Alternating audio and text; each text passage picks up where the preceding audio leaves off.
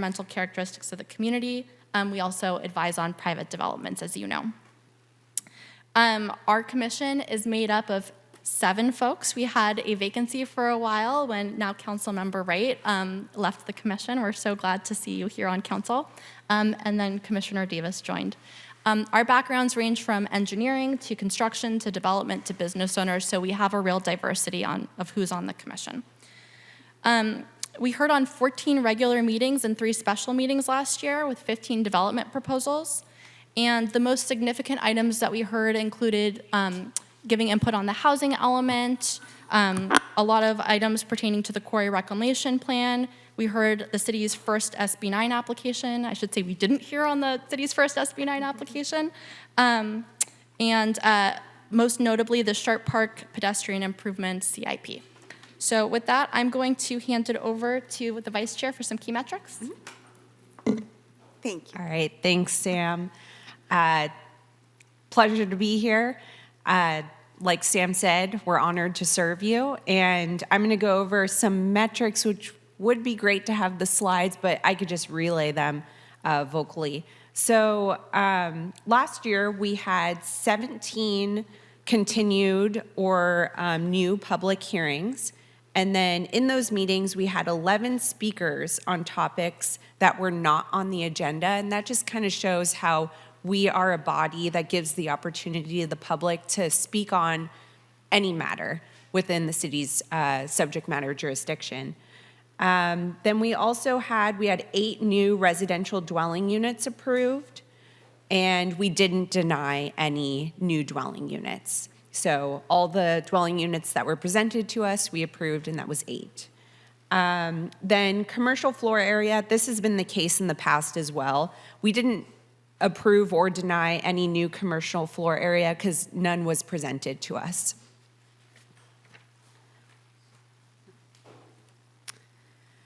So something else that the last couple of years we've gone over in our presentation is the activity in the building department, so building permit activity, because the work that we do on commission, similar to council, often directly relates to the building permit activity because a lot of permits need to go through us if they have a change in land use or zoning change. So last year, the building permit process had 1,355 permits issued, and there were 3,506 inspections. And the residential valuation for last year was $15,397,313. And the commercial valuation was $14,467,420.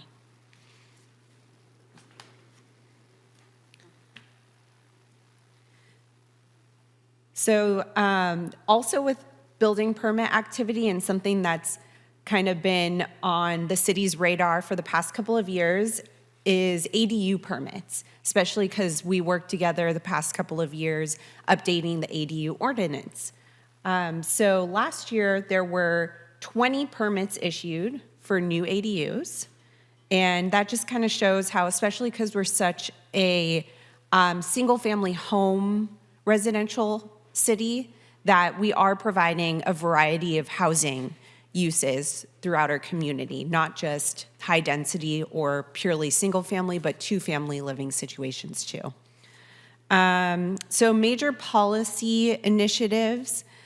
So we directly work towards your goals, City Council's goals. So City Council's strategic plan, goal 1 is enhance organizational and fiscal stability. A couple years ago, we reviewed the economic opportunity study, which kind of concluded that hotels and housing are a really great source of revenue for the city with TOT and then also residents living here and shopping here.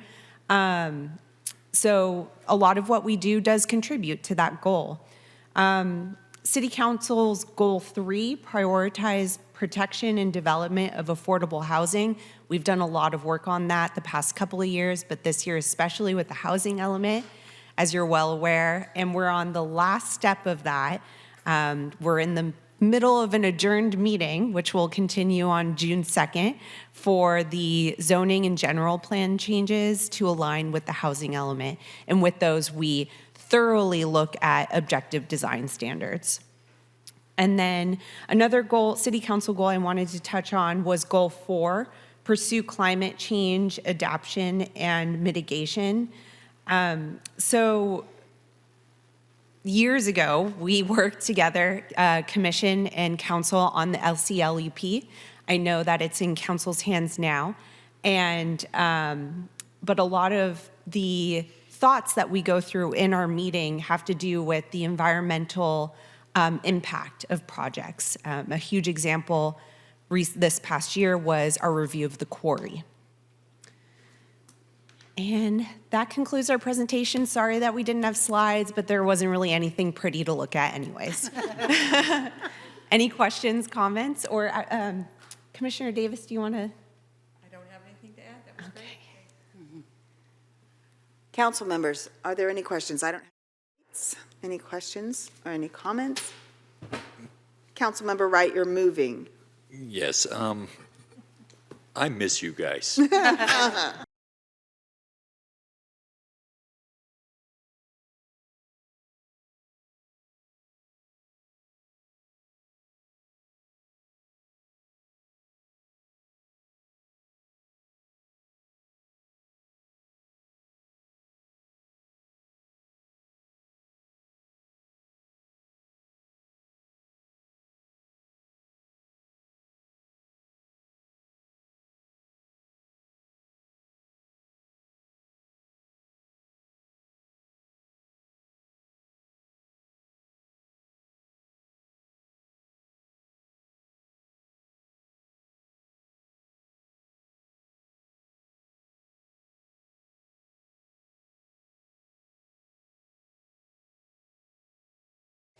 Thank you. I'll just echo that, and it's nice to see you feeling grateful to serve us. We know how much work it is and how long these long staff reports are and how diligent you are, and I've learned so much from you already. Most of us watch your meetings, even though we're not there in person, and no, I really appreciate it, and then we're just so much more informed and knowledgeable when the issues come to us, too. I know we're not reviewing your charter this year, perhaps next year, but I want you to feel free, like if there are things that you need, like additional training, or like I know you've had some quorum issues this year. If there are some things that we can somehow help with, please don't hesitate to reach out. Go ahead. Hello, thank you so much. Sorry you didn't have slides. I think what I wanted to say is that it's just really important that there's this trust between us, and I love that there is. And I've learned so much from you, and I also watch carefully, and I just really appreciate everything you've done. You've had some really big items come in front of you, some really late nights with people with their drums and the whole bit, right? Because that's our city, and we love that, and we love that they come out. And so you were able to also, you know, wade through that and make some decisions, and I just really appreciate you. And welcome, March. Ira, did you have anything to add? Thank you for your service. And I want to ask you, what is one thing we can do to make your job easier? You know, I think that this council does a really good job with that, and we've appreciated being invited to the joint study sessions. I think especially when we have these big land use documents where we're going to review things first, it's so helpful to understand your goals before we review something. So just having that context, I would love to continue that. Thank you. Thank you. I will echo what my co-council members said and add to that. I am very grateful for the grace with which you do your work. There's a professionalism and a methodology, just the way that you step through it, and very professionally, very, you know, some of these agendas are huge. And we know because we've been working on huge agendas for a few years now. And thank you for continuing to partner with us. Thanks. All right, thank you.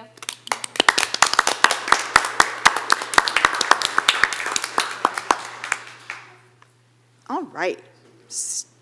Not slides? Still no slides. Are we working with IT? Can I ask a question about that? Are we working with IT on what's happening with our slides or not? Is the council able to see the slides or no? We have a packet, Oh, you have it in the so packet? we have Oh, it in the good. packet. I Okay, feel well, bad that's for the something. public that they don't have it in the packet, but, and we know that PCT is working on it. Well, as long as you can follow through, then Yes. when I say next slide, We'll turn the Turn the page. page. We're good that way. All right, Okay. so we'll go ahead now with the Parks, Beaches, and Recreation Commission. Can we- Chair Gail Can we get- Benton, Sorry, I'm sorry. Can we get a packet page number? Somebody who's, packet page 12. okay, thank you. No, 34. that's a lie. Packet page 34. And Mayor Beckmeyer, we have contacted IT to see if they can help us out, but Great, it might take a little bit. wonderful. Okay, so without further ado, we'll okay, turn it over opening to. slide. Good evening, Mayor evening. Beckmeyer, council members, staff, and the public. I'm Gail Benton Shoemaker, Chair of the Parks, Beaches, and Recreation Commission, and I'll be presenting the annual PB&R report tonight. I'd like to acknowledge past Chair and Commissioner Cindy Abbott and Commissioner Sherry Chan, who worked with me on this presentation and written report. Next slide. Turn. The commission is composed of 7 members appointed by the City Council. Recently, 2 new commissioners have been appointed, Sherry Chan and Michael Watkins. Commissioners have served for varying amounts of time, from those recently seated to others serving more than 10 years. This range of experience provides both fresh perspectives and historical knowledge. Many members of the commission have lived in Pacifica for over 30 years. All come together to give back to the community through their volunteer service. PB&R Commission meetings meet on the 4th Wednesday of the month, starting at 7 p.m. We value public comment and hope that members of the community will attend meetings or email the commissioners about their interests and concerns. Next slide. The purpose of the PB&R Commission is to recommend and advise the council in the acquisition, development, and maintenance of parks, beaches, and other recreational areas, and to encourage the planning and implementation of a comprehensive recreation and human service program, which will serve the needs of the city. Next slide. The commission acts in an advisory capacity to City Council and staff. We take great interest in long-range planning for the parks, beaches, and recreation programs. We look forward to annually reviewing current plans and are happy to assist in the preparation and adoption of new long-range plans and provide recommendations on the development and improvement of parks, beaches, and recreation services. Next slide. Additional duties and responsibilities of the commission are listed here. I'll cover some of these responsibilities, such as tree appeals, on future slides. Of course, the written report has more information, including a list of commissioner liaison assignments. I'd also like to note that the PB&R Commission also serves as the city's Bicycle Pedestrian Advisory Committee. So next slide is on beach safety. Public safety is always a high priority for the Commission, particularly our beaches. In this last year, there has been a special focus on the Life Buoy program. Since the Coastal Commission approved the permit for life buoys in Pacifica, life ring buoy stations have been installed along Beach Boulevard, Lindemar Beach, Rockaway Beach, and the north end of Sharp Park and Esplanade Beach. The Beach Safety Subcommittee collaborated with the Emergency Safety Preparedness Commission to host a pop-up at Pacifica State Beach in Lindemar in August. At this event, visitors, including locals and out-of-town travelers, were provided with information on ocean swimming and shown how to use the life buoy ring stations. A large poster depicting riptide currents was also on display, along with information about PB&R swimming lessons for all ages. Next slide. Another big project for the commission this year has been a parks review. Commissioners have visited all the city parks in Pacifica and evaluated park amenities and conditions using a parks review form. Commissioners developed this review form at a study session in November. Since you can't see it, I brought one. I didn't anticipate this, but if anyone's interested. Areas on this form include landscape, hardscape, site furnishings, buildings, recreation structures, and fields. A subcommittee is now in the process of compiling these reviews and will create a report which will be used both for internal reference and materials for the public.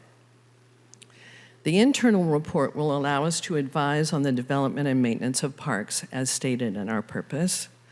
The external report could lead to a comprehensive parks catalog that lists the amenities of each park so that citizens could determine where to go for picnics or playgrounds or sports, other things. Okay, next slide, tree appeals. As you know, Pacifica has had a tree ordinance for over 40 years that protects trees on both public and private property.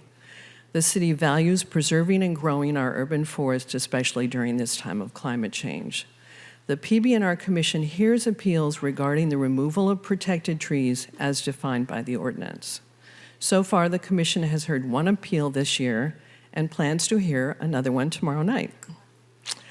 The Commission requested a review of the ordinance and the tree appeal process earlier this year in preparation for tree appeals.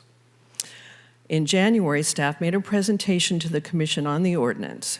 In the following discussion, the Commission identified two problems: the confusion created by the loophole language in the ordinance regarding replacement trees, and the lack of follow-through on tree replacements when they are a condition of a tree appeal decision. We hope to have resolutions to these problems in the upcoming year. Next slide. Staff continues to keep the Commission well informed about PB&R Department's comprehensive recreation and human services programs, including aquatics, childcare, recreation, and senior services. You would see those photos on the slides. It's exciting to hear about new classes and the increased number of citizens participating in these programs. In addition to staff reports, the commissioners received presentations on snowy plovers at Pacifica State Beach, the Priority Parks Project, Arbor Day, the 40th anniversary of Family Fun Fest, the Youth Advisory Board, and the newly rebranded Play Activity Guide.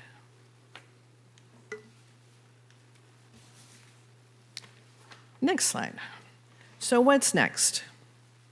We look forward to an update on priority parks, as well as reviews of long-range projects such as the bike and pedestrian plan and the surf camp permit process. We plan to complete the parks review report and work on nominating and appointing a new poet laureate. And we are interested in investigating the situation with e-bikes in our community. Of course, now that we're moving into the summer, we look forward to having the community celebrate the 4th of July with our traditional gathering at Frontierland Park. Thank you for your time. Let me know if you have any questions. Thank you very much. I don't have any lights. Who would like to start? I'll go ahead if that's okay. Please. Hi, Gail. Thank you so much. Sure. It's really great to hear all the work that's going on because I don't get to go to the meeting, so I don't really know. It's hard for me to keep up, right? So thank you so much. I love a couple things. I love a lot of things, actually. But I love how you paired the beach safety with swimming lessons. Like, that's really great. And then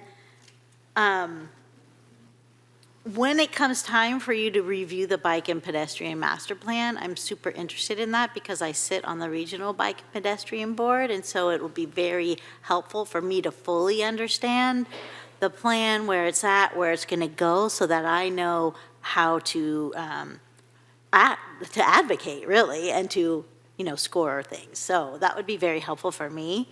Thank you so much. May I respond to that? Of course. Okay, that'd be fabulous.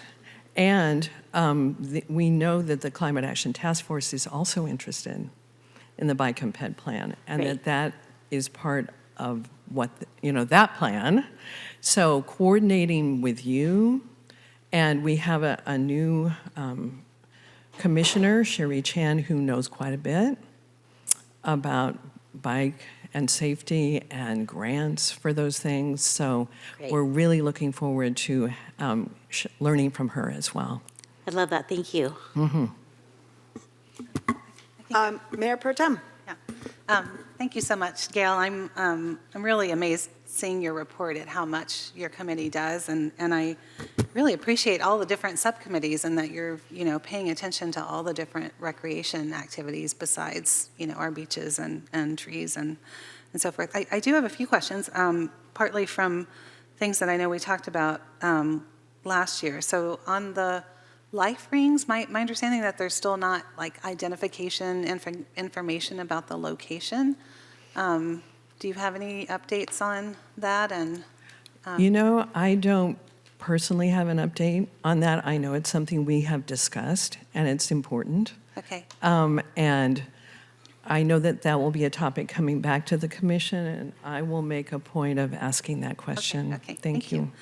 and then I think last year, I know you all had interest in doing greater public education about our tree ordinance, and I don't know if that's still being discussed.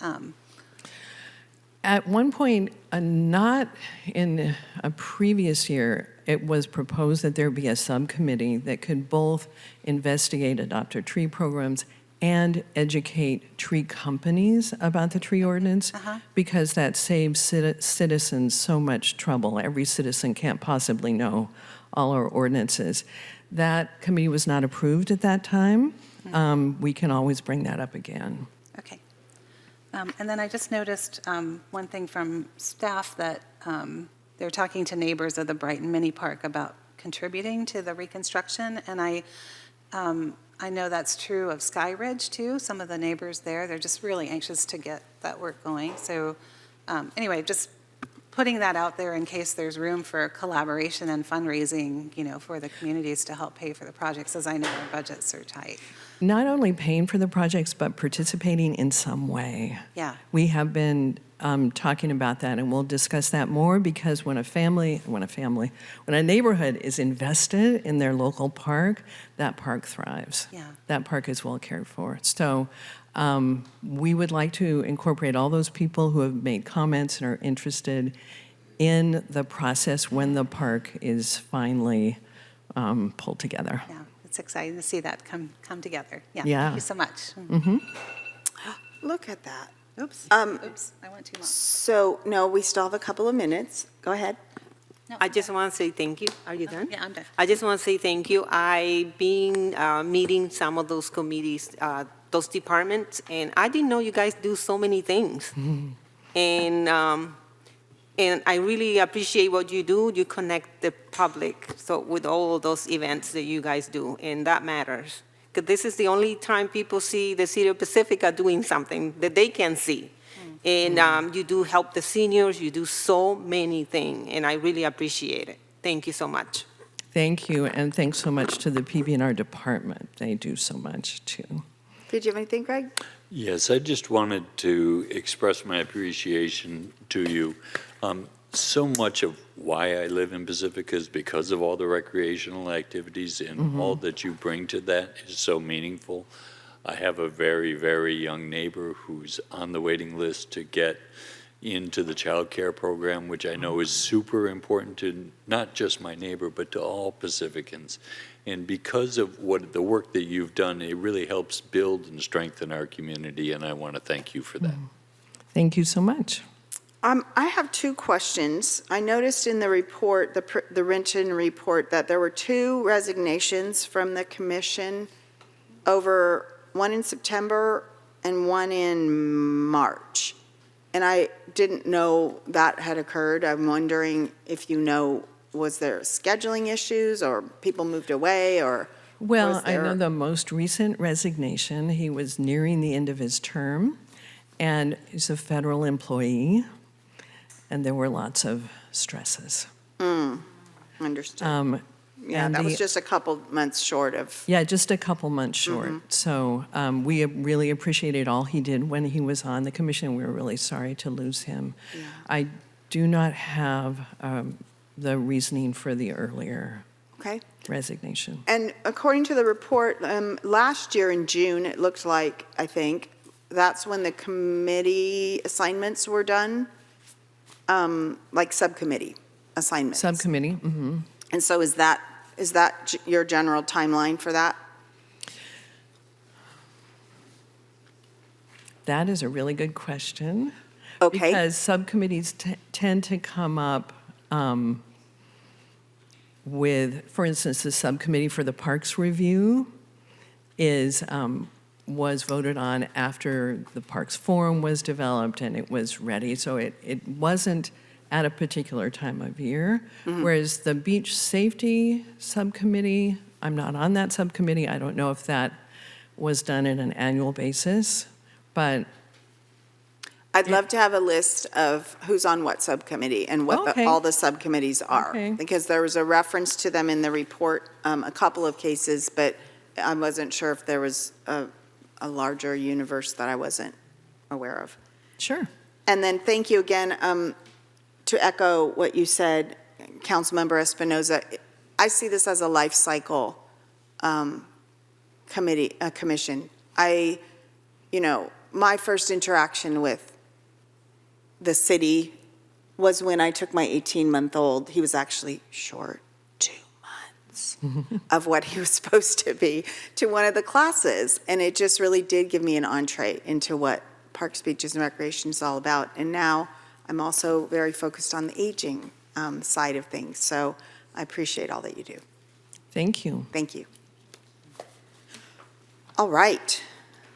Our next commission, is the Emergency Preparedness and Safety Commission. I know we have Chair Gregor Blackburn, and I trust you'll introduce your other members that are here. Just so they know they're on deck, if Beautification Advisory Committee, Open Space Parkland Advisory Committee, and Economic Development Committee could be ready to go. Okay. And Gregor, please go ahead. Thank you. Good evening. Thank you for the opportunity to present today. Madam Mayor, members of the council, members of city staff, my name is Gregor Blackburn, and I am this year's chair of the Emergency Preparedness and Safety Commission. Next page, as you may have, if you don't have this, I can bring it up for you. Oh, We do. So we advise the city council and make recommendations on programs, activities, and related matters that relate to emergency preparedness. Our commission is 9 members. These are all residents of the city. We also have, next slide, members of the Red Cross, members of both school districts that are here. Councilwoman Bowles is also ex officio as a liaison to the council and the Pacifica Police Department. And we are most grateful for the contributions of all of our members and the time that everybody gives to the commission. Next slide, please. Our role is to advise the council, as said, and make recommendations on the programs, activities, and plans related to emergency preparedness and the safety of our city. Plans include disaster preparedness plans. How do we and where do we and what do we position in advance of an event so that we can respond effectively and lessen the effects of that event? Hazard mitigation plans will look at infrastructure, what is at risk from a future event, and do some retrofitting against that damage before it happens. And, probably most importantly, apply for grant money so that we can offset the costs of doing those retrofits. Activities and programs can include developing resources, for example, volunteer groups, self-help groups, private nonprofits that can help to be used in the event of need. And we also serve as the appellate body for appeals on abandoned vehicles, vehicles left over 72 hours, specific sections of building codes, and staff decisions related to traffic safety. Next slide. We invite subject matter experts to our meetings as guest speakers to keep us informed and to expand our knowledge base. Tara Schiff spoke to us about business community and the support that, and resources that can be provided by businesses during a disaster event, emergencies, both within the city and beyond in the county and other communities within the county. Anna I'm going to butcher her name, Gregor. Anna Mikolota talked to us about utilizing collaborations of nonprofit groups through their organization, Thrive. And this can be a very useful, what they call force multiplier of government disaster assistance when you can get a collaborative group of nonprofits to help as well. The North Coast County Water District recently spoke to us about information on their recent infrastructure improvements, and that includes water capacity that's useful in emergencies. And most recently, Fire Marshal Craig Whitner presented on the recently released fire hazard maps. Next slide. Here's a list of our community education and outreach events. I want to direct your attention to a few points in the center of the list, specifically the earthquake preparedness class and the tsunami preparedness classes. These classes were created by volunteers from our Community Emergency Response Teams, or CERT. The CERT program has been active in this town for a long time. We more on that later.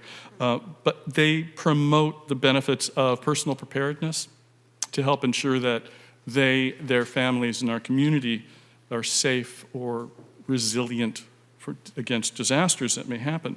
The earthquake and the tsunami classes that were created by these CERT program graduates is a prime example for me of win-win situation for the community. They educated themselves, they expanded their knowledge, they volunteered their time, they're ready to go when activation is required. And then they paid that forward by creating programs that they can bring to the community and to educate others. It's a remarkable result, and we encourage that. Next slide. Over 350 Pacificans have now gone through the CERT program. There's always a need for more. People move away. People need upgrading on their skills, et cetera. So it seems that we always will have a need for constant CERT programs. Spring of 2024 was the first class we were able to recreate following the pandemic closure. We've had two more in this cycle, the fall of 2024 and spring of 2025 just concluded. And what did we have, 35 people from those two classes that were graduated. Our next class will be in the fall of this year. Next slide, please. So looking ahead, our goals are to continue engaging with the community both on a face-to-face basis, and CERT is a huge vehicle for that in both adult and youth programs.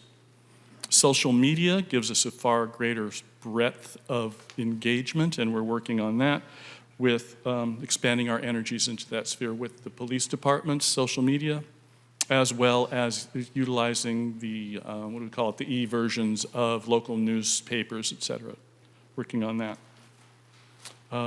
The commission is also looking forward to the comprehensive review of our charter, and we'll be glad to provide any information from our side of that to you as you start working that towards conclusion. And also the local hazard mitigation plan 5-year review period is up. It's due by the end of 2026, sometime there. And we are anxiously looking forward to that and eagerly to helping in any way that we can by providing information to that. Side note, I had concluded recently a nearly 30-year career with FEMA in the hazard mitigation program, and I'm infinitely familiar with the hazard mitigation grant plans, the processes, and what needs to be in that plan for successful applications on the grants. In a nutshell, FEMA is looking for a community that has identified the physical threats, both man-made and natural, identified what's at risk from those threats, prioritized those risks as to what funds they have and what political will is there to attach to priority 1, priority 2, priority 3. So there's a batting order there.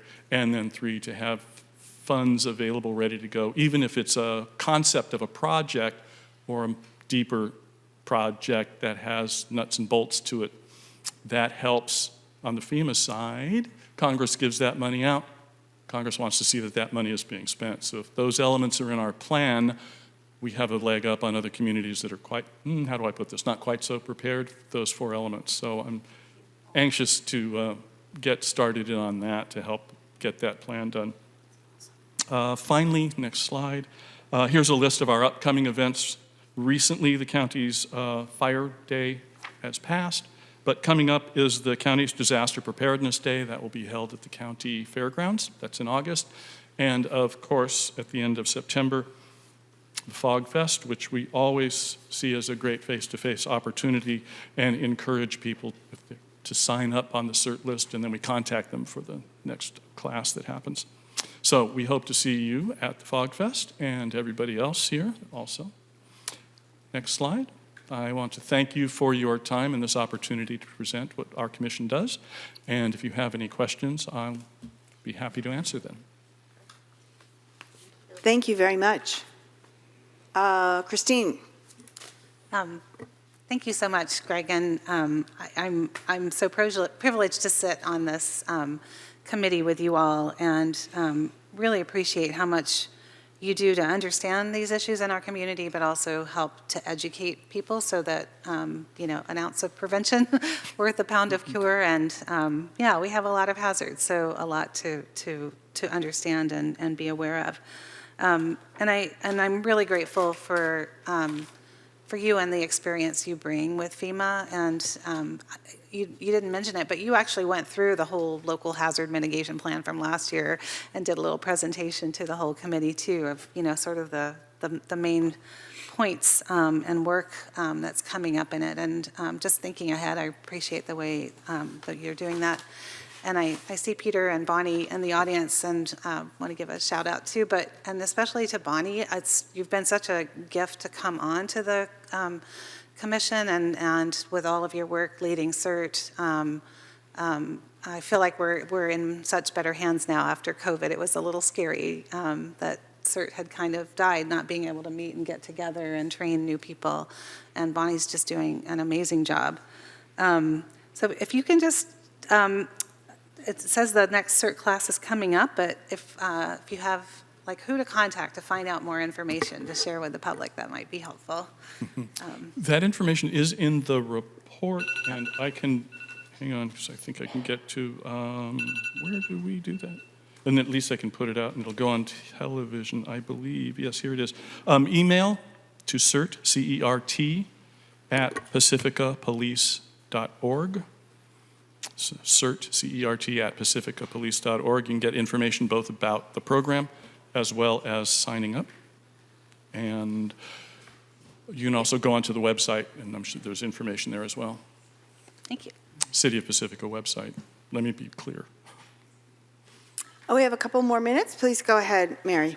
Thank you so much for your continued service, and congratulations on your retirement. Oh, thank you. Yeah, that's a long run you had there with FEMA, and I think it's really important that we learn as much as we can from you and continue to do so, and so I look forward to that. I appreciate your words. Thank you. Thank you. Gregor, you and your committee are the committee we never want to have to use. But we're really thankful that we have you there. I haven't had the opportunity to meet many of the other members on your group, but that one morning that we met where you were able to educate me so much in so little time. We are lucky to have your breadth of experience and guidance, and I very much look forward to working with you and your committee long into the future. Thank you so much for being there. Thank you for those kind words. I appreciate that also. It was fun. I will say this, I'll have office hours at Soul Grind. They'll vary on days and times. Yes. You can find me there. Good choice. Councilmember Espinoza? Thank you so much for helping us to stay safe and prepare for emergencies. Thank you. I appreciate it. Thank you. I am more aware than ever before of the need for strong hazard mitigation planning, and with the recent approval certification of the local coastal land use plan by the Coastal Commission, even more motivated. So, and then certainly with the issues around funding not being forthcoming at the moment from Washington, even more motivated to be as ready as possible. So thank you for your leadership on that, and thank you for being willing to donate to us your time and talent on that. Oh, you're welcome. I just want to echo with that back. I think the approval of the coastal plan is an amazing achievement that took a lot of effort on everybody's part. So I want to thank you on the council for doing that as well. Thank you. A lot of work still to go. Oh, well, if we can make the Coastal Commission happy, They're our partners. we should write a book. Very good. Thank you so much. Thank you. All righty.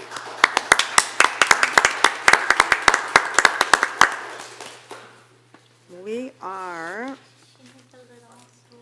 ready to, Tell do me, you need this step? do you all have slides? We do, right here, Good. look. Because for those of you that don't know me, I am Gail Bennett, and I am the woman that literally is planting poppies everywhere in Pacifica. I'm the part of the beautification committee, and I am the chair. Dan Wells, the vice chair, is here in the audience, and our special projects manager, John Mullins, for Public Works, is also here with me. So for those of you that don't know, I used to teach visual arts. So slides and images are kind of my whole presentation. So this is going to be interesting to do a presentation without my visuals. As I mentioned, so we just received a new, thank you. We have a new She can have mine. committee member that will be joining us in July, Taylor Seabaugh. He lives over real close here on Carmel, and will be joining us. Are you giving me a visual? I'm giving you mine. Aw, you're too sweet, love. Okay, fine, thanks. Okay, so we are charged with implementing the Keep Pacifica Beautiful program, which was part of the City of Pacifica's beautification plan created back in 2013. And our goals and objectives include developing guidelines and policies for implementation of Keeping the Pacifica Beautiful program, including signage, project costs, etc. Locating sites in need of beautification, and I'll talk about that a little bit later. Engage and educate the public in how beautification strengthens our sense of community and pride, and we have many people in here that have participated and know exactly what I'm talking about. We work with different civic groups and government agencies in rehabilitating public areas. We have the mayor's, it's actually the city council beautification awards program. Now it was renamed a couple of years ago. We also implement policies and guidelines for art projects on property consistent with the Keep Pacifica Beautiful through Public Art program, which I will be talking about later as well. One big thing that we started a year ago and have continued this past year is communicating for volunteer opportunities the city council to get more beautification community awards members program. Now it involved. was, And so by that, we do renamed, social media a couple of connections. years So ago. with the Connect with Pacifica, City of Pacifica's Facebook page, the Beautification Advisory Committee webpage, and also Nextdoor. And I have found that these different social media platforms have really helped us get volunteers to come and join us, including some of my own neighbors. Our webpage contains information and application for Pacifica Beautification Awards, which recognizes homeowners and businesses with information application for public art or mural designs and volunteer liability forms for working on BAC projects with us.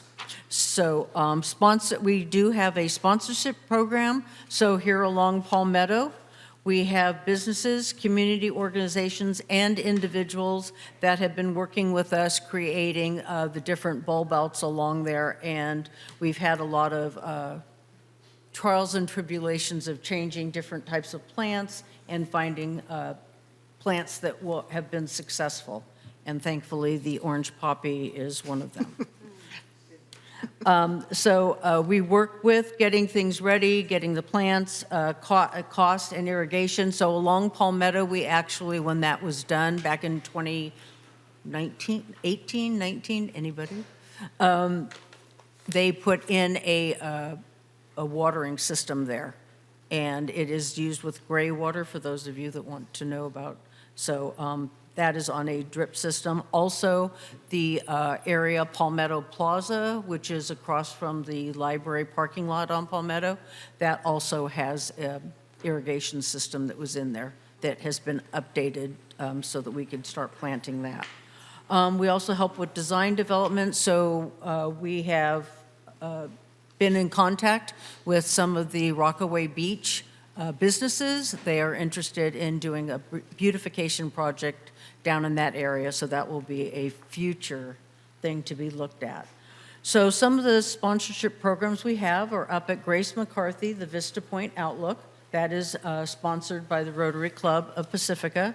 They also sponsor the bulb outs at the very end of Palmetto, right before, when you get to the golf course. We also have the community center planter boxes that are right on the edge of Crespi and Highway 1. And two of the large sponsors are the Pacifica Garden Club. Dan Wells is active in that as well. And the Pacifica Resource Center is there. We are currently looking for sponsors, if there's others. So we have that big planter that is on the Highway 1 side. Recording in progress. Okay. And then we have on Crespi, we also have the bioswells. So the ones that are that have been planted and successful are the ones that we have done. We are sponsoring with Cabrillo Elementary School, and they're a very active group of volunteers. Sue Beckmeyer is one of them. And they have actively come out and helped us trial and tribulations with, because that's a different type of water. It's water that comes and literally floods it and then drains out. So we're finding plants that work in that area. And unfortunately, you don't have the slide to see. We do. You Well, do, we to do, see. but that big So the one over next there is slide not. shows, I'm sorry? Can you see? Behind you. Not yet? Nuh-uh. Okay. It's just We're me. Step at a time. So the next slide is showing Greg up there, and we're looking for bioswale sponsors for the south side of Crespi, so on the side where Kenny's restaurant is. And I have a wonderful photograph of Greg helping us, and two of Pacifica's finest police force were there to help us for a little bit, which was fun. We also, at the Lindemar Boulevard and median at Highway 1, the sponsor there is North Coast County Water District. And then probably the one that I've been the most involved with is the Palmetto Streetscape Project. The sponsors there are local businesses, community organizations, and individuals. Rotary Club has been a tremendous help in getting it, but it has a real sense of like the old neighborhood. Okay. The old neighborhood community gardens you used to have where you could plant vegetables and stuff like that. And so we're starting to get more of that feel on Palmetto where people just show up and help out, which is nice. It is. So I mentioned earlier we have a beautification award. It used to be the mayor's beautification award, now Pacifica. And that is on our website. And so if you know of somebody, like a neighbor or your own yard, front yard, or a business, then, you know, our application and everything is on the website, and you can certainly send it to us. We will look at it. and new that we did last year, and we will be doing it again this year. Cindy Abbott, the executive director of the Sanchez Art Center, has graciously agreed to let us share her space at FogFest, which was very fun. We had large posters up and just had people, we just had color, crayons and stuff out there. Do you have a clicker on your table right there? I do. Okay, it should work now. There's BAC Workdays. And then the next, Wait. look behind. I'm just saying the slides show. What am I doing? No, I just meant your slides weren't advancing. It's gone now. Can you help her, Emily, please, with the clicker?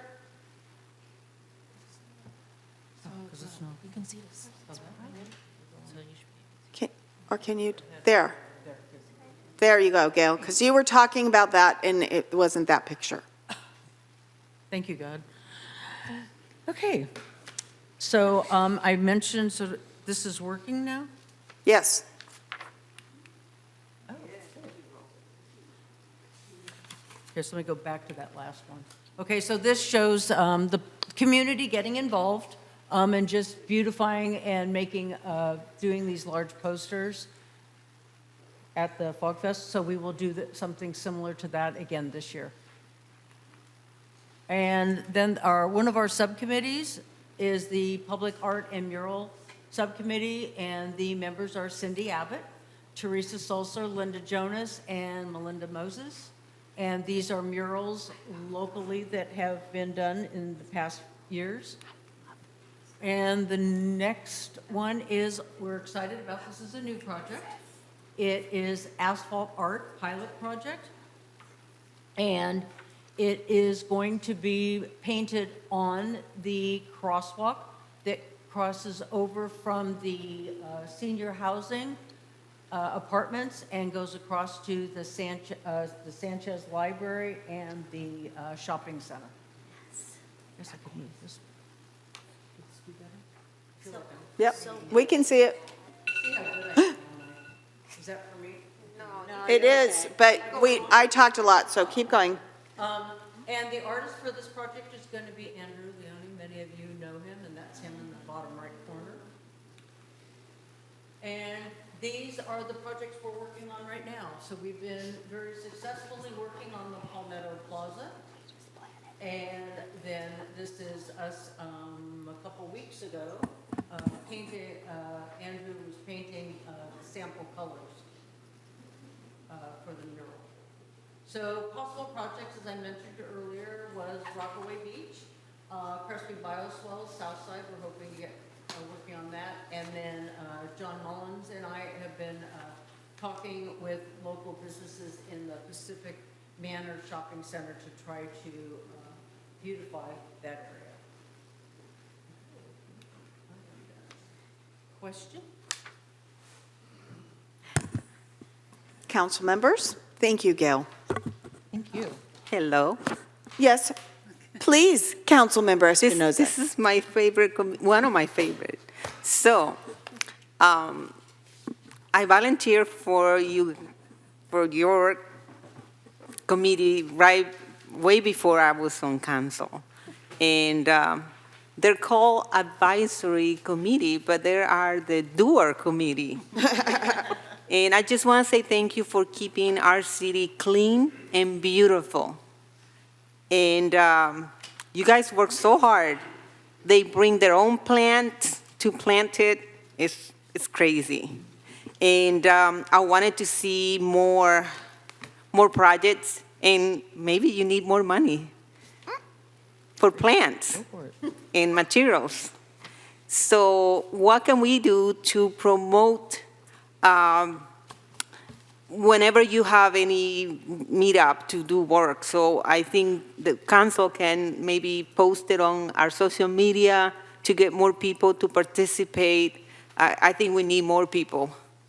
So, and thank you for what you're doing. I really, really care about keeping the city clean and beautiful. Thank you. Anyone else? I'm happy to go. Please. I have so enjoyed working with you. It has given me an opportunity to get to know a lot of my neighbors and new council member, Myra Espinoza. It has been a real joy doing it, with the exception of some of the shoveling of the bark causing a little bit of back pain, but it was worth every bit of it. Yeah. Thank you so much for all you do to make Pacifica more beautiful. Feel free to call on me anytime. I'm always happy to help, and I hope the rest of our community joins in as well. Thank you. Yeah, thank you so much. It's so important, right? Art is so important. It is. It is. And I And love the Mary, crosswalks. Mary and Christine, you will be out there because I had the other three already. Okay, we'll get out there next. Yeah. I'm really happy that you're paying attention to Pacific Manor a little bit, or you're starting to. There's a student at Oceana who is completely frightened by that painted sunshine thing on that. I don't even know what it is. It's a storage container that's in one of the parking spaces that is quite ugly. I've had a number of complaints about it too. Oh, No, I have a code young enforcement?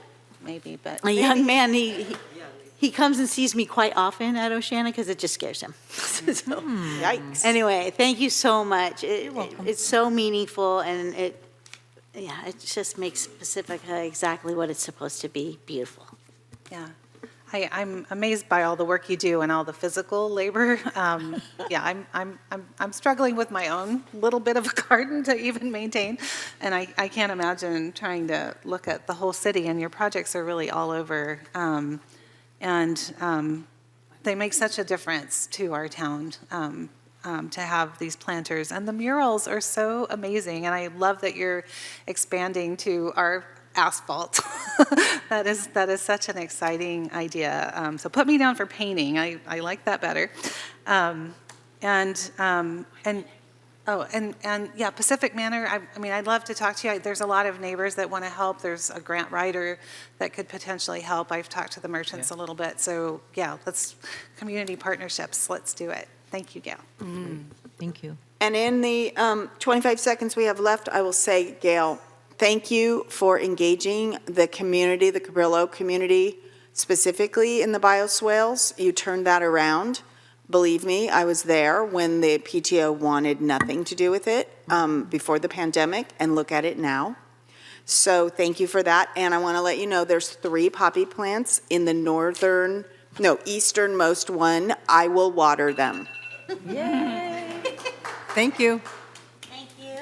Thank you so much. And by the way, I do want to thank all of you that a lot of people have participated, but I also really would like to do a shout out to the Public Works Department. Yeah. They have, Yes. It's been great working with them. I mean, they repaired the irrigation for me for the Palmetto Plaza, because I just have this thought of that I want that plaza to be a place where people can just go and sit and relax. And, and that's kind of what it's really becoming, which is really nice. And it's just really nice and encouraging that they totally get what I'm trying to do, and we work together, and it's great, because I know financially we don't have that money. So it's just nice to have them, come and pick up my weeds. Thank you. Well, thank you very much. And thanks to Public Works. All right, we have Beautification Advisory Committee. No, we don't. We have Open Space and Parkland Advisory Committee. Chair Elton Natason. Yes, Did I say it right? that's okay. Where's the, Natason. did somebody? Let me just make sure I understand how that works. Okay. Hi, I won the presentation lottery, so that's lucky me. Awesome. All right, well, good evening, everyone. My name is Ellen Natason, and I'm the current chair of the Open Space and Parklands Advisory Committee, which we just call OSPAC because that's a little too long.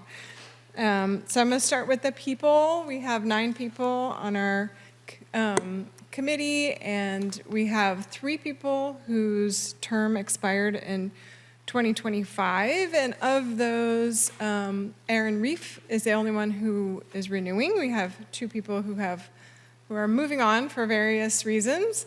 So Joanne Arnos and Ian McDermott are leaving us, and we're very sad about that. Joanne has been a member for a long time. When I joined in 2017, she was already on OSPAC and has done a lot of great things for the community. And one of the big things she moved forward was advocating for our new authorizing resolution, which passed in 2024, but really was a result of many, many years of conversations internally and with council. And then she also was a pretty major shaper of our communications with the National Park Service around Maury Point, which became that the Fairway West neighborhood got very impacted during early pandemic years because the usage ticked up a lot and parking got complicated. And so we reached some great resolution with the National Park Service, both short-term solutions and long-term solutions that they're still working on for parking there. So that was a great success, and we owe a lot to Joanne. And then Ian was also a major, oh, actually Ian is here. And Remy Tan also is here, our vice chair.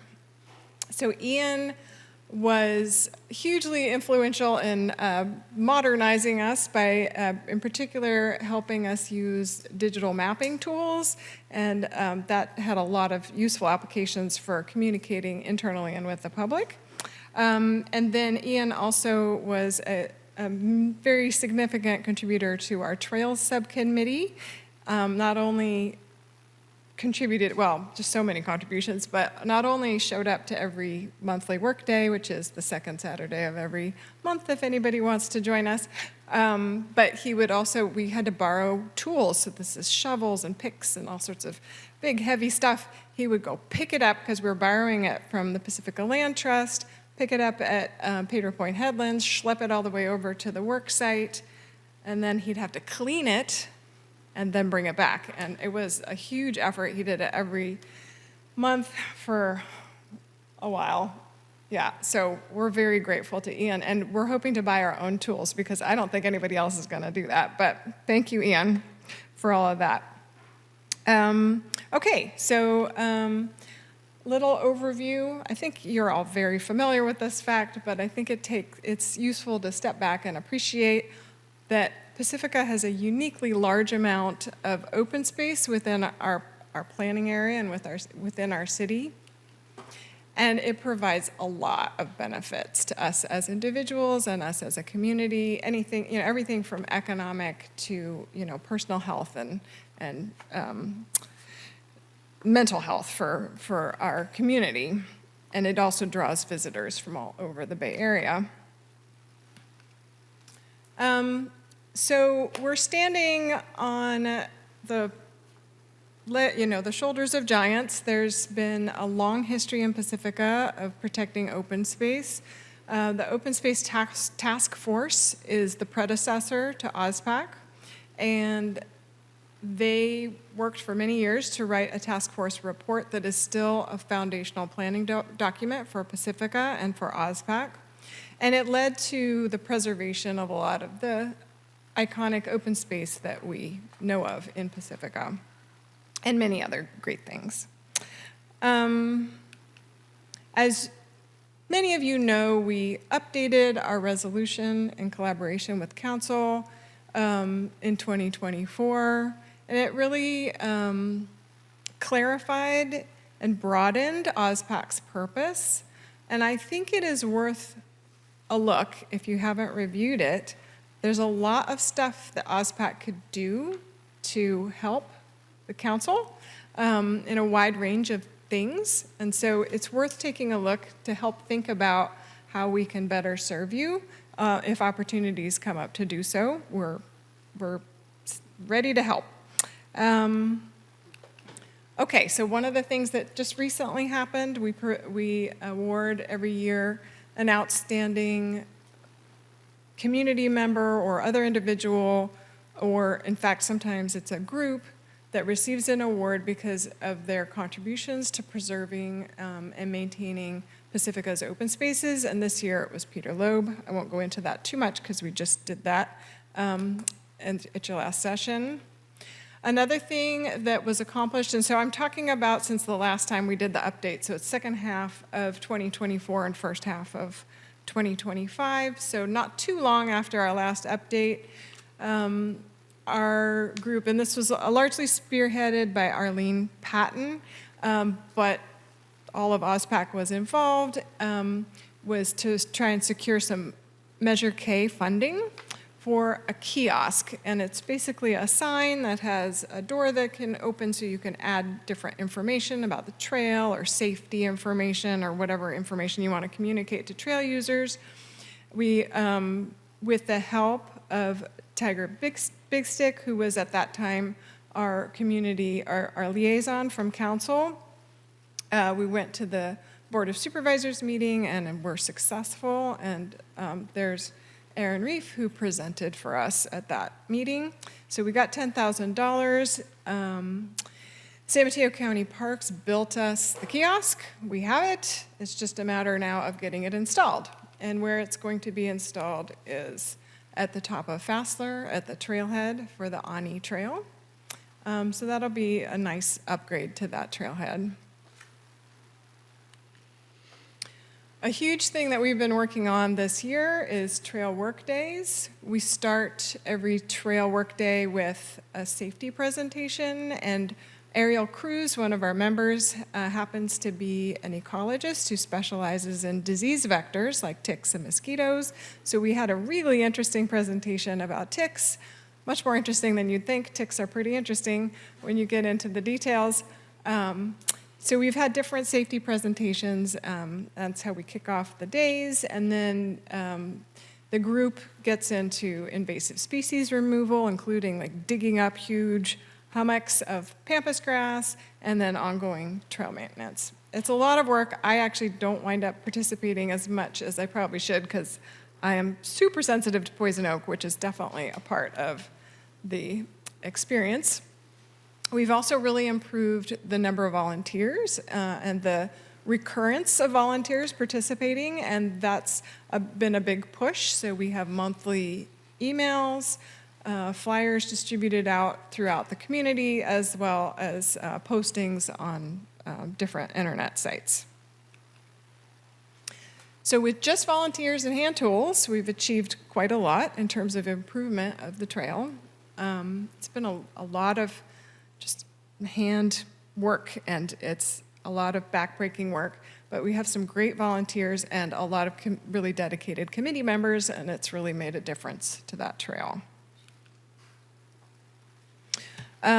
Unfortunately, or maybe fortunately, PG&E had a contractor use the trail for access to PG&E infrastructure, and some committee members met with PG&E, and PG&E agreed to settle and give us $8,300. So now OSPAC also has, in addition to the kiosk funding, $8,300 that we are using towards different, we're using very judiciously towards different OSPAC activities. And one of the things we would like to do is get our own set of tools so we don't have to schlep them back and forth. So one of the things that we invested in was building a bench for the Ani Trail, and this really was building it from scratch. Aaron Reef led this effort, and it started off with a piece of redwood that was hand carved into a bench shape and then polished, and it came out very beautifully, but it was a huge amount of work. Aaron got a donation from the Lindemar Ace Hardware, so that we got a contribution there, which helped for supplies. And 23 volunteers, including moving not only the bench, but 700 pounds of gravel in order to seat the bench properly. It was a pretty major group effort, but it was also a lot of fun. And then we have the bench installed there. I'm going to read the inscription. This was written by Aaron Reef, but approved by OSPAC, and I think really reflects the ethics of what OSPAC is all about. It's really, we're just a small piece in a larger puzzle, and we really have to respect the people before us and the generations after us, and that's what stewardship of land is really all about. So to those who thrived in these lands before us, to those who care for, these sacred lands now, and to those who will protect this land in the future. Beautiful. And I'll end at that. Beautiful. Thank you so much. Thank you.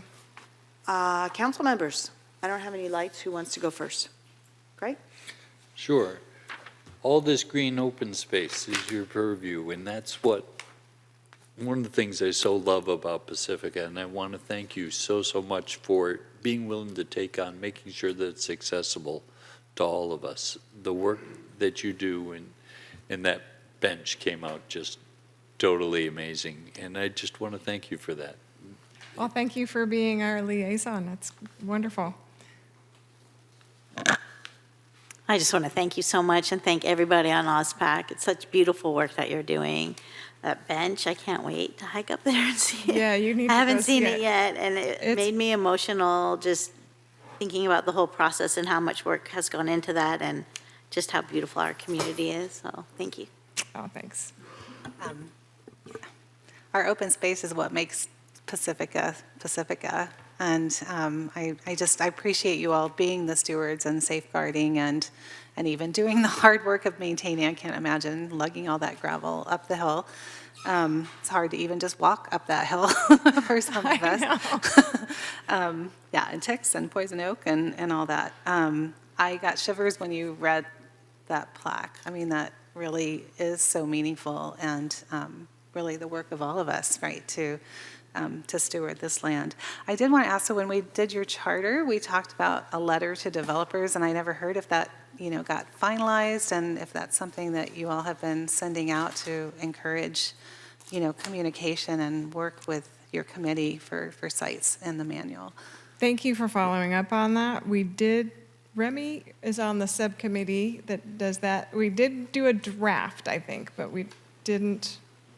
Did we finalize the draft? Do you remember?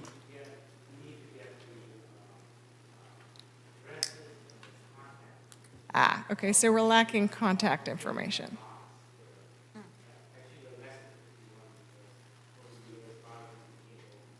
We can't hear, and the microphone can't hear, and we are running a little short of time. I'm just Okay. going to be that person who's in charge Okay. of making us stay on time. All right, we'll have to answer your question later, but thank No, you I for want to hear asking the about that. answer, but Oh, you do want to hear? not a long one. Sure. We're just waiting to get the addresses of the remaining 51 lots that are in the open space as part of the 1988 report. So we're working with staff on that.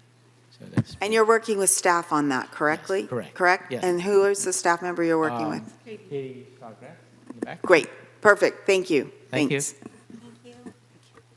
Thank you. Are you Any done? other questions? Myra? I just want to say thank you because I usually go to Maury Point and I do see all of the work that you guys do. And is there any area that you think that we need to pay more attention than another one? That's a tough question. They all need their own thing. I can't answer that question quickly. But thank you so much Thank anyways. you. Yeah, Thank you. Thank you. Thank you. And I did want to ask one question on the GGNRA. Where are we with working with them? I know the federal government's in a bit of a state right Yeah. now, but I'm I'm still curious to know the progress. I'm glad you asked about that. So we haven't seen them Okay. in a long We've time. gone through cycles where we see them a lot and then we don't. And I Yeah. was pleasantly surprised to see us see them a lot. Cycle was happening a bit ago, so maybe we need to work on figuring out how we get that happening again. Because that's too important a project, much too important to that neighborhood for us to let it slip. Yeah, I Yeah. think that would be really great. Yeah. I think they're, federal government, but yeah. I know. But we can do all the planning we want when we are in that mode. Just an update. About 6 months ago, they did actually do an update about the parking lot next to the Moose Lodge, and so that's actually underway. And we got a presentation, and I think there were about 61 parking spaces they were going to add, so that's going to, relieve the neighborhood. Hopefully, the funding, given the way the federal government is still in place on that. I know. But we haven't heard from them in 6 months. You haven't? so- Okay, great. Thank you so much. Appreciate you. Okay. We have 30 minutes. We have 3 groups. We have Economic Development Committee, we have Library Advisory Committee, and we have Measure Y Citizens Oversight Committee, and they each have 10 minutes and no more. Please go ahead. All right. Hi, Sean. Hi, Sue. We miss you. Hope you're doing well. Okay, so. All right. So I'm Sean Thompson. I'm the chair of the Economic Development Committee. Whoop. Is someone else moving these? Sorry. You're doing it. Oh, did I accidentally click it? Okay, very simple. Whoa. Thank you. So these are the folks that are on our committee. There are 9 of us. Welcoming 2 new members this year, Larry and Paige, to the committee. And I have a note here, again, Sue, we miss you. Myra, it's great to have you on as well. Okay, so what does the Economic Development Committee do? I think the easiest way to think about it are North Star, really 3 different areas. So the first one is to promote and market Pacifica to out-of-town visitors and to drive tourism revenue. We think that that's really important. The second thing is to provide assistance and support to local businesses and the city of Pacifica when needed. And then the last piece is to promote local businesses to the residents of Pacifica to encourage residents to spend locally and to stop retail leakage. So those are the kind of the 3 things that we're focused on.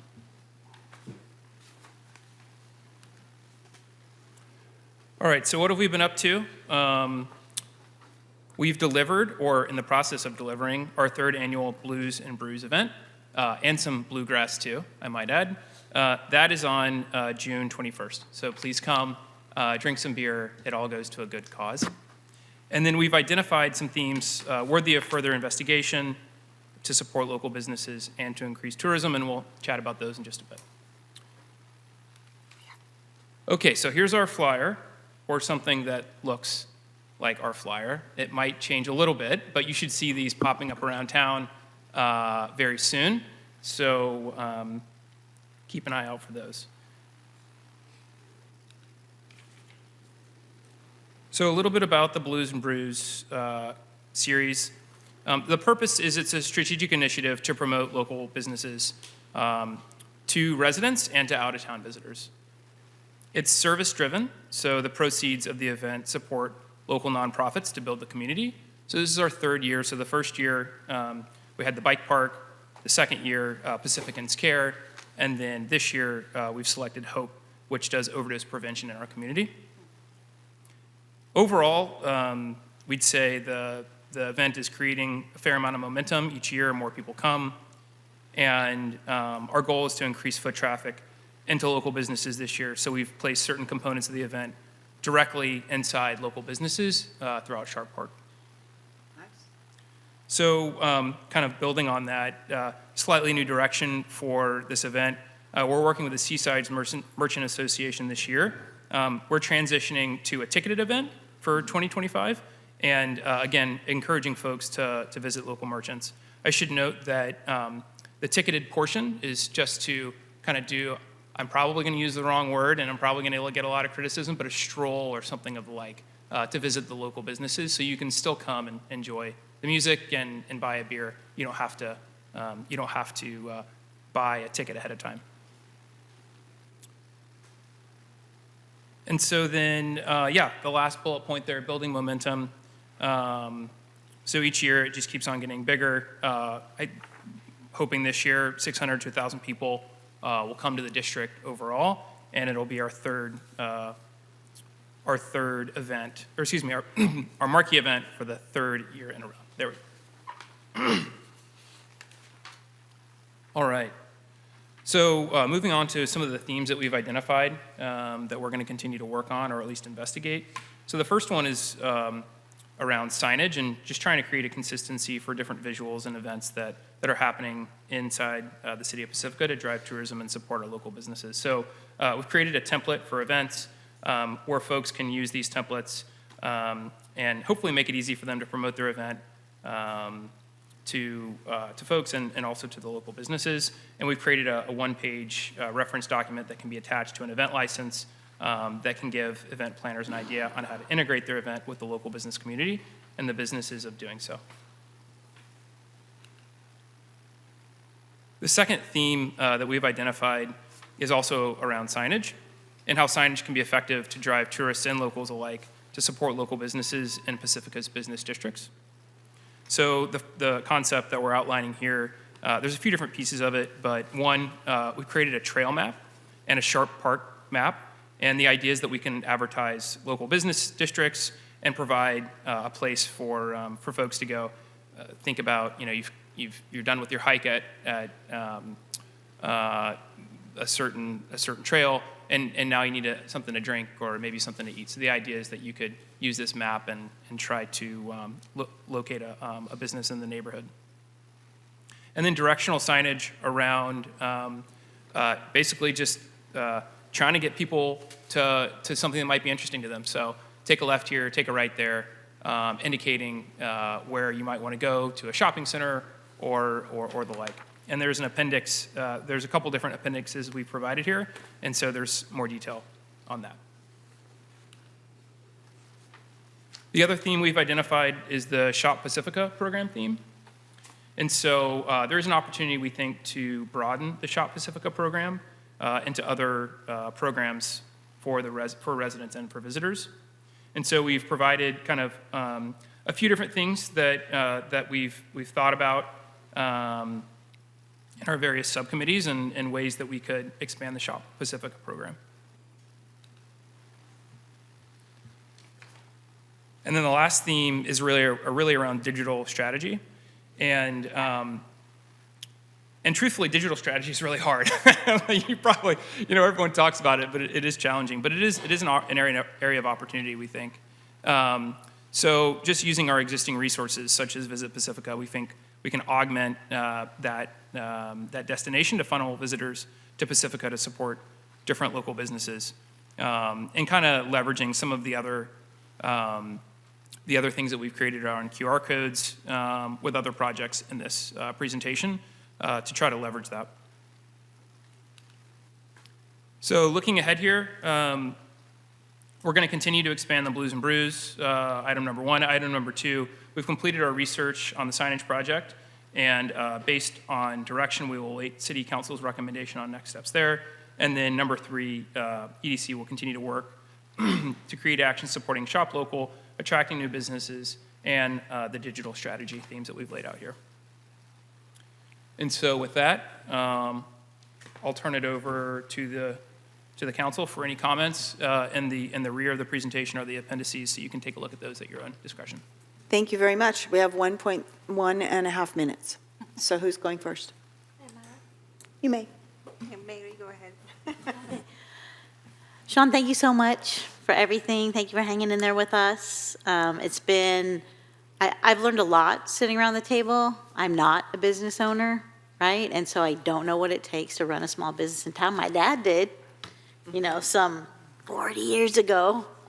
So it really is good to be around the table with all of you, and I appreciate the work that you're doing. And so it's a stroll. Can you explain the difference between last year and this year's Brews and Blues? Yes, definitely. So Blues and Brews was originally created, there were 2 years that I would kind of call like a pilot program. And so we held that in the same district, but in kind of I would say enclosed space, but it was an area where there were not a lot of businesses.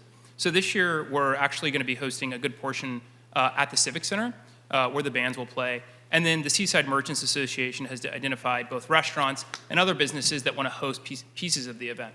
So if you purchase your ticket ahead of time, or for a slightly higher price at the door, so to speak, you can get a wristband, you'll get a mug, and then you'll be able to go to different businesses, and you can use the word stroll or pub crawl or whatever you want. There's not pubs involved, but you will go to different businesses. There will be a different beer, for example, at different locations and different kind of food bites that you can get along the way. And that's what you'll get for your $35. And it all goes to a great cause.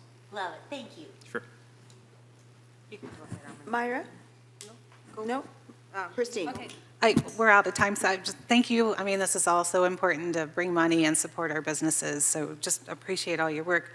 I'm just curious about what input from council you're looking for in the signage program, and I don't know if that's something that's coming to us that I just don't know about yet. Yeah. But I do want to say I got an earful from a merchant in Rockaway that the signage there really needs work to try to capture the hotel stays in the area too. So Well, yeah, we'll follow up with you. Okay. Yeah, I had the same question about giving direction, so I'm not sure when we're going to do that, but maybe it has to be another agenda item, yeah? I think so. Okay. Thank you so much. I can see that this is like a committee that people are very excited. They want to do the work, and even though you don't get paid, but I can see like everybody's the CEO there, and they want to do the best they can. So thank you so much. Thank you, Myra. Everybody's the CEO. Greg, anything? Yeah.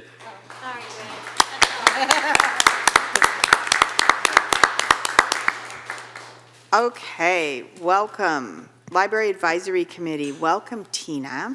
Thank you. Good evening, council and staff. My name is Tina Wehrmeister. I'm the Library Advisory Committee Chair, and I'll be presenting the LAC annual report tonight.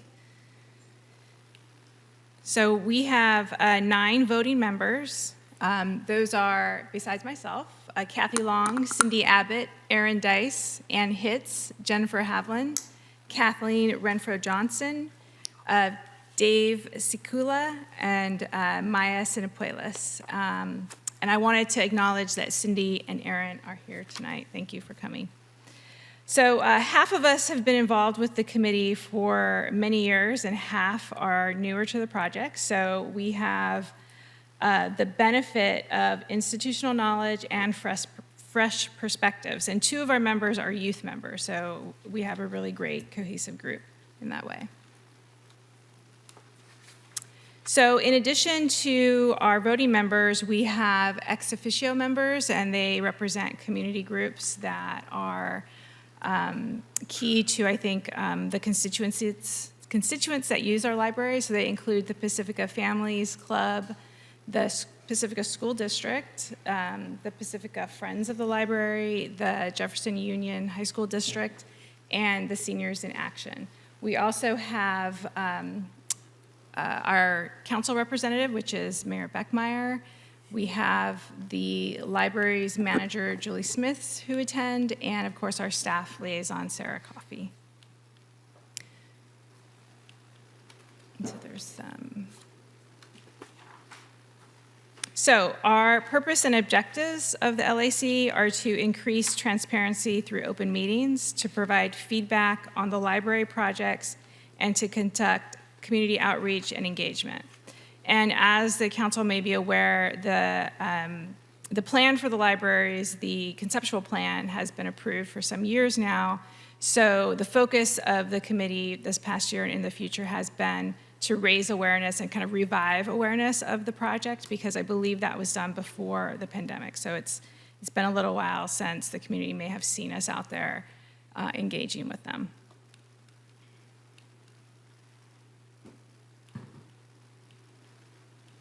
So we have met monthly, and those meetings are open to the public and in compliance with the Brown Act. We have subcommittees that meet regularly, including our Collateral Committee, Social Media Committee, and Community Outreach Committee. So just going over our year in review, the LAC provided input on the outreach and messaging strategic plan, website updates, and if you haven't been there, it's pacificalibraryproject.com. We provided feedback on updated project FAQs. We kind of recreated a postcard, and it's not intended, we call it the postcard, but really it's referring to size. It's not intended to go out in a mailer, but when we're out engaging with the public, people they're okay taking a little postcard, slipping it in their pocket if they don't want an 8.5 by 11 sheet of paper when they're walking around Fog Fest, right? So, and we've also provided input on a photograph collection, which was done this past year. So, our collateral committee launched an incredible and fun engagement campaign this past year, which was to design a bookmark or sticker. And the theme was Show Your Love for Libraries, and it was open to all ages. And we are super excited to announce the winners tonight. And I'm really happy that the slides are working so that you get to see these super cool pictures. So for the bookmarks, the winners were Emmeline, age 8, and Ariana, age 12. And for the stickers, Claire, age 7, and an anonymous adult. The stickers and bookmarks will be available at our libraries and I believe other locations around town soon. Yay.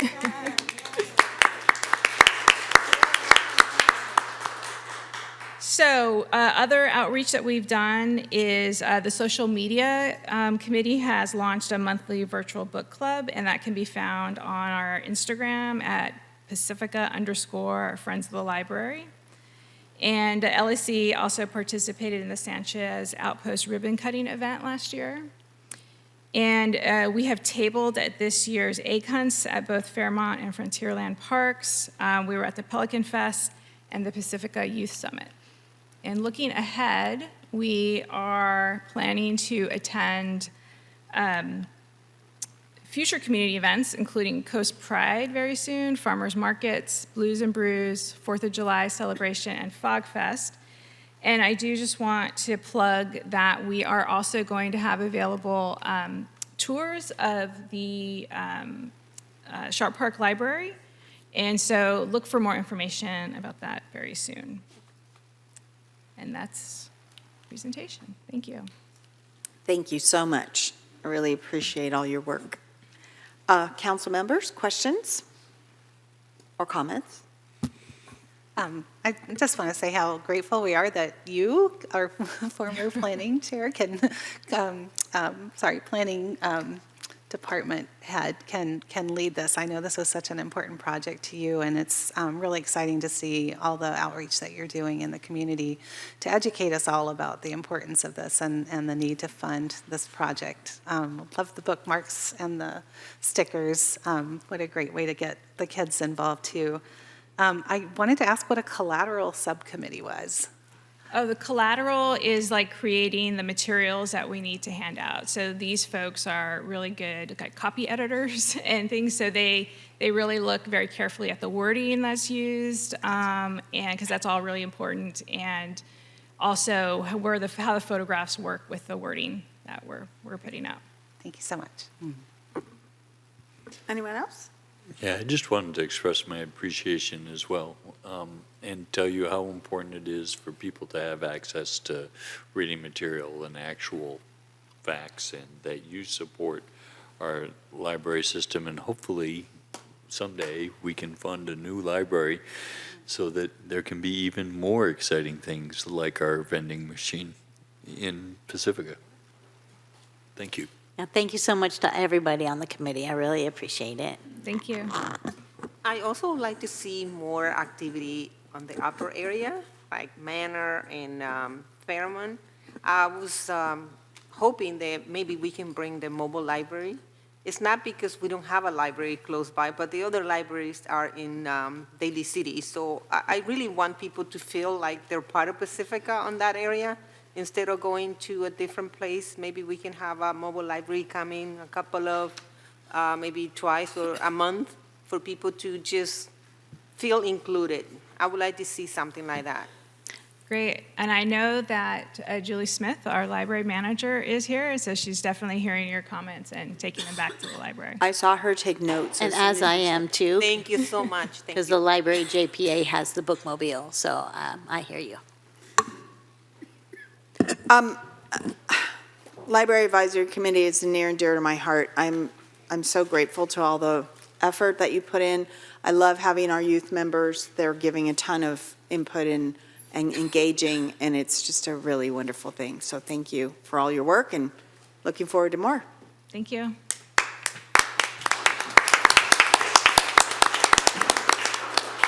And our final presentation of the study session this evening is from the Measure Y Citizens Oversight Committee.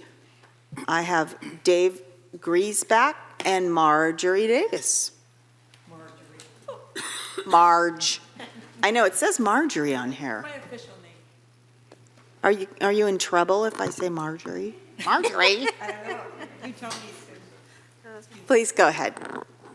Thank you. So we're the Measure Y Citizens Oversight Committee. Oh, you need to be on the microphone so we can all hear you. My apologies. You can move it. Yeah, it moves around a little. There you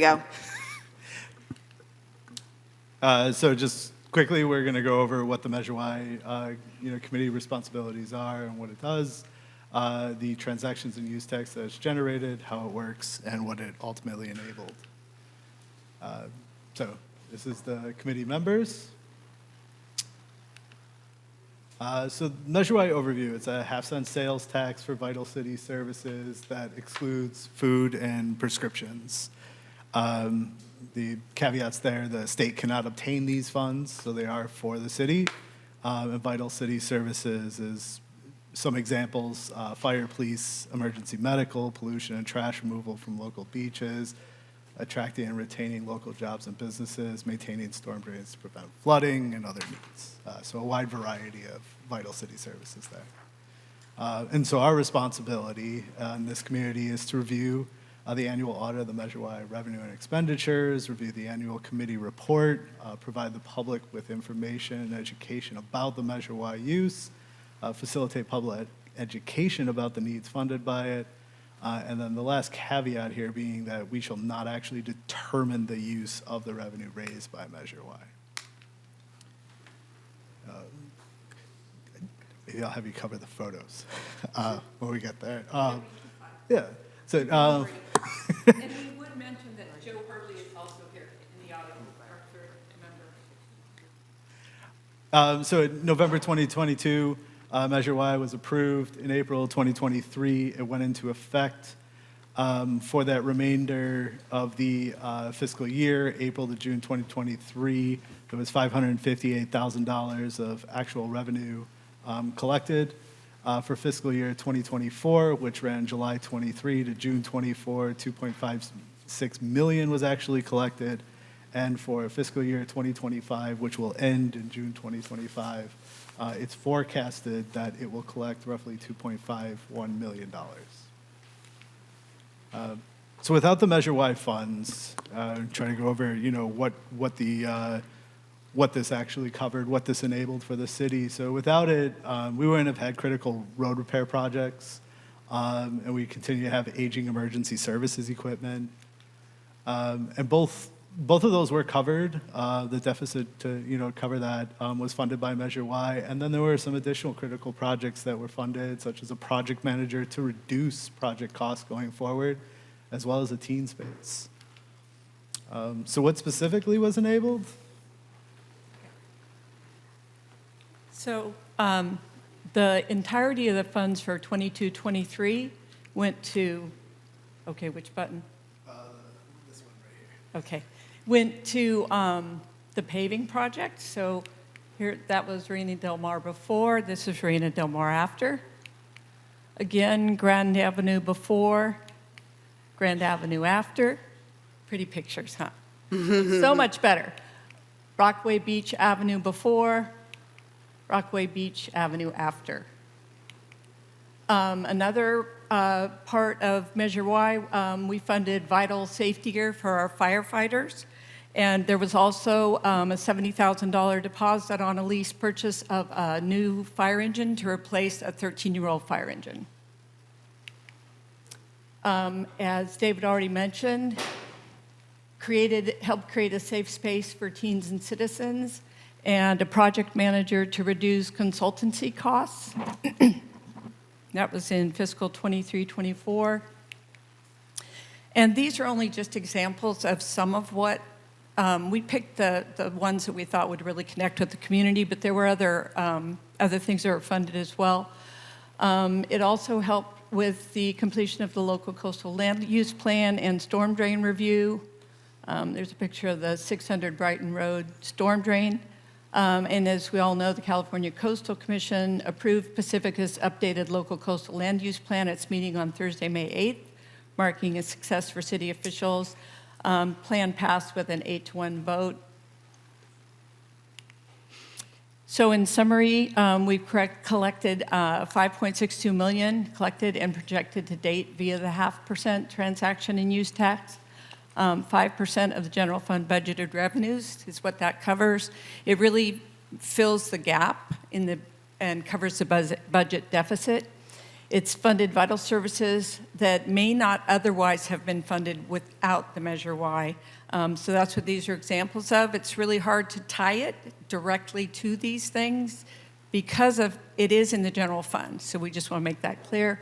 And as you saw, fire, police, roads, there was also one, it also, in terms of community wellness and crisis response, I wanted to include this one, $140,000 for a mental health clinician to support law enforcement in crisis response. I think this is a near and dear one to the community. This initiative aimed to address the rise of mental health related incidents by providing professional intervention alongside officers to calls for service regarding mental health issues, homelessness, and substance abuse, with a focus on conflict management and supportive services. And additionally, there's another one I chose, to reinstate the crime prevention officer. Again, this goes to public safety. This was for fiscal 24-25. As a full-time permanent police corporal to serve as a liaison to, this is where it really gets good, school district, business community, neighborhood watch groups, and oversee special events, outreach events, and programs, and code enforcement. So this 0.5%, excuse me, sales tax will expire in 2031 after 9 years. And the Oversight Committee will continue to monitor usage and inform the public. There are 2 of our members that are terming out in 2025. Can't tell you who those are, but I think Joe and I go to 2027. So we are going to be looking for a couple of members, and appreciate anybody who might be interested in volunteering for that, applying for that. So, Thank you so much. You're welcome. That was a lot of information. Questions from council members? I don't have any lights. Any comments? Well, I just want to say it's really, really important. What you've done is really important. It's important to us, so we understand. It's really important to our community, so thank you. Thank you. I would agree, Mary. Thanks. Others? I just want to thank the community again for having voted for Measure Y, because yeah, we have a lot of needs in our town that our current budget, just doesn't allow for, and it's really important to show some of the direct results of these funds. So thank you, and thanks for keeping an eye on things. And we did appoint 2 new members of your committee just recently, so. I probably should have known that. My apologies. That's okay. You're a little busy. Yeah, you've got a few things going on. I'd just like to say thank you for giving the community information. So oftentimes the oversight function is just a very did you spend it on what you said you were going to spend it on? Kind of, not an audit, but almost just a check. And I really appreciate the effort that you've put into helping us understand what the money is going to, because it really matters. Thank you, Sue. I appreciate you mentioning that, and I think that is really important. It is one of the functions that is defined in the role for the committee, is to be community liaison and share information. This is the first time we've had the opportunity to do that, and I wanted to thank David, who set up the presentation, but also staff was so helpful with helping us put this together. Thanks a lot, everybody. Thank you. Thank you all. Thank you. Oh, it just rang. How perfect. We're going to take a 10-minute break before we start our 7 Mayor o'clock. Beckmeyer, just public comment. Oh, is there public comment on the committees and commissions? I have one card, but it looks like it's public comment for the next meeting, but maybe I'm wrong. It doesn't say. The one card is for items not on the agenda during the regular For the meeting. next meeting. Yes. Right. Public comment on our committees and commissions. Are there any anyone, I have no cards. Is there anyone in the public who wishes to speak? Seeing none, I saw one hand go up. I saw Sue DeGree's thumbs up. That was her nonverbal. There was a hand back there. Someone wishes to speak, please step forward. If you're interested in speaking, you can fill out about the committees and commissions that we just had those presentations. If you're speaking about items that are not on the regular city council agenda, we'll be getting to that in a short minute. Since you're encouraging me, I'm really thrilled about the fact that the EDC is doing flyers. Thank you. Flyers, not just digital stuff. Yes. All the committees, thank you very much for your hard work. Thank you, Sue. Emily, is there anyone on the phones? There are no raised hands. All right, then. We'll close public comment on that item. We will take a 10-minute break and return at 7:10 to start our next meeting. Thank you. Recording stopped.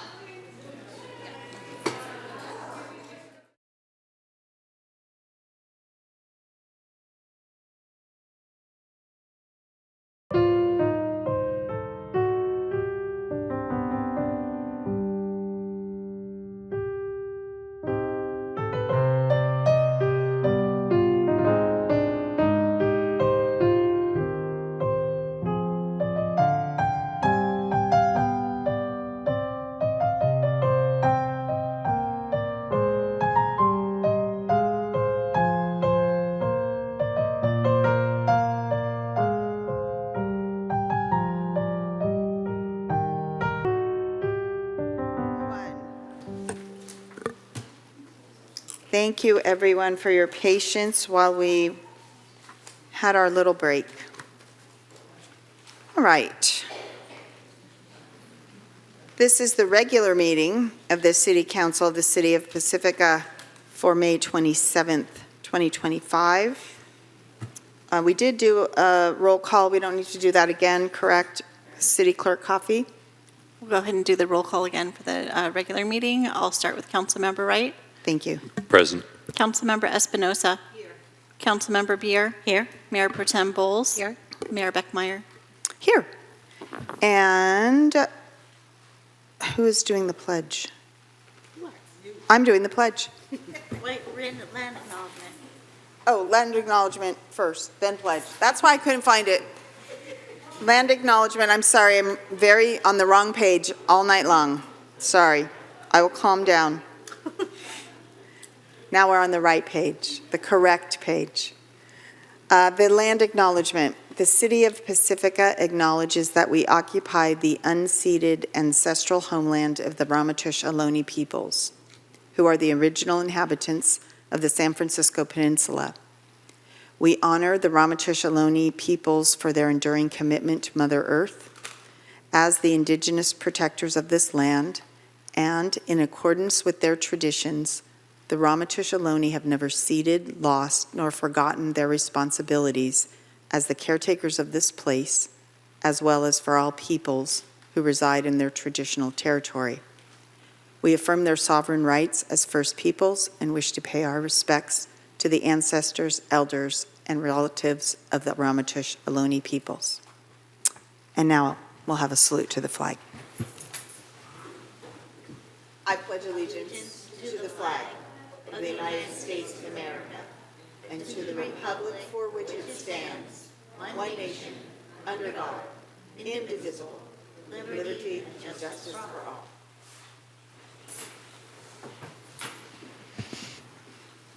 We have a special presentation,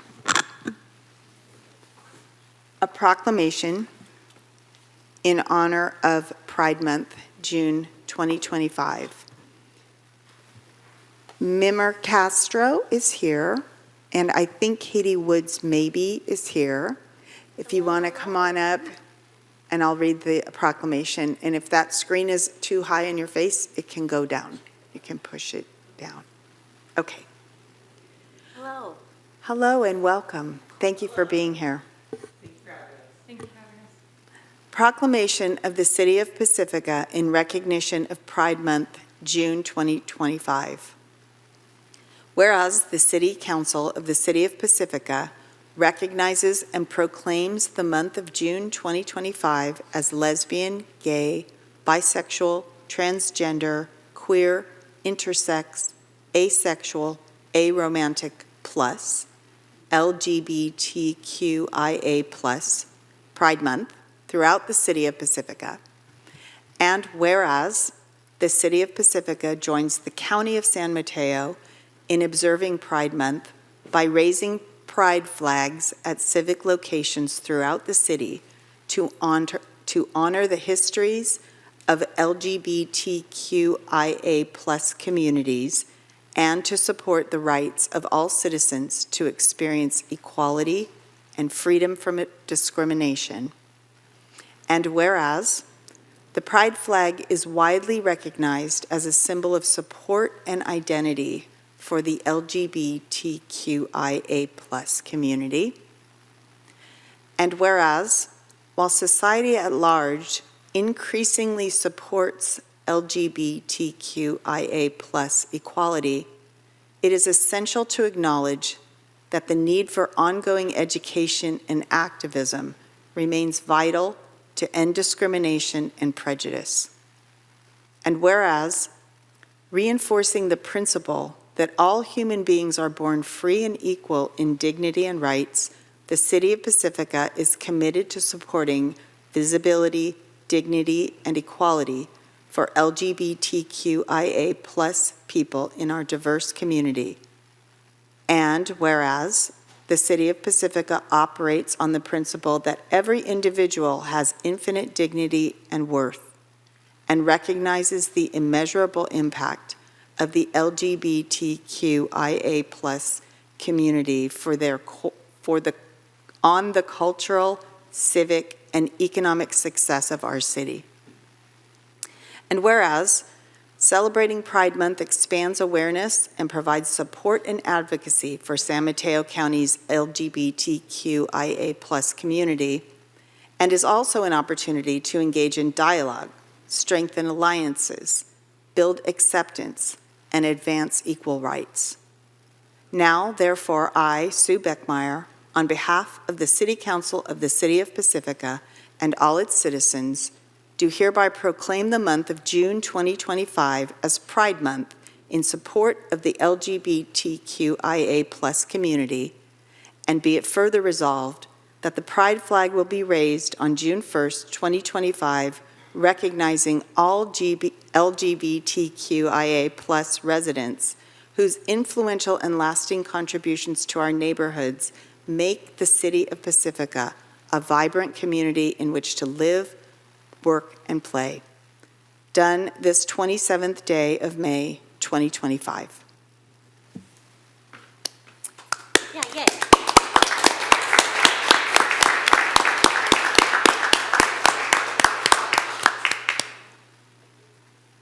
Would you like to say? Thank you. Would you like to say something? Being here. I would just like to thank very much the intentionality and the effort with which City Council put into writing that proclamation. We truly appreciate the ongoing conversation between our representatives and our community. Thank you very much. I love that very much.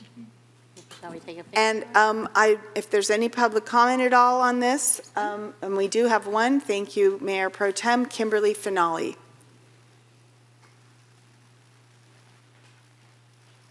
Good evening, council members. Kimberly Finale here this evening speaking as a private citizen.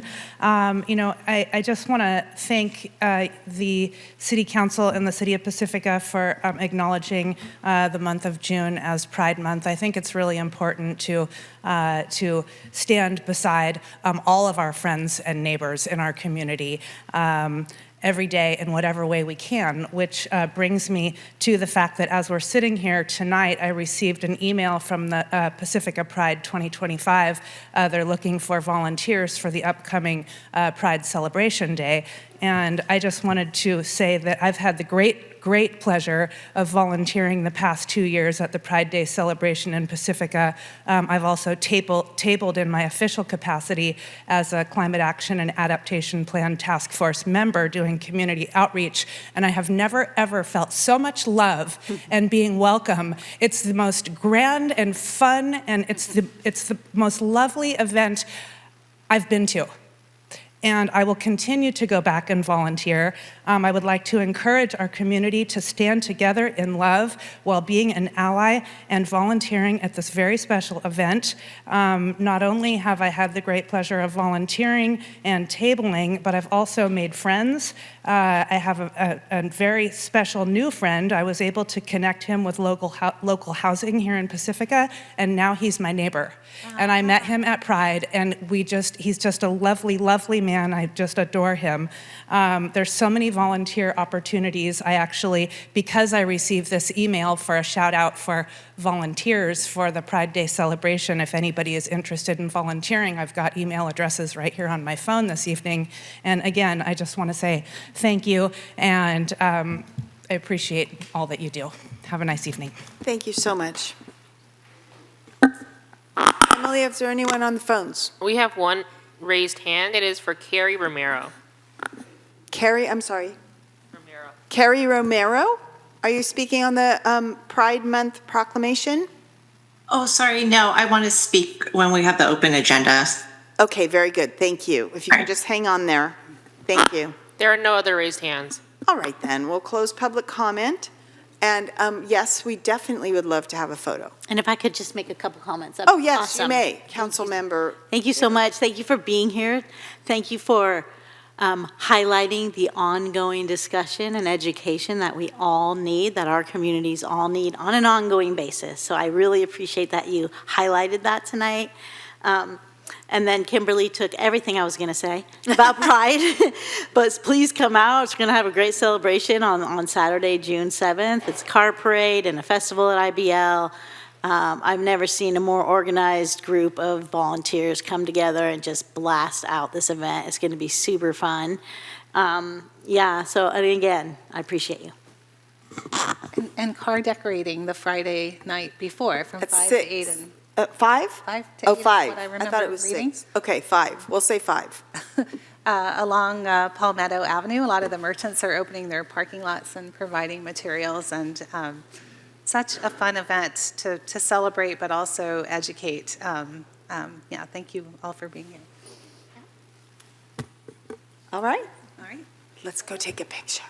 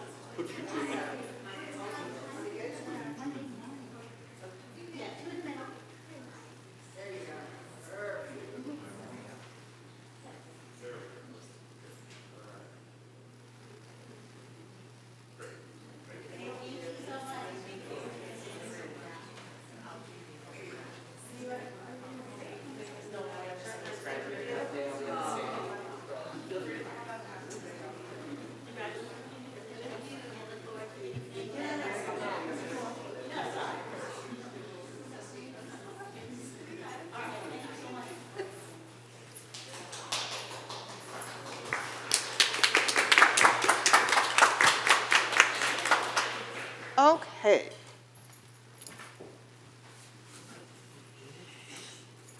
That was our special presentation. And now we will have our consent calendar.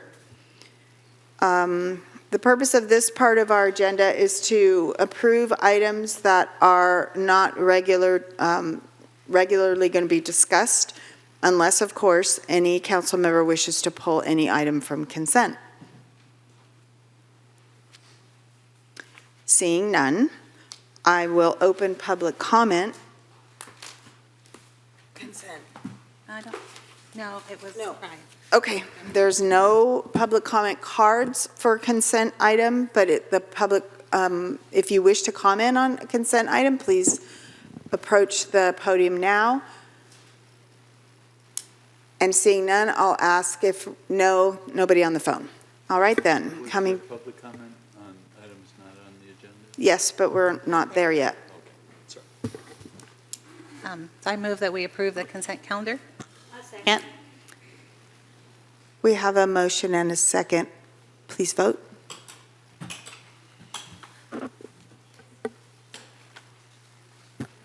And for the consent calendar, the motion made to approve by Mayor Pro Tem Bowles, seconded by Councilmember Beer, passes unanimously. All right. Now we'll go to public comment on items not on the posted agenda.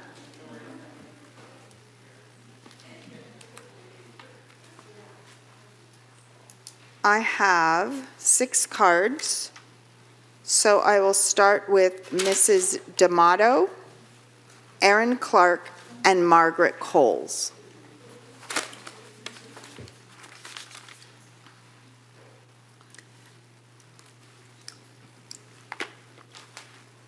Emily, can you please fix that screen? It's really blocky.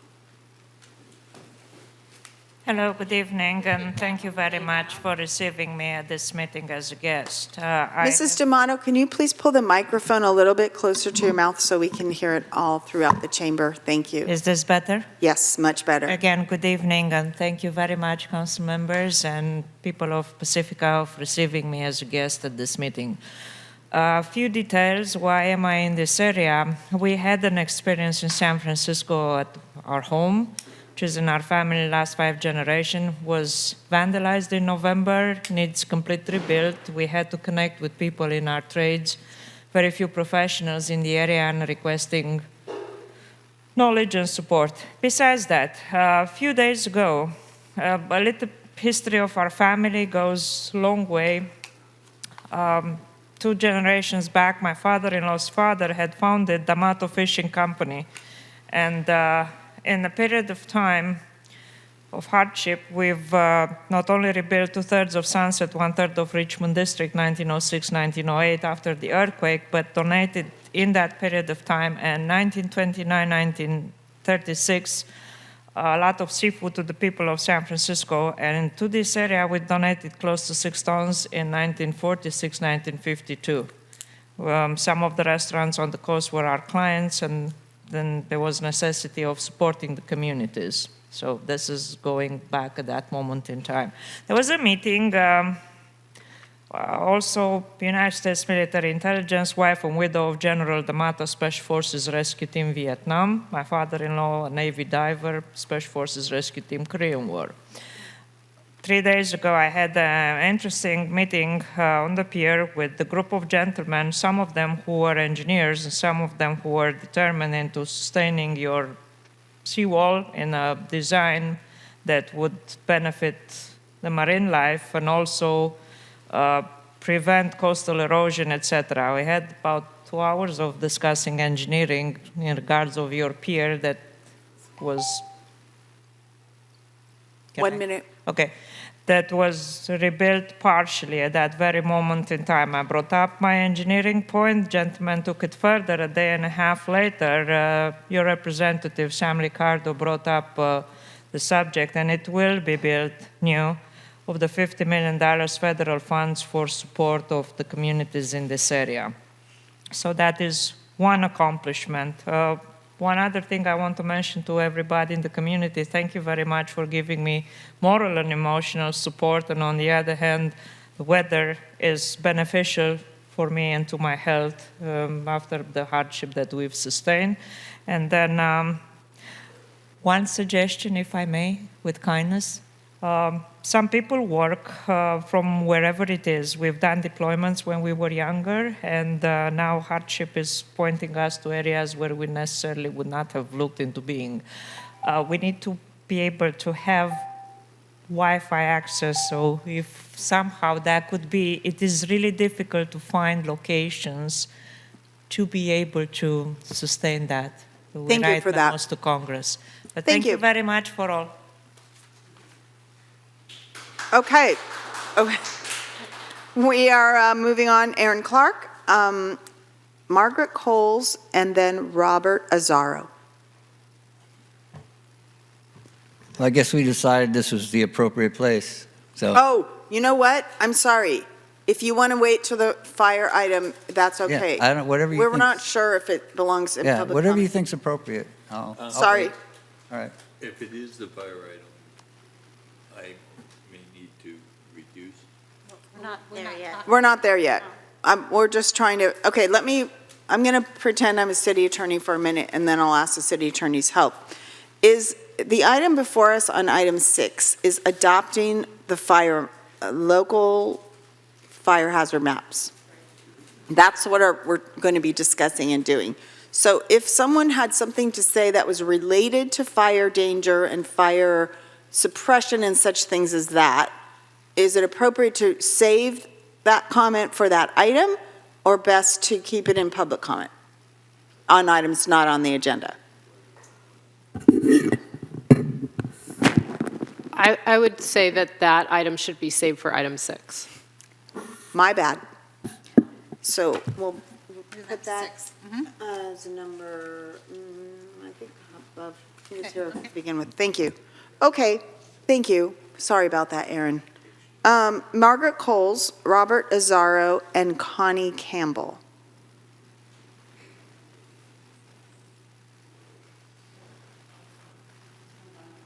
Margaret? 5. Margaret? Margaret Coles? Hello, President? No, I'm sorry. She's on the phone. Margaret, are you here? Is Margaret here? She's here.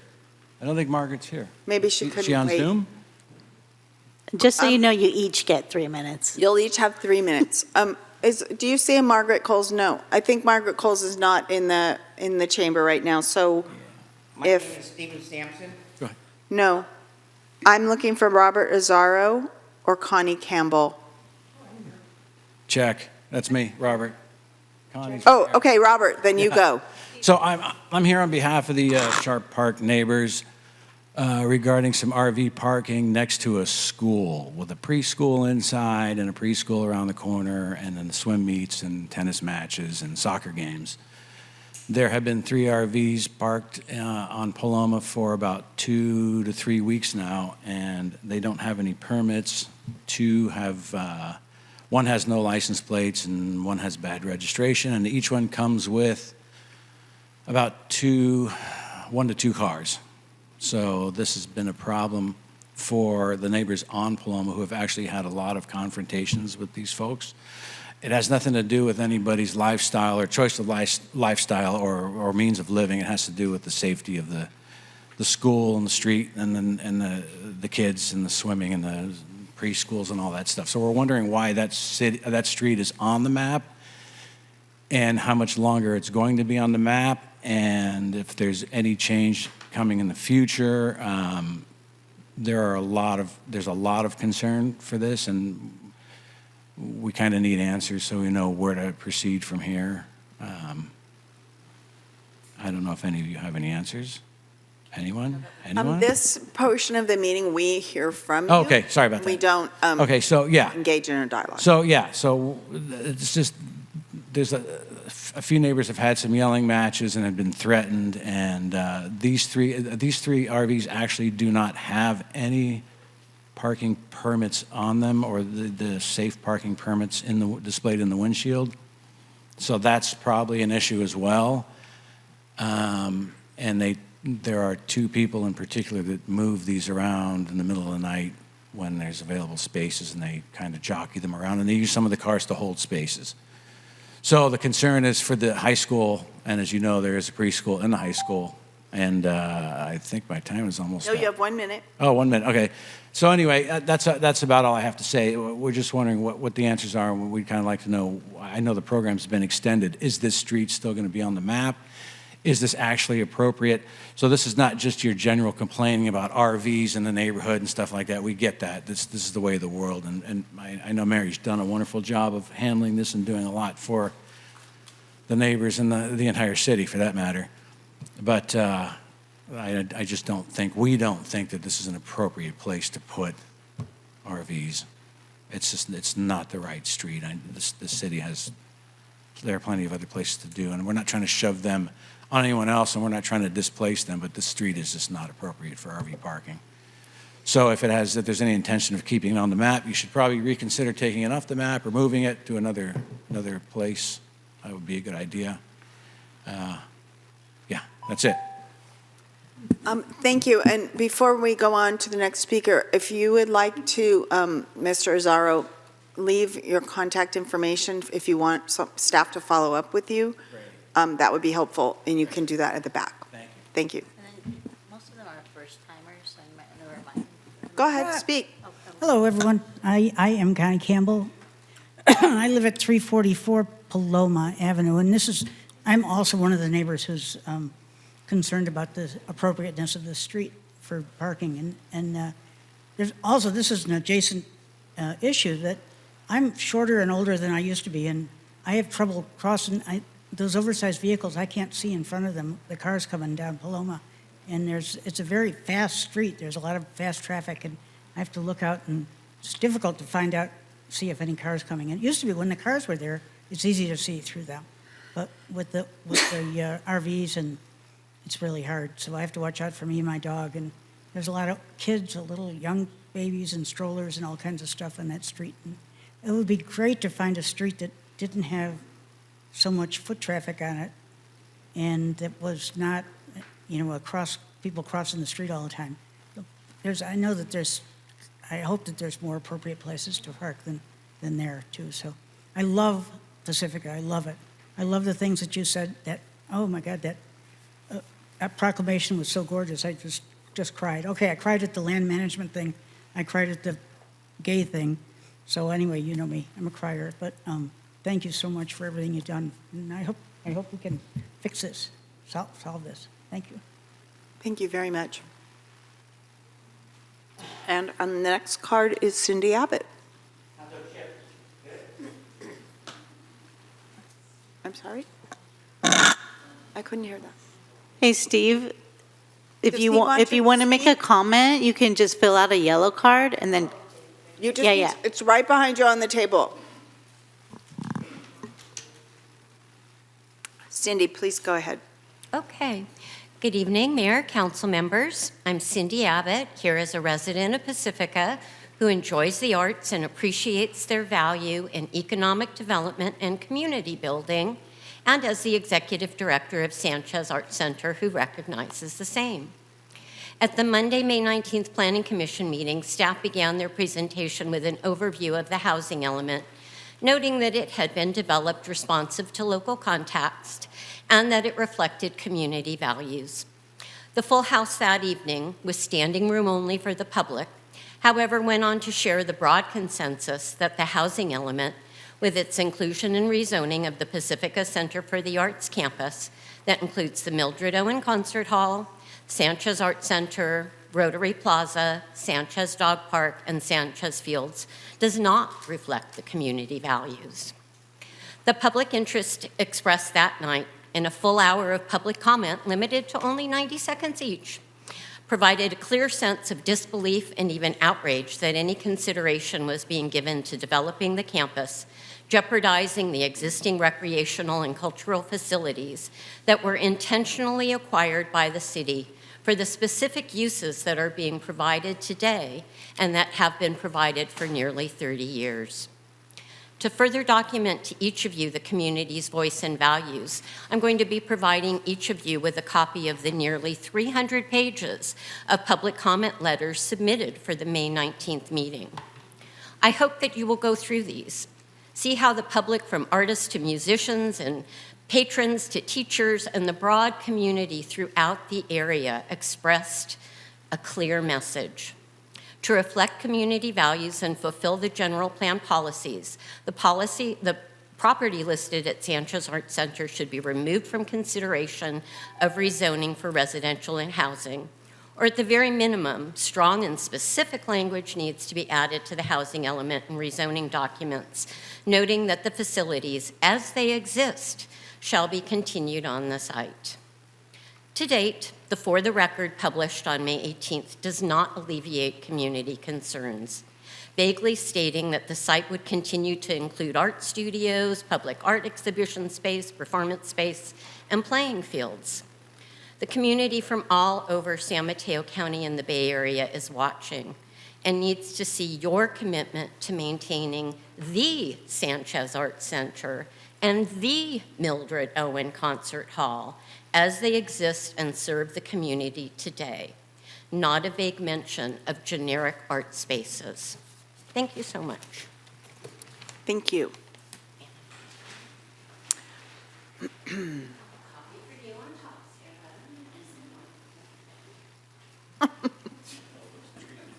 It's 100% recycled paper. No doubt.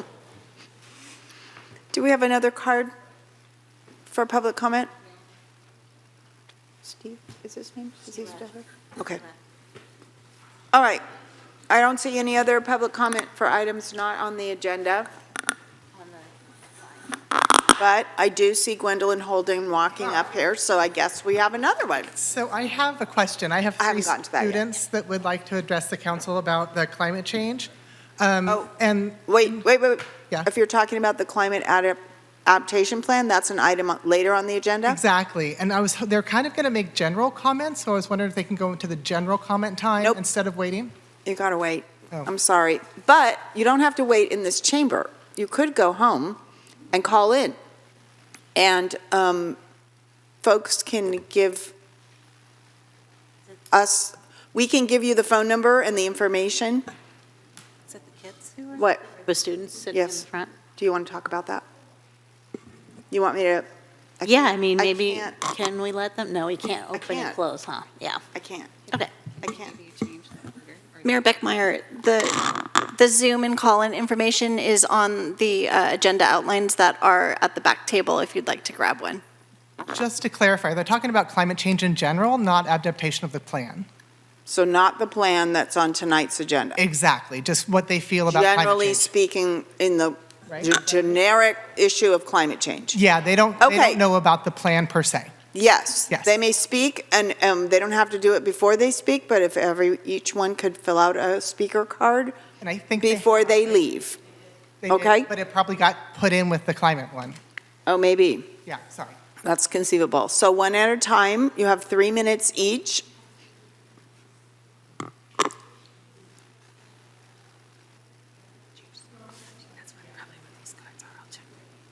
Are you guys ready to speak?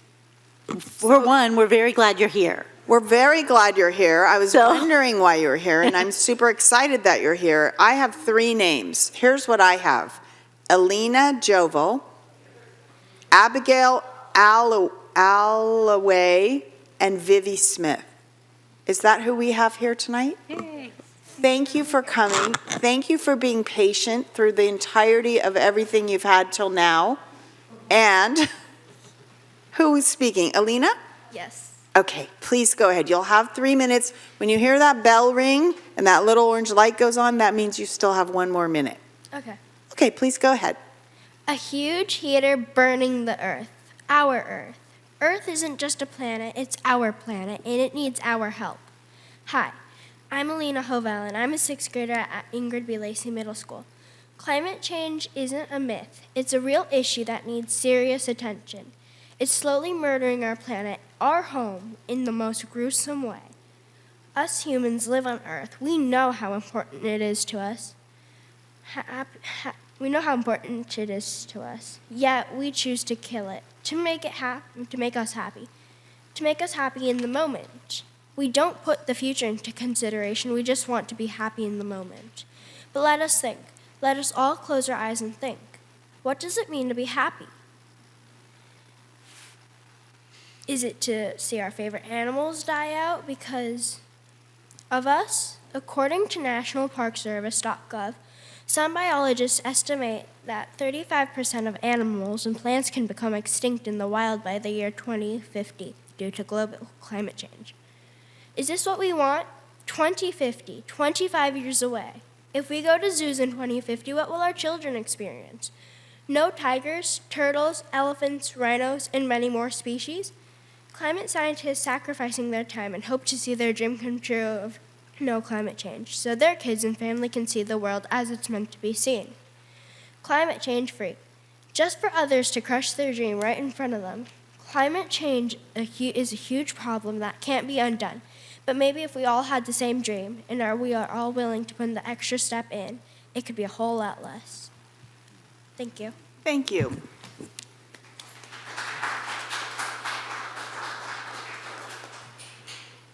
And may I have Abigail Alloway?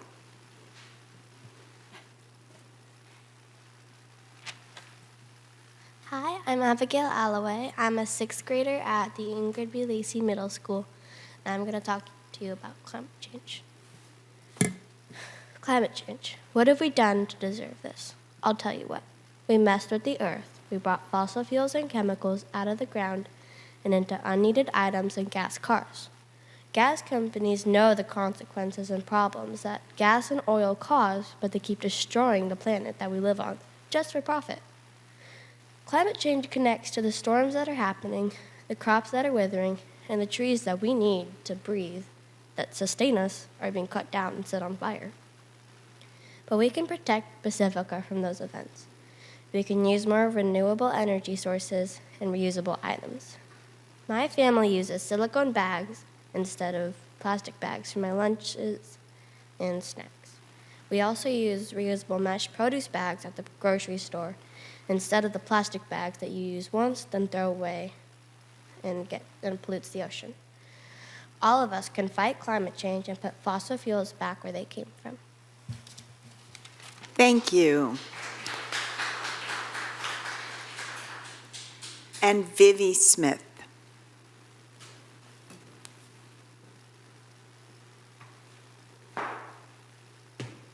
No. Hi, I'm Vivi. Oh, the paper is hard. At this point in the 21st century, standing before a crossroads, we make decisions that determine the fate of the big blue earth, all of us who live on it and all who will live on it in the future. It is mostly agreed by scientists that climate change does exist and is a pressing problem for all. King tides, extremely extreme weather, and drought-caused poverty thoroughly prove this. One way the town of Pacifica could fix this is to look at renewable energy and ways to refrain from using non-renewable energy sources. An example could be putting wind turbines on the bluffs, where it's super windy, because that would generate quite a lot of energy.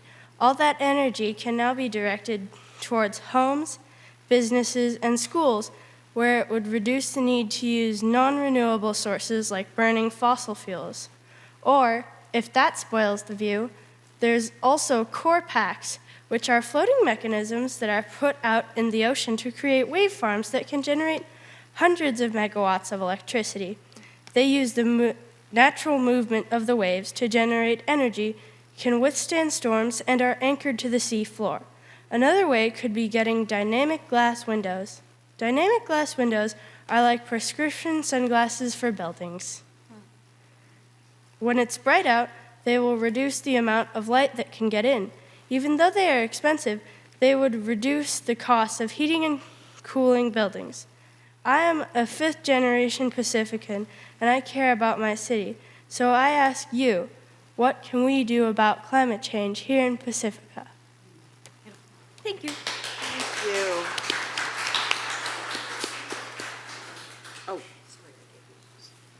thank you very much. Thank you for coming tonight. Thank you for spending your evening with us and giving us that information. And thank you, Ms. Holden, wherever you went. There you are. Thank you. Emily, do you have anyone on the phones? Yeah, we have 2 raised hands. The first is for Carrie Romero. Mr. Romero, please go ahead. Hi there, thank you. I wanted to bring to your attention a situation we've been dealing with on Paloma Avenue with RVs parking. For the last, I don't know, 10 or so days, we've had 3 that have moved into the community. And this community includes a high school, a public pool, and soccer fields that are actively used by families, making parking already very limited during these events, which occur almost every weekend. Allowing RVs to take up valuable parking space only exacerbates this problem, as the people with these oversized vehicles also are bringing in at least 1 to 2 vehicles with them. Additionally, we have legitimate safety concerns about the occupants of these RVs, and how can we be certain that the individuals living in them are not involved in illicit activities?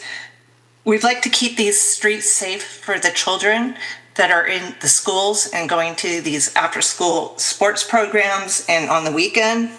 Some of these RVs have not left in 2 weeks, and we're concerned about where the sewage waste is going. And also, the police have been here every single day. I've lived here for over 15 years. I've rarely seen the police here. So if you could please, take into consideration removing the street from the RV parking, we'd really love it, because when I look at the map online, this is the only street in the whole city that is next to a school, a public pool, and a sports field.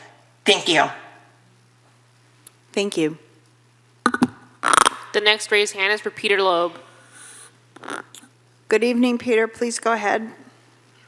Good evening, Madam Mayor and City Council members. I just wanted to support what Cindy Abbott was talking about. Once people became aware that the Pacifica Center for the Arts campus is part of the housing element and has been designated for 130 housing units, there's great concern that there are no guarantees that the existing facilities will be protected, will be maintained. The Sanchez Arts Center and the Mildred Owen Concert Hall both draw people from all over the Bay Area and actually from out of state, from Oregon and Washington and other states. They are premier cultural institutions that exist by virtue of literally the blood, sweat, and tears of many people over many years. And what people are asking for is some guarantees that the existing facilities will be protected, preserved, somehow maintained, rather than language that suggests that you could develop the site with 130 housing units and do something to have an art center or a performance space. People want to really see the existing facilities be protected, preserved, some guarantees that they won't be redeveloped into who knows what. So I just, once this issue arose and people became aware of it, it really went viral, and there's a tremendous amount of support, concern, and you're going to continue to hear from people, and you're going to continue to see this issue both at the Planning Commission meeting and at future City Council meetings about the housing element. We really want to either remove the site from consideration in the housing element or have some wording that says that the existing facilities will be maintained, will continue to exist. But without that wording, there's a sense that anything can happen, that people don't really trust a public participation process because they've been burned by that in the past. So there is a lot of concern about guaranteeing the continued existence of the Sanchez Arts Center and the Mildred Owen Concert Hall, and that's my message. Thank you for the time. Thank you. There are no other raised hands. Okay. And I have one more card. Remy Tan.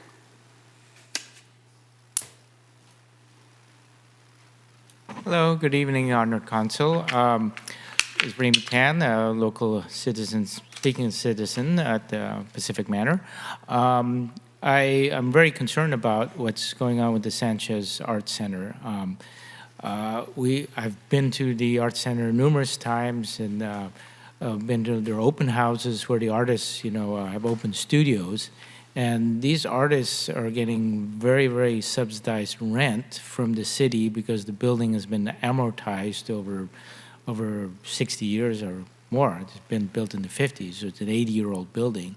What I'm concerned is if we do one of these new mixed-use developments with, hundreds of housing units and then, with brand-new art studios, the cost of that would be exceedingly high, and the city couldn't afford to offer low rents to the artists, and we would lose the artists. I've also been out to the Hunters Point art studios in San Francisco, and it's just a vibrant community there. And again, they're offered inexpensive rents because the buildings are, hundreds of years old there, and yeah, they're not very well maintained over down Hunters Point, but that's a trade-off. If they were very fancy buildings, those artists wouldn't be able to afford to live there. So, at the risk of losing the artist community, the city needs to think very carefully. Can we put housing on there and still preserve the old building for the artists, and as well as the old concert hall as well? Because, replacing that, is also very expensive. So, advise some caution on this, and please listen to the community as, Cindy's, given you a huge phone book of 300 comments and signatures. Thank you. Thank you. Okay. Anyone else on the phone? No?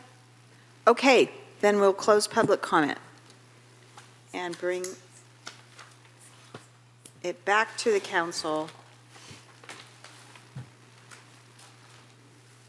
And the next item on our agenda is council communications. Before we start that, though, I wanted to check in with council and see if there are any follow-ups that we want to, or if we're going to address them during council communications on anything that we heard in public comment.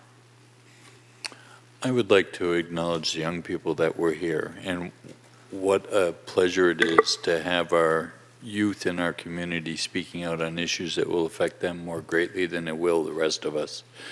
And it's very meaningful to me that our Pacific kids are speaking out, not only just for themselves, but for us too. Thank you, Greg, for saying that. Very well stated. I heard a little bit of confusion about the oversized vehicles and the temporary safe parking program. And I can just answer, or staff can just answer that the spaces on Paloma and in Sharp Park are not part of the temporary safe parking program. So there wouldn't be stickers about that program in those vehicles. Kevin, would you be willing to address some of that in your comments? Thank you. Okay, then let's turn it to council communications. This part of our agenda, and we're trying something new, people, is council, I have a statement here. Council members should adhere to a 3-minute limit for each council communication unless additional time is granted by a majority of the council per the council rules and code of ethics. The purpose of council communications is for council members to inform each other of items of potential interest to other council members, such as interagency meetings. And I'm going to take mayor's license to say, and also to inform the community of really important things that are coming up in the short term. So who would like to go first? Anyone? Should I call on you? Because I don't get to go first, so it's not going to be me.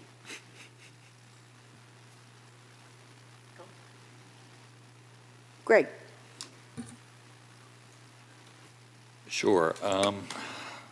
Well, I was fortunate enough to become a part of the Bike Ped Committee with Mary, and it really was a pleasure to see her doing her work at the committee, and I very much look forward to being able to add an additional voice for Pacifica on that committee.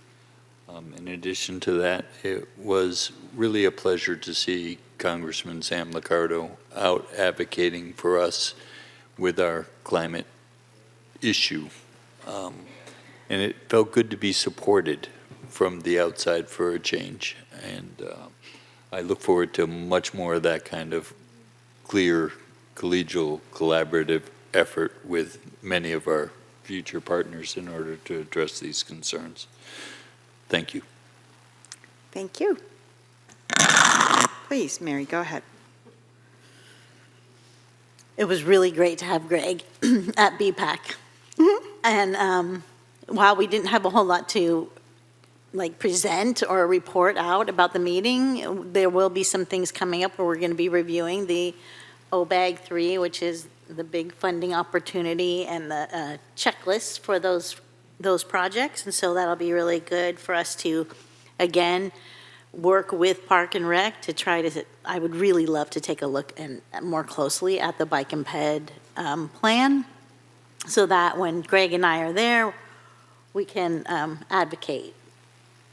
I want to thank the folks from Sharp Park for coming out. I want to thank them for having me over their house and allowing me the time to share history and policies and issues around our oversized vehicle ordinance. So thanks for coming out. Really appreciate it.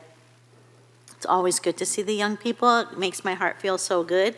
I hope that they're able to listen in as we talk about the plan later in our meeting tonight, because I think that'll be good for them to hear and see where they can participate as well. I think that's, oh, no, the Memorial Day event. I went to the Memorial Day event at the Legion Hall, and it was so beautiful. And Sue, you were just in your element. And so thank you for that. And thank you for everyone there who came out and who organized the event to honor our fallen troops. Thank you. I'm glad you were able to make it. Thank you. I'll be quick, too. A little more of an update on the temporary safe parking program, because I meet monthly with the Pacifica Resource Center and the Unhoused on the Coast group. So the temporary safe parking program is currently full. There are 3 people on the wait list. One was moved into permanent housing in this last month. Based on council direction and approval of funds, 10 spaces will be opening up in the RV park on July 1st. So we'll be getting some of the spots off the street on Lundy in particular. We had a wonderful dinner at San Mateo League of Cities, where we rotate once a month. It was a presentation from the fire department in San Mateo County that has just brought in more drones, and I'm excited that we've approved a couple of drones that we'll be starting to look at using here.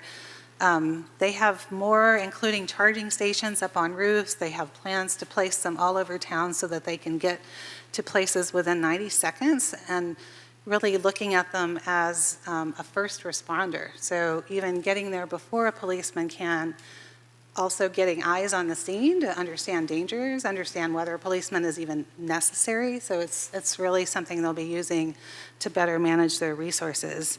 And I forget the name of the control room they had, where all the cameras are connected now into one room. The body cameras, cameras out on the drones, cameras out in the field.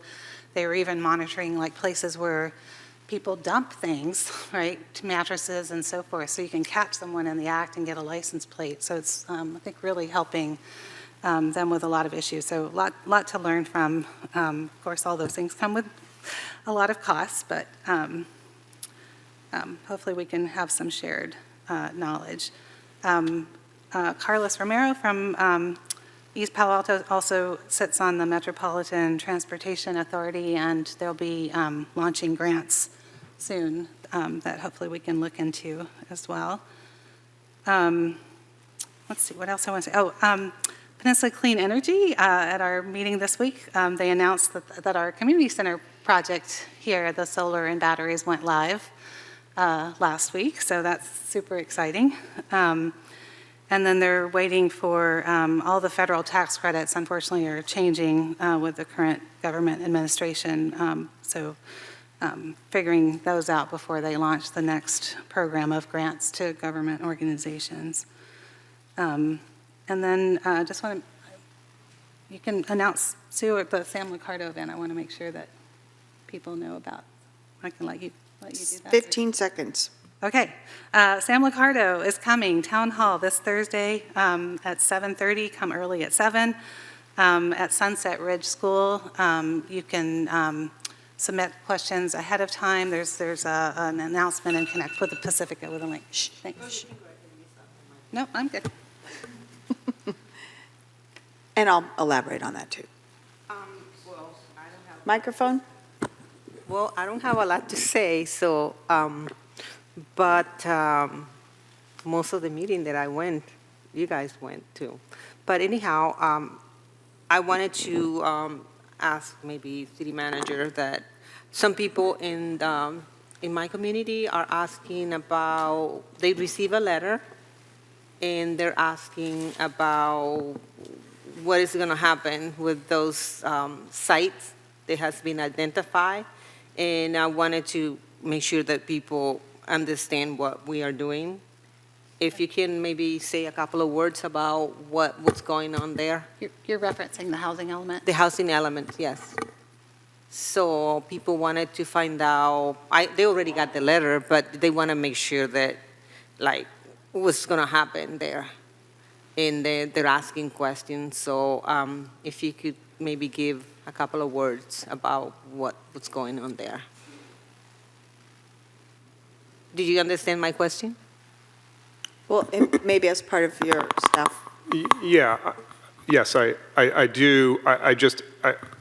I'm not going to give an overview of the housing element rezoning process that we're under. Those letters went out to everyone in the city in proximity to sites, and that just was announcing the rezoning hearings that are happening with the Planning Commission.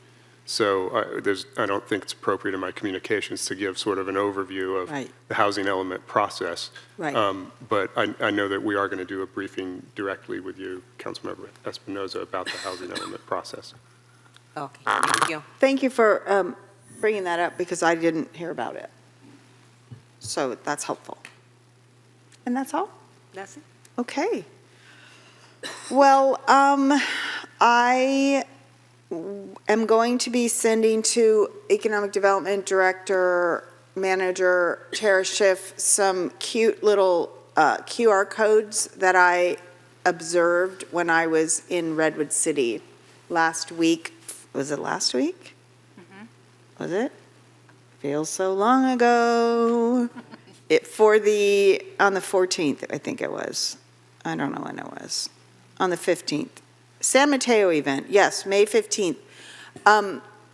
It goes along the lines of what the EDC was saying.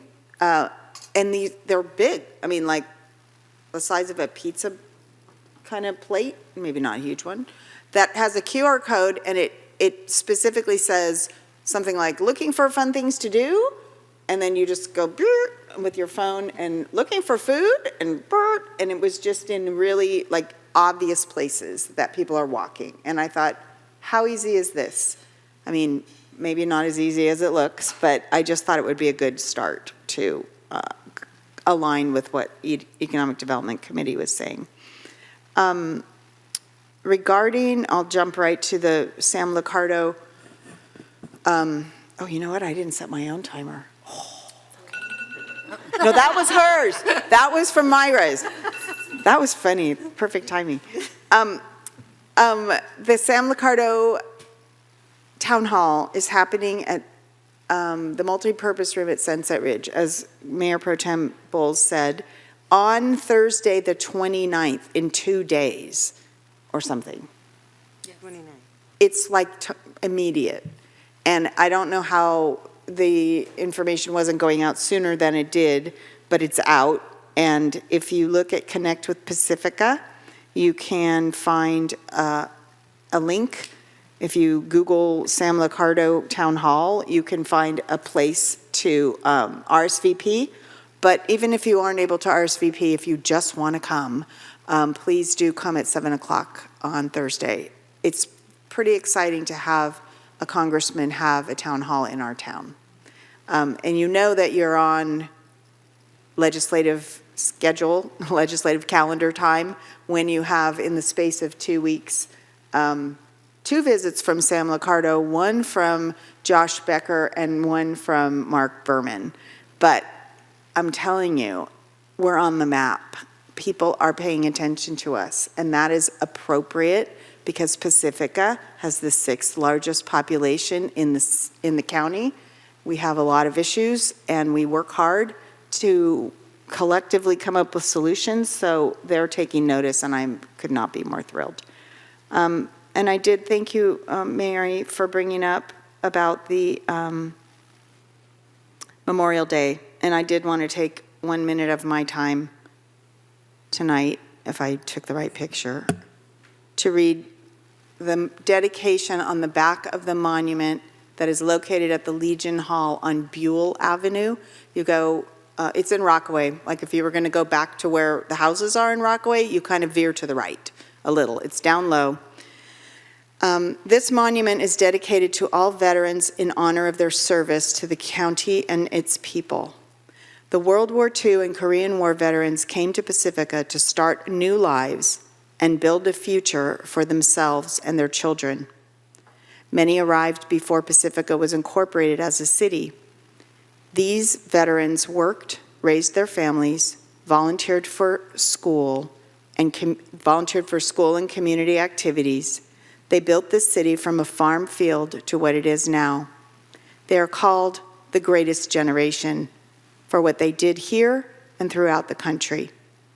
The children and grandchildren of the greatest generation went on to serve their country and community. Many of these next generation Pacificans became veterans of the Cold War, Vietnam, Central America, Desert Storm, Somalia, the Balkans, Iraq, Afghanistan, and Syria. Future generations of Pacificans will continue to honorably serve the country in places unknown. Special thanks to American Legion Post 238 for their sponsorship. And then on the other side of the monument are the list of names of the young men who lost their lives in Vietnam. And there is also a young man who was in Iraq and lost his life on March 15th, 2006. And I really encourage everyone to go and just see that place. It's a really special place that was created and built through the initiative and leadership and love of the classmates.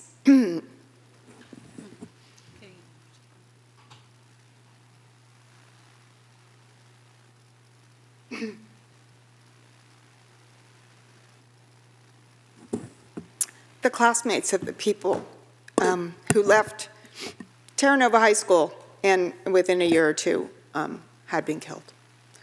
And so it's really special, and I encourage everyone to see it. Okay. City manager, let's have your staff report.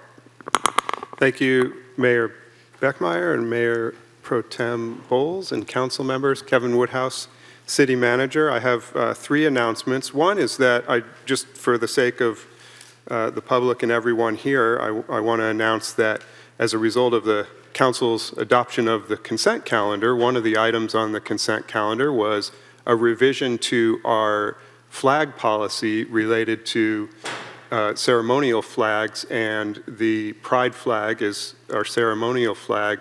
And that revision authorizes the flying of the pride flag, not just at the Civic Center and Beach Boulevard, which was previously in the policy, but expands it to other city facilities such as the community center and both the libraries as well. So I think you'll see more pride flags flying this June as a result of that policy revision. The next is, I was asked to comment regarding oversized vehicles on Paloma. The few things that I'll say about that is that our oversized vehicle ordinance is based on street width and traffic safety, and it allows for the parking of oversized vehicles on Paloma. The police department, as was mentioned by one of the speakers, has had a heavy presence there monitoring those vehicles and has actually cited some of them and is monitoring them, will cite them and enforce the law related to the parking of those vehicles, but they can legally park there. And the final is that the police department and the Pacifica Resource Center are working closely together to, bring services to them if they're interested. It happens to be the case that not everyone who's living in an oversized vehicle is interested in the PRC's services. So that's the status of that situation there, and we'll continue to monitor it. The last communication, I wanted to make a very special introduction tonight. So today is and if it's okay if I exceed a 3-minute piece here. Yes, I did not. So today is actually the first day for Pacifica's new Public Works Director, Melissa Tigbow, who's here with us. She's had a very busy day. And Melissa, she'll come up and say some words in a moment here.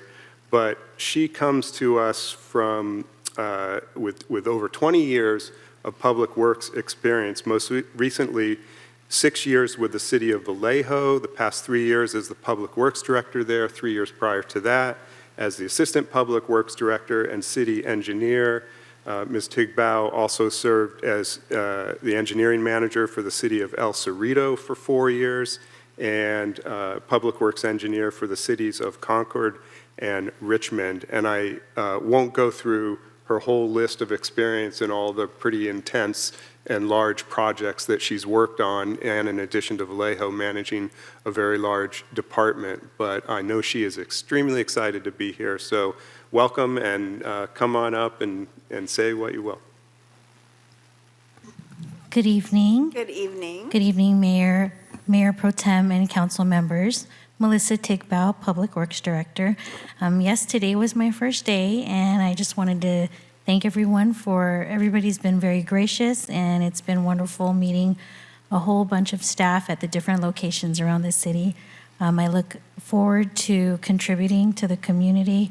It's one of my favorite things to do, and I just look forward to meeting all of you. Thank you very much. Thank you for being here. Welcome.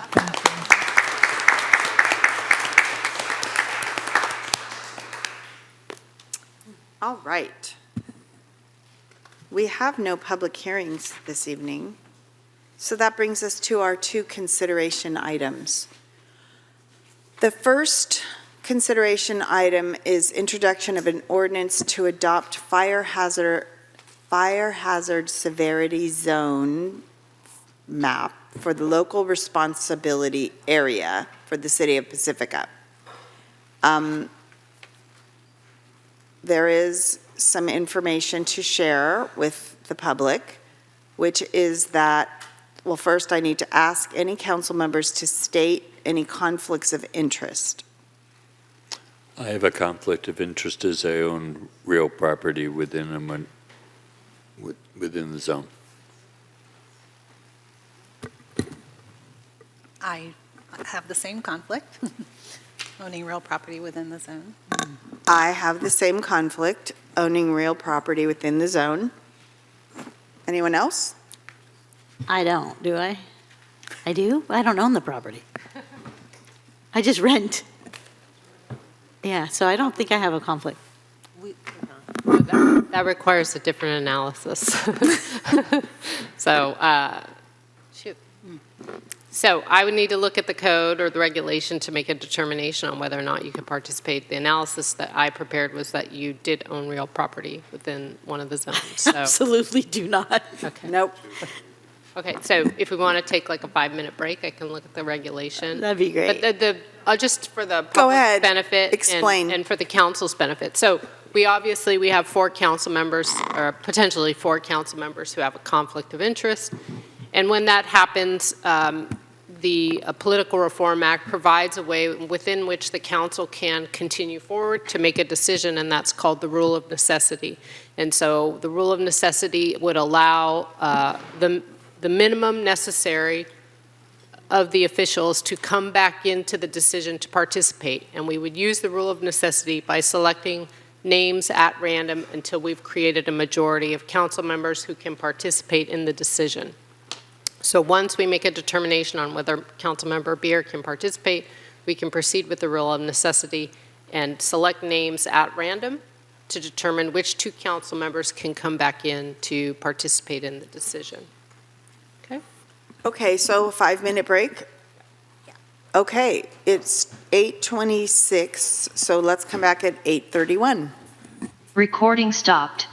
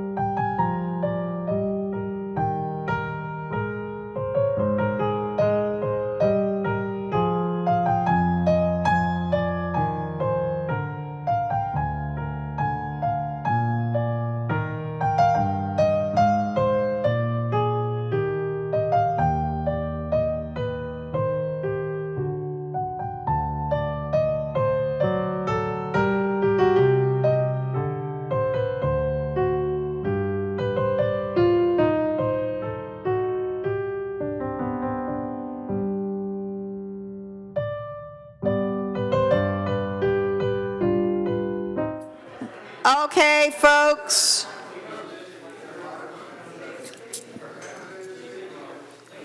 We're ready to resume. Thank you for that 5-minute break. That was almost 20 minutes, but we've got it together now.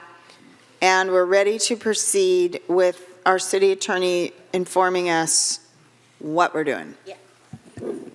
Thank you, Madam Mayor. So I did discuss the issues with Councilmember Beer, and I believe she is going to participate. Okay. So that means...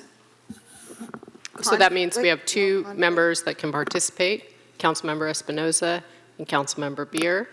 And then the procedure, City Clerk Coffey, is going to be that you have to pull a name out of a hat?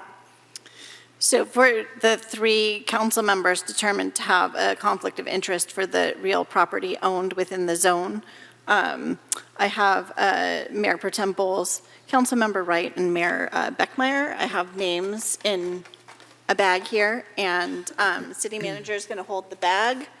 I will draw a name out of the bag, and that is the name of the council member who will participate to form the majority required to make a decision on this item. So we need only a majority, not a supermajority for the vote? Correct, just a majority.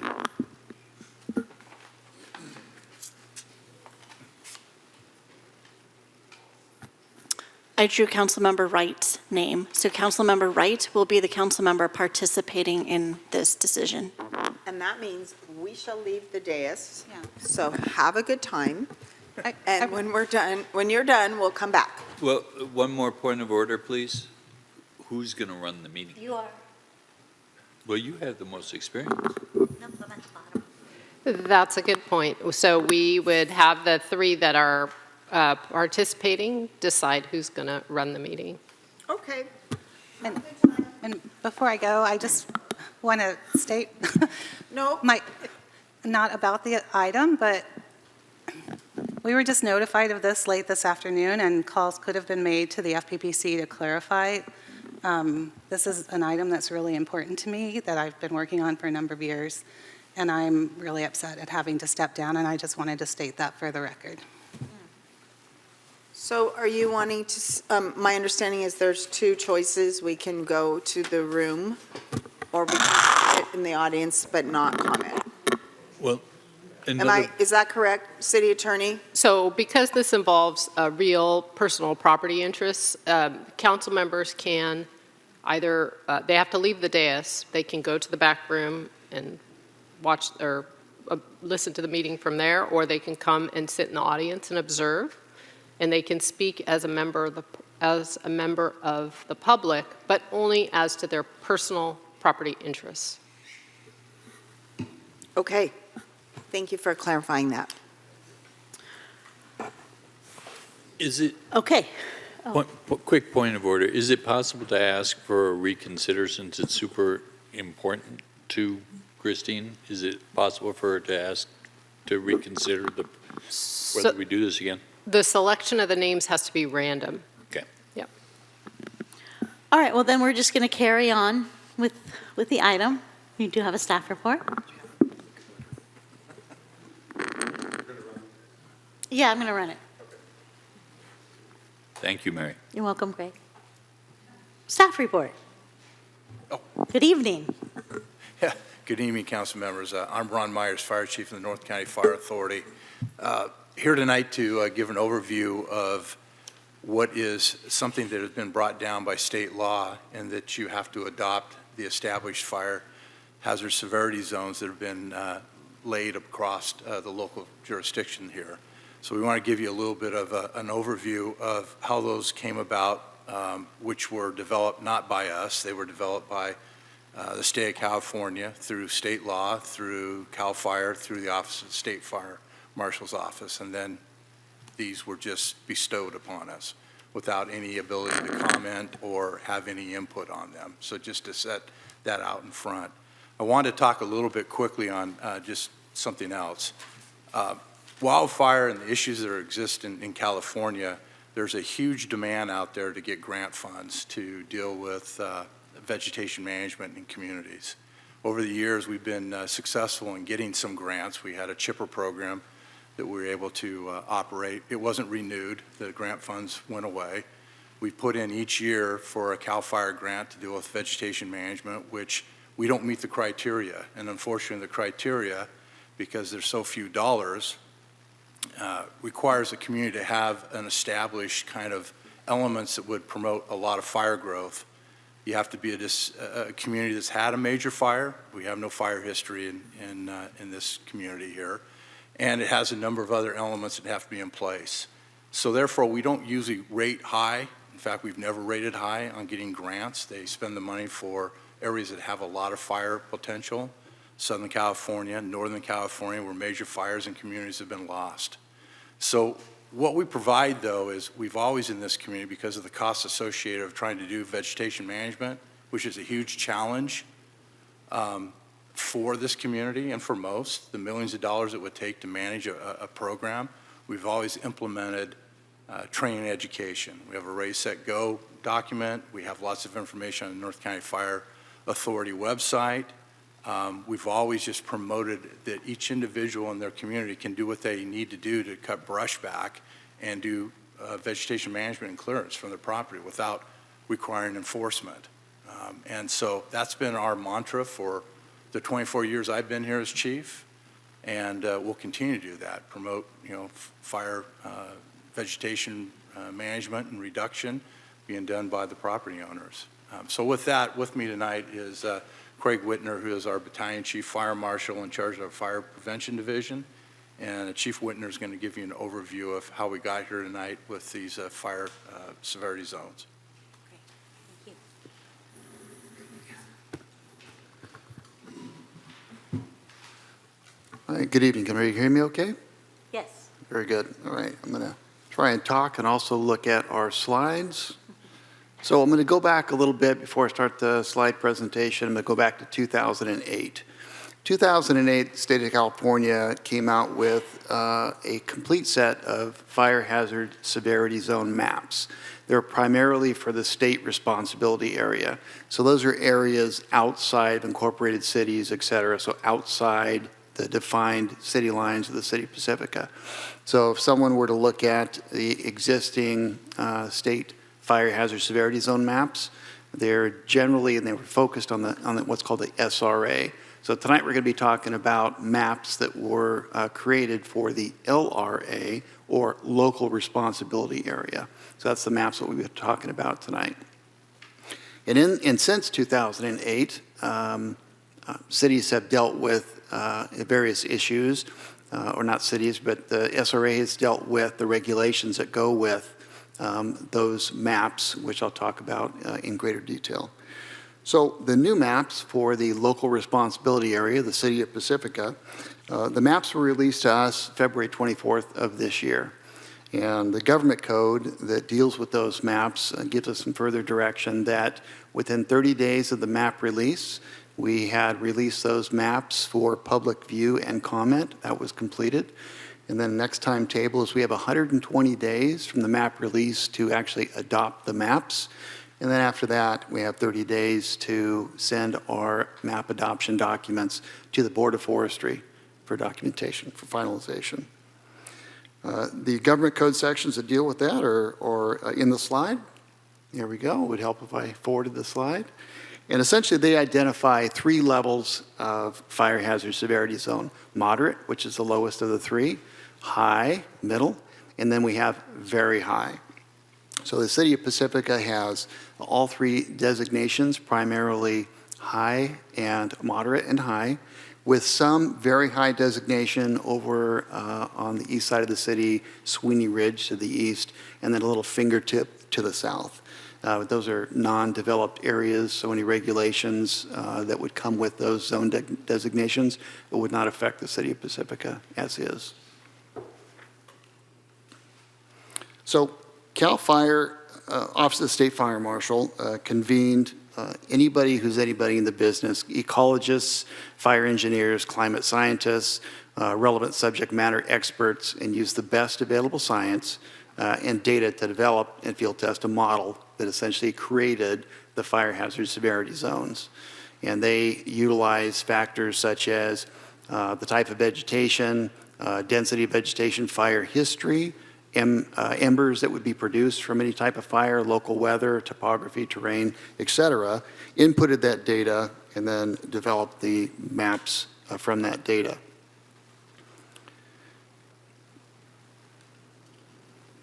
What does that mean for us?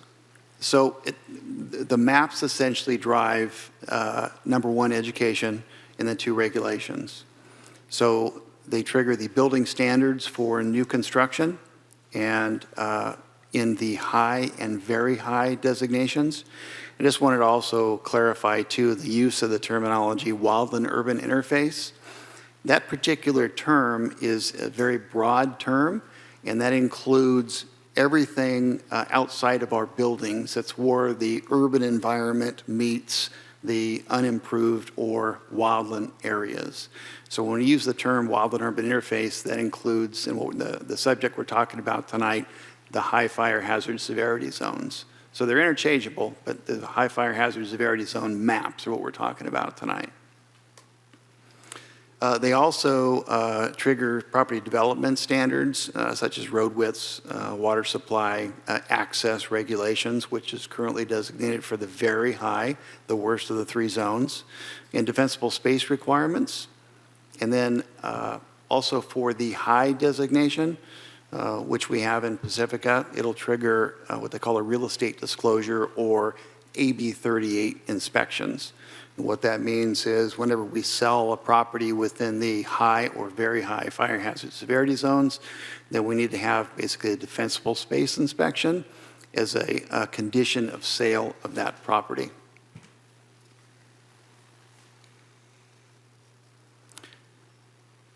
So the chart that we see here will give you a breakdown of the regulations, the topics of the regulations that apply to each of the three zones.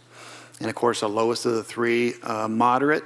There are no regulations currently that are attached to the moderate fire hazard severity zone, with the exception of adopting the maps to comply with government code. It's mostly about education. So folks that live in the moderate zones need to be aware that they have a higher than normal probability of a fire being in their area in a period of time, and typical education. It's like we say, like the fire chief said, we work pretty hard to educate folks about risk reduction as it is, but this will get the conversation going further. Now, the high designation, there are two things that come in that we'll be looking at. Obviously, the hazard disclosure, which is the AB 38, and then proposed for 2026 is what's called Chapter 7A regulations. Currently, the Chapter 7A regulations are basically your construction standards for building in the wild and urban interface areas or fire hazard severity zones. In the SRA apply to any designation in the state responsibility area, but we've been informed by the state that it is their intention to include the Chapter 7A regulations in the high designation in 2026.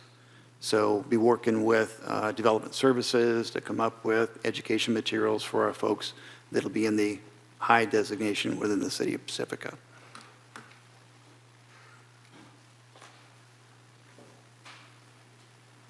So just to reiterate what I've covered so far is the state legislature mandated that the state fire marshal come up with fire hazard severity zone maps, which they have, to include most recently the local responsibility area. It further mandates that local governments adopt the maps as presented and released to the local responsibility areas. They identify hazard and not risk. And of course, maps may include areas that were not previously identified by the state fire marshal as a zone, period. We have made those maps available to the public for review and comment. We're working on, of course, we're here tonight to work on adopting the maps to comply with state law. And then, of course, we'll transmit a copy once the maps are adopted. We get a lot of questions on this. Many insurance companies, many, not all, do require residents to verify compliance with essentially defensible space. That's a government code section that deals with defensible space. And as I mentioned, with the adoption of this ordinance, the AB 38 inspections or defensible space inspections would be required for any real estate transaction, home sale within the high and very high fire hazard severity zones. And we have been told over and over by both state and insurance that the fire hazard severity zone maps are intended to drive our local planning decisions, not insurance decisions. We've also been advised that the maps are intended to be updated every 5 years. I would point out that the current release of the map that we've been talking about tonight for the local responsibility area is a couple of years overdue. And I'll also point out that the maps may be increased in severity with substantial evidence to place on the record, basically a substantiation of evidence-based data to support an increase in the designation. So local jurisdictions may increase it. They cannot decrease the designation. And I would just also say that for those very high fire hazard severity zones come with some pretty stiff regulations for mandated defensible space and likewise inspections for those areas. And I'm available for questions at your leisure. Thank you so much for your presentation. Council, do you have any questions? And Councilmember Revere, Yes. if I could, I wanted to take a minute to provide some additional information to supplement Fire Marshal Whitner's presentation. And if City Clerk Coffey could bring up the one diagram. I'm anticipating tonight that there's going to be comment from the public or potentially questions from council that go beyond just the focus on, you know, this agenda item before us, which is adoption of these state-required fire hazard severity zone maps, and ask questions about, well, what are we doing, and you know, about safety? What are we doing about fire resiliency, et cetera? So this is what I want to make a couple comments about. Chief Myers mentioned the education that North County Fire Authority does, that the grants that we continue to apply for but don't get, the grants we have received, such as the chipping program and other work that has been done, the evacuation zone education work that is very important that residents are aware of. The project that I want to focus on, and again, it's important and it'll reflect how expensive resiliency work is, but the city has been working for years with the San Mateo County Resource Conservation District, CAL FIRE, Caltrans, San Mateo County, Mid-Coast on a fire resiliency project related to evacuation routes on Highway 1 near the Tom Lantos Tunnel, as well as resiliency work in the Pedro Point headlands around the Pedro Point private property neighborhood. And in February of this year, the Coastal Conservancy allocated a grant for over $4 million led by the RCD to do the study and implement the work related to Highway 1 evacuation and resiliency work, fuel reduction work around the neighborhood. The map that's shown here is from their grant proposal, the scope of work for the grant that shows the area, the buffer area around Pedro Point neighborhood that will be studied and fuel reduction work implemented. The actual implementation of the evacuation route work, removal of lots of eucalyptus around Highway 1 for fire safety evacuation, is not funded, I don't believe, by this $4 million because that will be extremely more expensive than that. But I wanted to make sure that that the council knows that the city is focused on and doing and seeking funding for important projects like this, and this is a recent success that the Coastal Conservancy funded, and it's underway, led by the RCD. So more to come on this project, but since I know that questions will come up, about this aspect of our fire safety in our community, make sure that council's aware of this. And then where can the public find that information? Well, at this point in time, the scope of work is public. It was approved by the Coastal Conservancy. I don't have the date right here, but it was February of this year. So it's on their webpage and the scope of work that this grant will fund. And I'm sure in the future, as the work gets underway, the RCD will be providing much more information to the public. Thank you so much. Councilmember Wright. Yes, so am I to understand correctly that no local knowledge or input was sought or received in the formation of these maps? No, sir, not this time. And is it or was it possible to submit any kind of public comment to them in the formation of these maps or an official city position? Not officially, no, sir. Was earthquake potential at all considered in the making of these maps, since the big fear around earthquakes is the fire afterwards? Earthquake information is not something that was included to my knowledge, sir. Water supply, did you guys coordinate with North County Water to make sure that you would have sufficient water pressure so we don't end up in a situation like down in LA? I can cover it. I think they provided you a couple months ago when I was here giving you an overview with their evaluation of their water system, and they provided adequate support for their ability to provide water. We don't have any concerns based upon what they've provided and their ability to serve the community with water. Okay. And with the inclusion of the high fire zones for the inspections, does that mean that people are going to have their fences moved 5 feet away from their house? Are they going to have to cut down their trees if they're going to sell it? Are they going to have to cut down their bushes? What all is included in real that? estate? So fences, no, sir. I think you're referring to the zero zone requirements. The Board of Forestry has not come up with their final determinations or final recommendations as of yet. As I understand it, they've been given to the end of this year to come up with their final recommendations. So no on fences. That's strictly voluntary. It's best practice, but it's not a requirement until Zone 0 comes into play. The rest of it, sir, the answer would be yes. So each property during the sale would be required to have a defensible space inspection and may have to modify fuels in order to comply with defensible space requirements. Each property is going to be different. Based on not yet available standards? We do have standards for inspections or defensible space. We do have guidance that'll be given to the public. So the defensible space inspections, yes. Zone 0 is not going to be coming into play for us until next year at the soonest, if it does. Where are those defensible space recommendations available to the public? So they're not assembled. Like, for example, I have not assembled the regulations for folks to digest as of yet. We'll be working on those, but if you do want to look at them, you can look at them on the CAL FIRE website, Ready for Wildfire, Defensible Space, and they're all put forth there. And is my understanding that you're not ever eligible to be downgraded at all for any reason?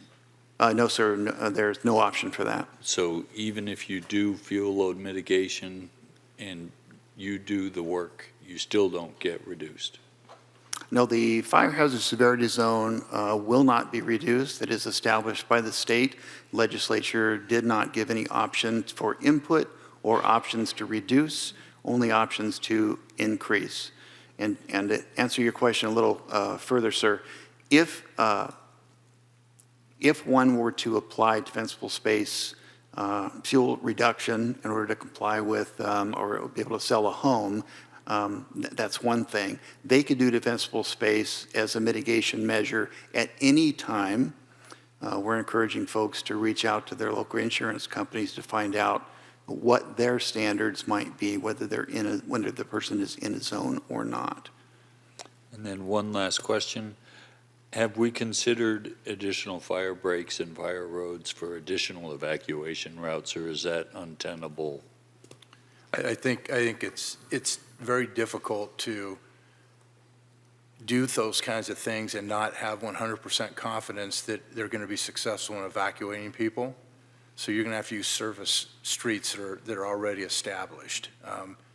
And to create any new evacuations, once again, challenge of dollars. It'd have to be an improved road. It's not going to be something that anybody's going to send someone out a road that may not be successful in evacuating. So we'll utilize our current street systems that we have to evacuate and make sure that evacuation, should it occur, traffic keeps flowing and we keep traffic moving instead of being backed up. Okay, I guess actually one last question. Are proactive defensible space inspections available to the public? Like if they just want some advice on their property, is that a service that the fire department can offer, or is that you too short-staffed for that? I think at this point, there's definitely literature, there's information, there's things we can help provide. If somebody called and said, hey, I want some help, we would definitely do something along those lines. Thank you. Can you define zone 0 again, please? Can you repeat the question, ma'am? Zone 0, you said zone 0, correct? Yeah, zone 0. Can you define it? Sure. Zone 0 is the first 5 feet from the exterior walls of your structure outward. So they further the zone 0 means the initial guidance means 0, nothing combustible. The Board of Forestry has, I'm going to say, softened some of their proposed regulations.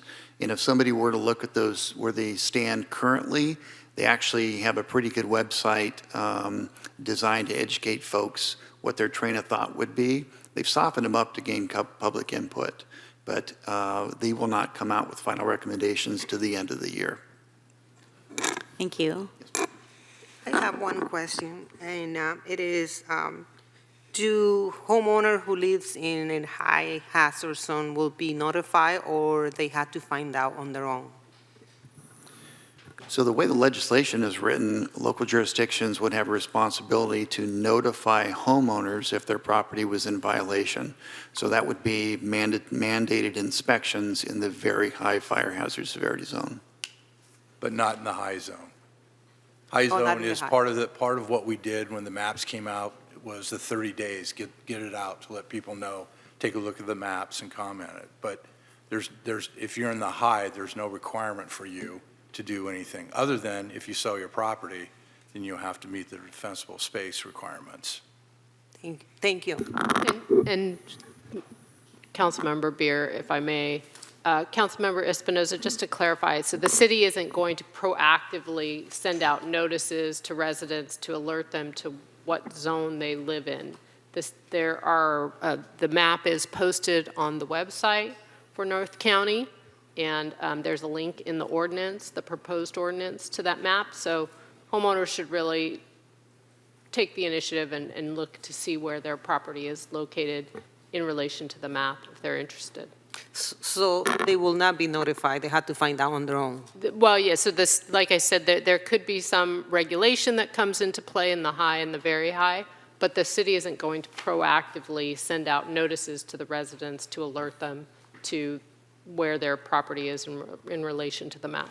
There's no consequence to a property owner that lives in the high or the moderate. So there was no push by the state legislature to say you have to notify people because there's nothing for you to do. Those maps were just established and put upon those communities, and there's nothing you need to do with them at this particular point in time. How about on the very high? If you were in the very high, then yeah, unfortunately, we have no developed areas in the very high. It would have precipitated us doing inspections and forced compliance, including leaning people's properties to get them into compliance if they did not come into compliance. So we're fortunate that we have no very high that sits upon any of the developed areas of the city. Thank you. But we could have it available on the website, Connect Pacifica, all those things, right? So what you mean is that we're not going to be sending out things to people's homes. Right, I just wanted to clarify that. Yeah. But as I mentioned, the website, there's a link to the website in the city's ordinance, the proposed ordinance, and I'm sure it's available on the state's website if you do some digging. Absolutely. And in fact, the state of California has an interactive, if you go type in your address, I'm not sure if we have that same link on our website. Do we have Not that? yet, but we will. We'll have it on ours too, but if you'll type your address in on the state website, we're working to get it. They haven't released it to local agencies yet to do the same thing. It'll tell you what zone you're in. Okay, that'd be great, yeah. And that will be something that we can put, maybe a QR code, find out if you're in a high, if your house is located in a high zone. We can do that and put it maybe in the laundromat, whatever. Yeah, I mean, once we have the ability for us to make that available, to type in your address, we can promote that on the website. It says if you want to know what zone you're in, go ahead and type your address in. Thank you. Councilmember Wright. Just one more question. Not that I'm saying anything about what way I want to vote, but what happens if we say no? I guess I would turn to the city attorney. It's state law. I don't know that we have a choice, but it's always a choice. Right, so if the council doesn't adopt the state maps, then we would be out of compliance with state law, and the repercussions could be, I think, enforcement by the state. As mentioned earlier, there is no way to reduce the designations, but the city council could consider increasing the designations of very high fire hazard severity zone if there's substantial evidence to support that. And that would be something, if the council is considering that, we'd want to discuss what the reasons would be for that consideration to determine whether or not there is substantial evidence. But then again, would that not then make us have to do the inspections and the forced compliance and all of that stuff if we were to elevate something into very high? Absolutely. Right. It would be a huge challenge if we designate areas in the very high. You could do it without, you could do vegetation management without creating very high fire severity zones. I mean, everybody in this community should be considering reducing the vegetation around their properties to make their homes more safe. It doesn't require severity zones to do anything like that, but you're exactly right. If you were to move into the very high, huge amount of money, we don't have the ability to do the forced compliance without adding positions and programs, millions of dollars to do that. So, and I don't see the necessity to go to very high. Plus, I don't see that there's any modeling out there better than the state of California to determine the zones that were already determined. Yeah, I personally have 32 feet of defensible space. Yeah. Because of having discussions with people like you. Yeah. And I want to thank you for that information, because that's what it is that led me to want to create some defensible space. Any other questions? Just to clarify, how many feet of defensible space is like, it's reasonable? 30 and 100. So historically, defensible space has been comprised of two zones. Zone 1, which is the first 30 feet from the exterior walls of your home. That's called the lean and green zone. And then the remaining 70 feet up to 100 feet or to the property line, whichever is closer. So for our communities where we have small lot subdivisions, we're mostly going to be talking about to the property line and in that first 30 feet. I just wanted to say that it doesn't mean clear cutting. Okay, it may lead to, and likely will lead to, a reduction in the amount of vegetation that we have in the close proximity to our homes, but it's about maintenance. And so our goal is to enforce reasonable regulations in compliance with state law, but it does not mean clear cutting. Thank you. Can I ask one more quick Please, question? go right ahead. Are there any upgrades that you might want to mention at this time to educate our public about what else might help protect them from fires, such as amber cast venting on their roofs, things like that? You know, and Chief Winter can guide some of the details. We have a document called Ready, Set, Go. In that document, it actually shows you all of the kinds of things you can do to harden your home from wildfire. And I mean, there's a myriad of things to do. I would just recommend people go and take a look at that Ready, Set, Go. It shows you examples. It gives you the exact kinds of materials to use to harden the home. And that's digitally available on your website? Correct. And we'll make sure, I believe it's on the website, correct? If not, we'll get it up there. Thank you. Any other questions? No. Okay, we're going to go ahead and open up public comment. I have 2 cards so far, one from Ken Miles and one from Aaron Clark. Ken?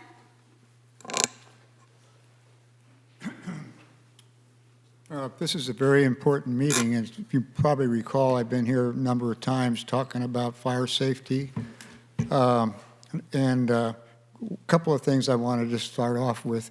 Yes, you don't have to, by law, send the notifications about evacuations to the public, but does it make common sense to notify the public with a mail? A lot of people don't use the email machines. They don't even know what we're talking about. And they won't even know what the sirens are about and where to go. And I think it remisses us not to be proactive in notifying the public. We've had some pretty good successes with the chipper program, and but I do have some concern from the insurance things. If anybody's familiar with California Fair Plan, we had it applied to one of our outbuildings. That it went from $800 a year in fire protection to $4,500 a year. And I'm afraid that many of these fire insurance companies are going to be jacking up everybody's rate that's living in the high severity zones. Also, you should consider not having fireworks at 4th of July when people are blasting away these things in the hills. That's stupid. I mean, what are we trying to do? Burn ourselves up? And I think that's what's going to happen if it continues that way. We're the only city, besides maybe San Bruno, that does that. The PG&E should put their electric lines that are touching trees, they have them all over the place, and they're sparking, bury them underground like they advertise on TV. And they're cutting down the palm trees and everything else, while they should really be cutting down eucalyptus trees. About the defensible space ordinance, I know it's mandatory for the very high area, but you could adopt it for the people in the high area as well, because defensible space makes a lot of sense. If one person doesn't do it, another person does, and another person doesn't do it, you can still have a major fire like that wiped out Paradise, Lahaina, and the Santa Rosa and many other places.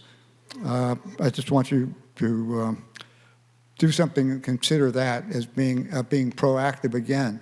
Of course, it's a little bit beyond what the state is talking about, mandatory, and I think it makes common sense. Thank you. Thank you so much, Ken. Aaron Clark?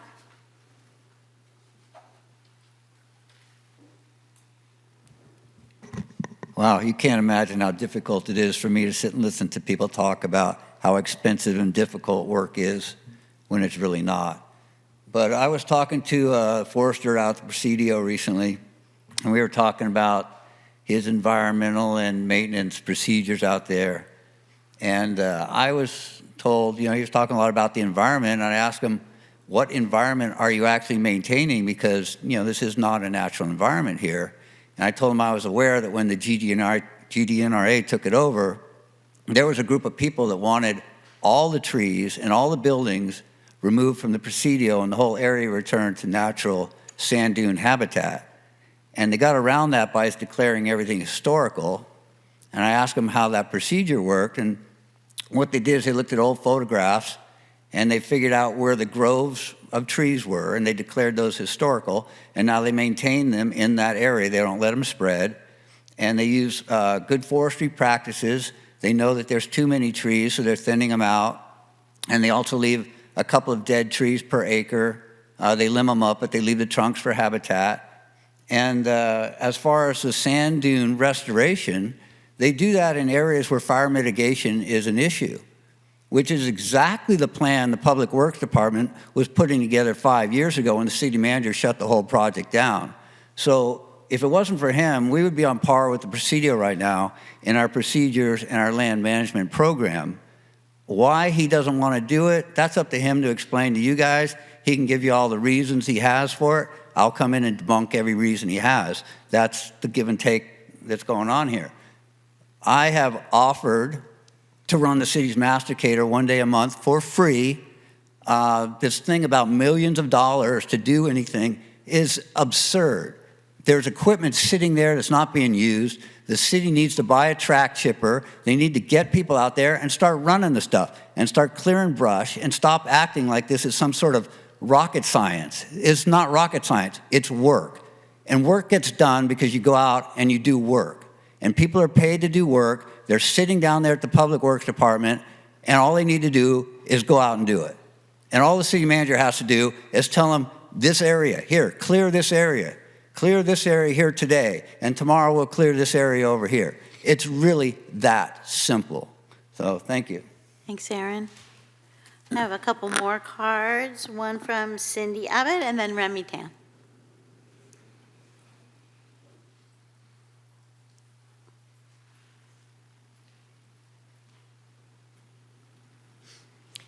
Hello, Cindy Abbott.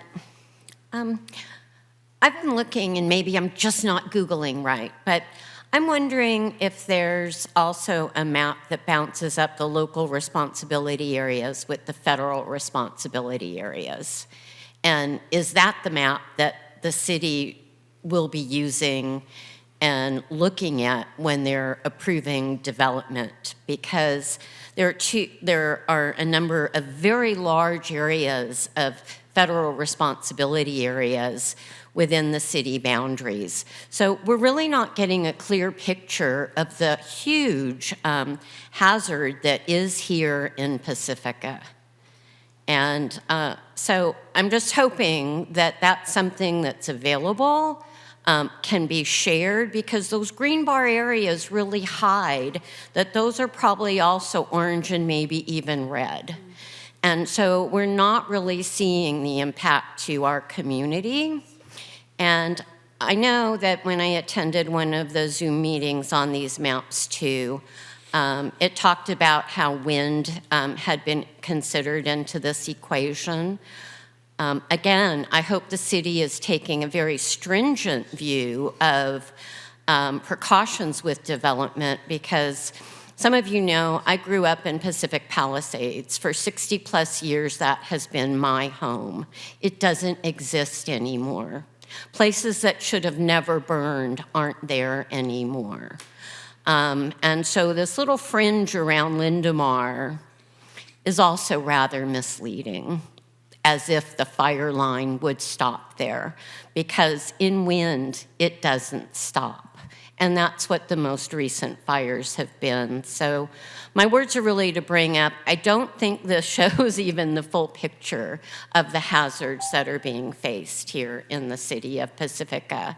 And I think folks are aware of it, but it is your job and everybody's job to get that word out. And to not feel comfort because, oh, I'm by a green area. No, we don't know what that is. It's not here as part of this picture too.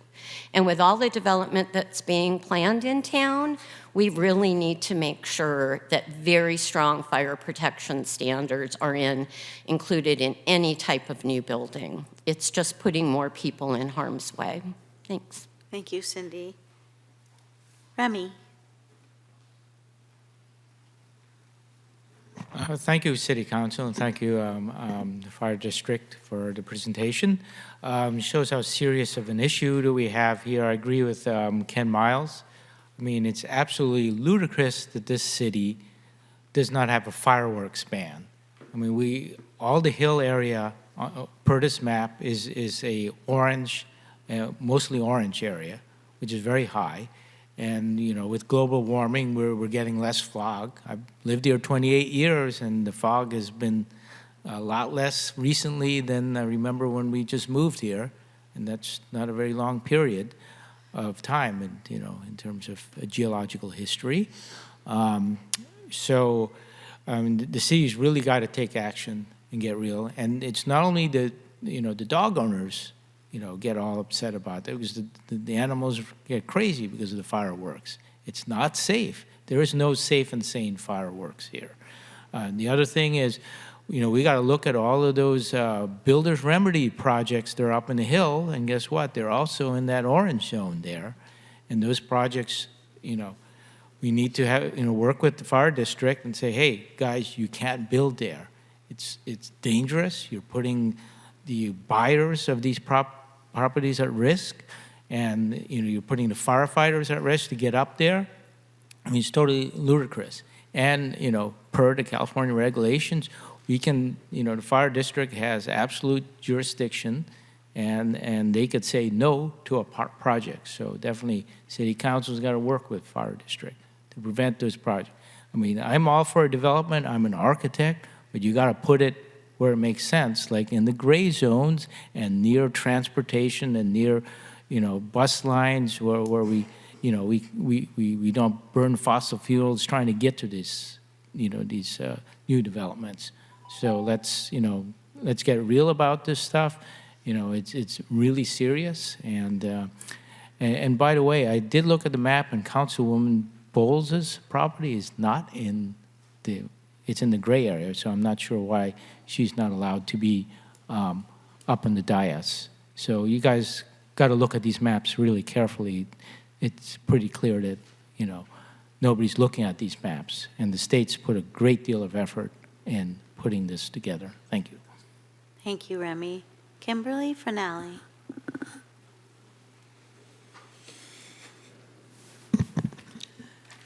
Good evening, council members and city staff. Kimberly Finale, Pacifica resident, here this evening speaking as a private citizen.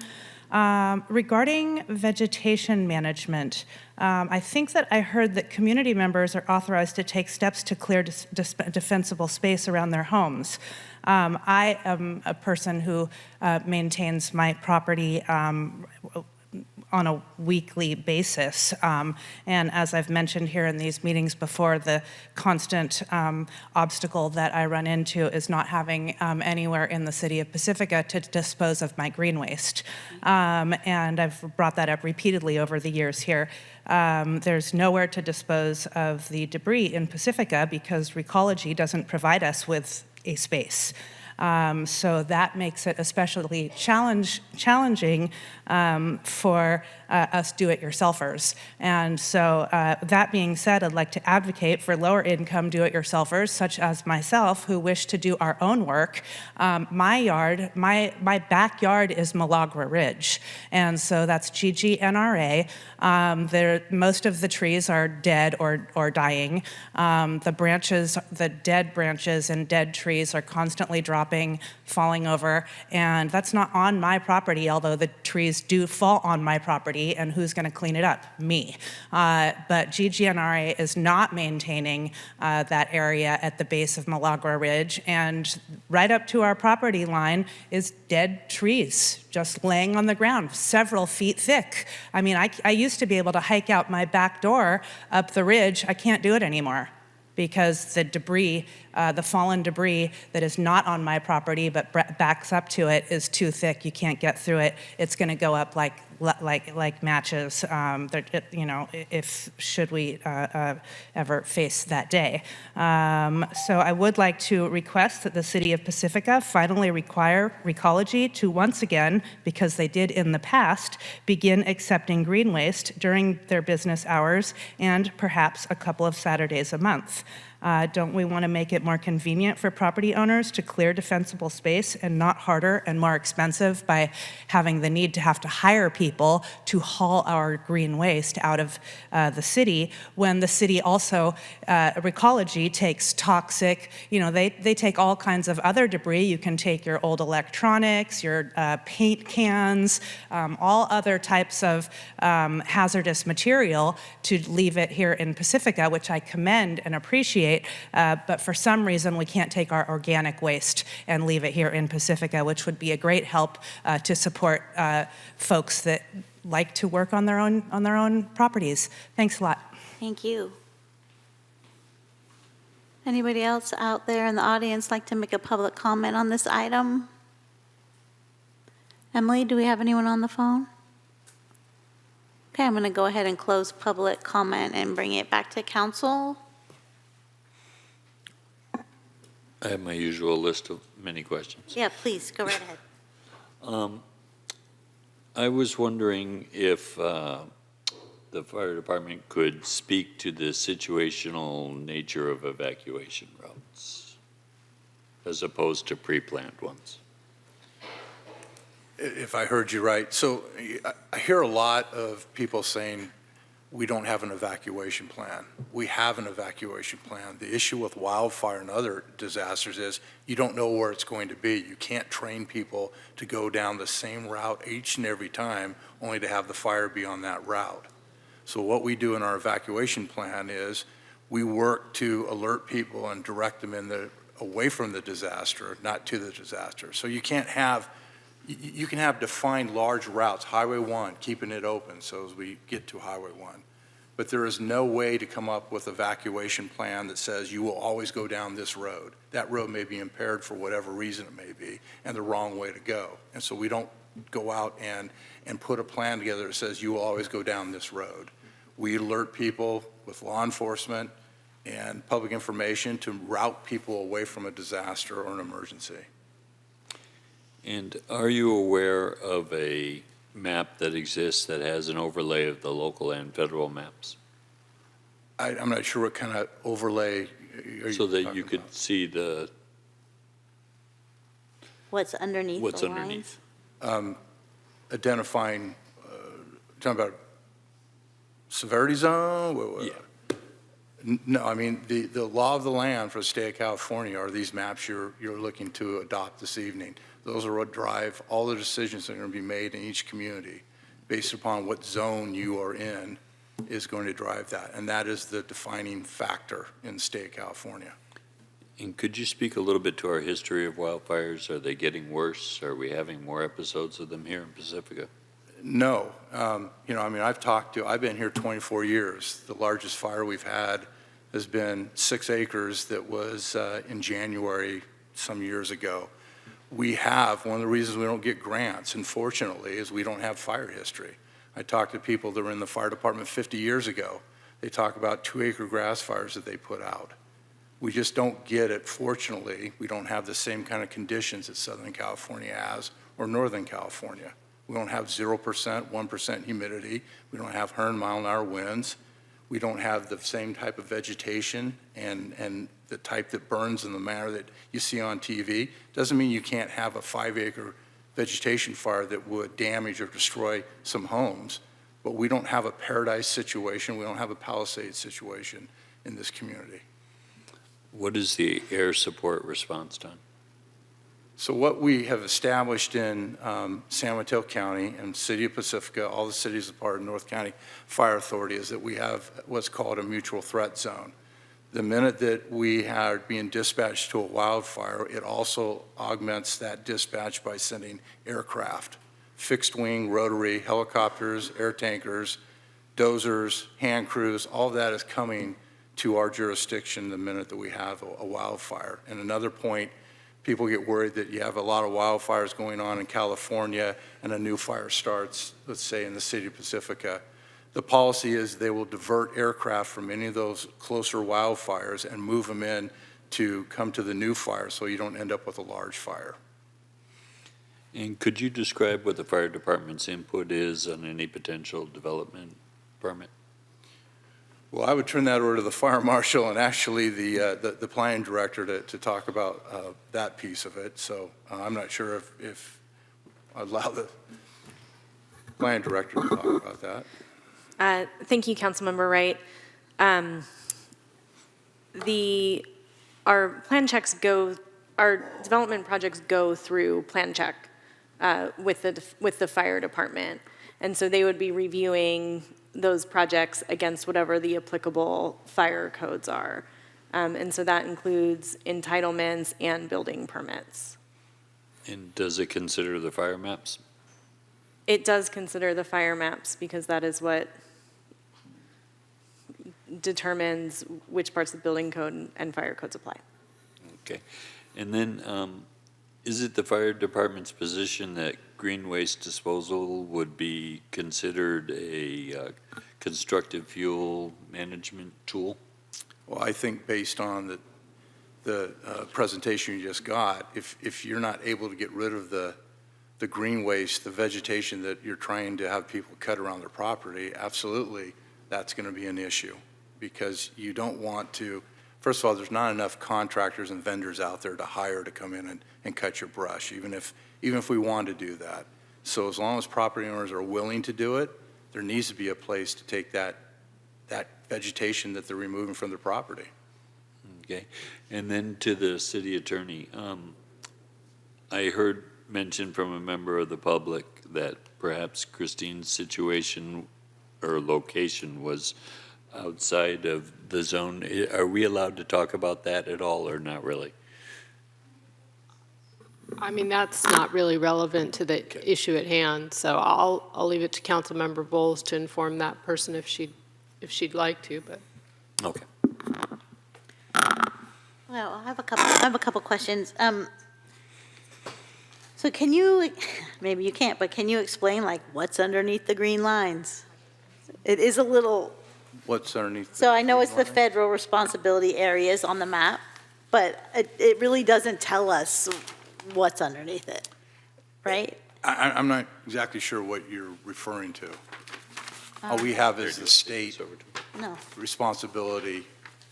like here. So in the middle of our map, right, there's the green lines. Yeah, go ahead, Okay, Greg. well, we've got the maps right here. Because I was curious about that too, so I was glad to hear. Remember the public bring it up? Oh, what that means. Yeah. Federal responsibility area. Yeah, so that's the federal responsibility area. That's GGNRA land. But it doesn't tell us what the environment is there, Yeah. right? And be honest with you, I'm not sure that the state has jurisdiction to determine that piece of it, but. I see. So maybe, It's only covering state land and local. okay. land. So maybe it would be helpful for us to actually reach out to GGNRA to find out that kind of information? As been stated here, GGNRA is not all that responsive when it comes to, and doesn't Yeah. have a requirement to clear their brush in that. But, if there's a specific question, we'd be happy to contact GGNRA and see if they're willing to provide or assist. Okay. Does the city own a chipper? Kevin? Anyone? I don't know, I'm not aware of the city owning a chipper, but Does the city own a chipper?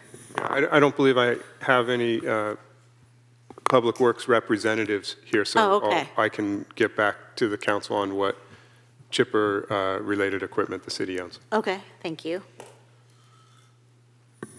Fireworks. Oh, man. All right, anything else from council? Any other deliberation? More questions? Do I have a motion? Do we need a motion? Yes, we do. So this is an ordinance, and we'd need a motion to introduce the ordinance. Do I have a motion? Do I hear a So I can read the full motion. It would be a motion to introduce by title only and waive further reading of an ordinance adding a new Article 3 Fire Hazard Severity Zones within Chapter 3 Fire Protection to Title 4 Public Safety of the Pacifica Municipal Code to adopt the City of Pacifica Fire Hazard Severity Zones map and finding the ordinance exempt from review under the California Environmental Quality Act per CEQA Guidelines Section 15061B3. So moved. I'll second. Go ahead and vote. So I'm supposed to say. And with the motion made by Councilmember Wright, seconded by Councilmember Beer, the vote passes 3-0 with Beckmeyer and Bowles being recused for conflict. Thank you so much for your presentation and the information and all Thank the you. work that you do Thank for our you. community. Thank you. Can we have 5 minutes? 5 minutes? So I can go to the bathroom? Sure. We'll take a 5-minute recess. Recording stopped.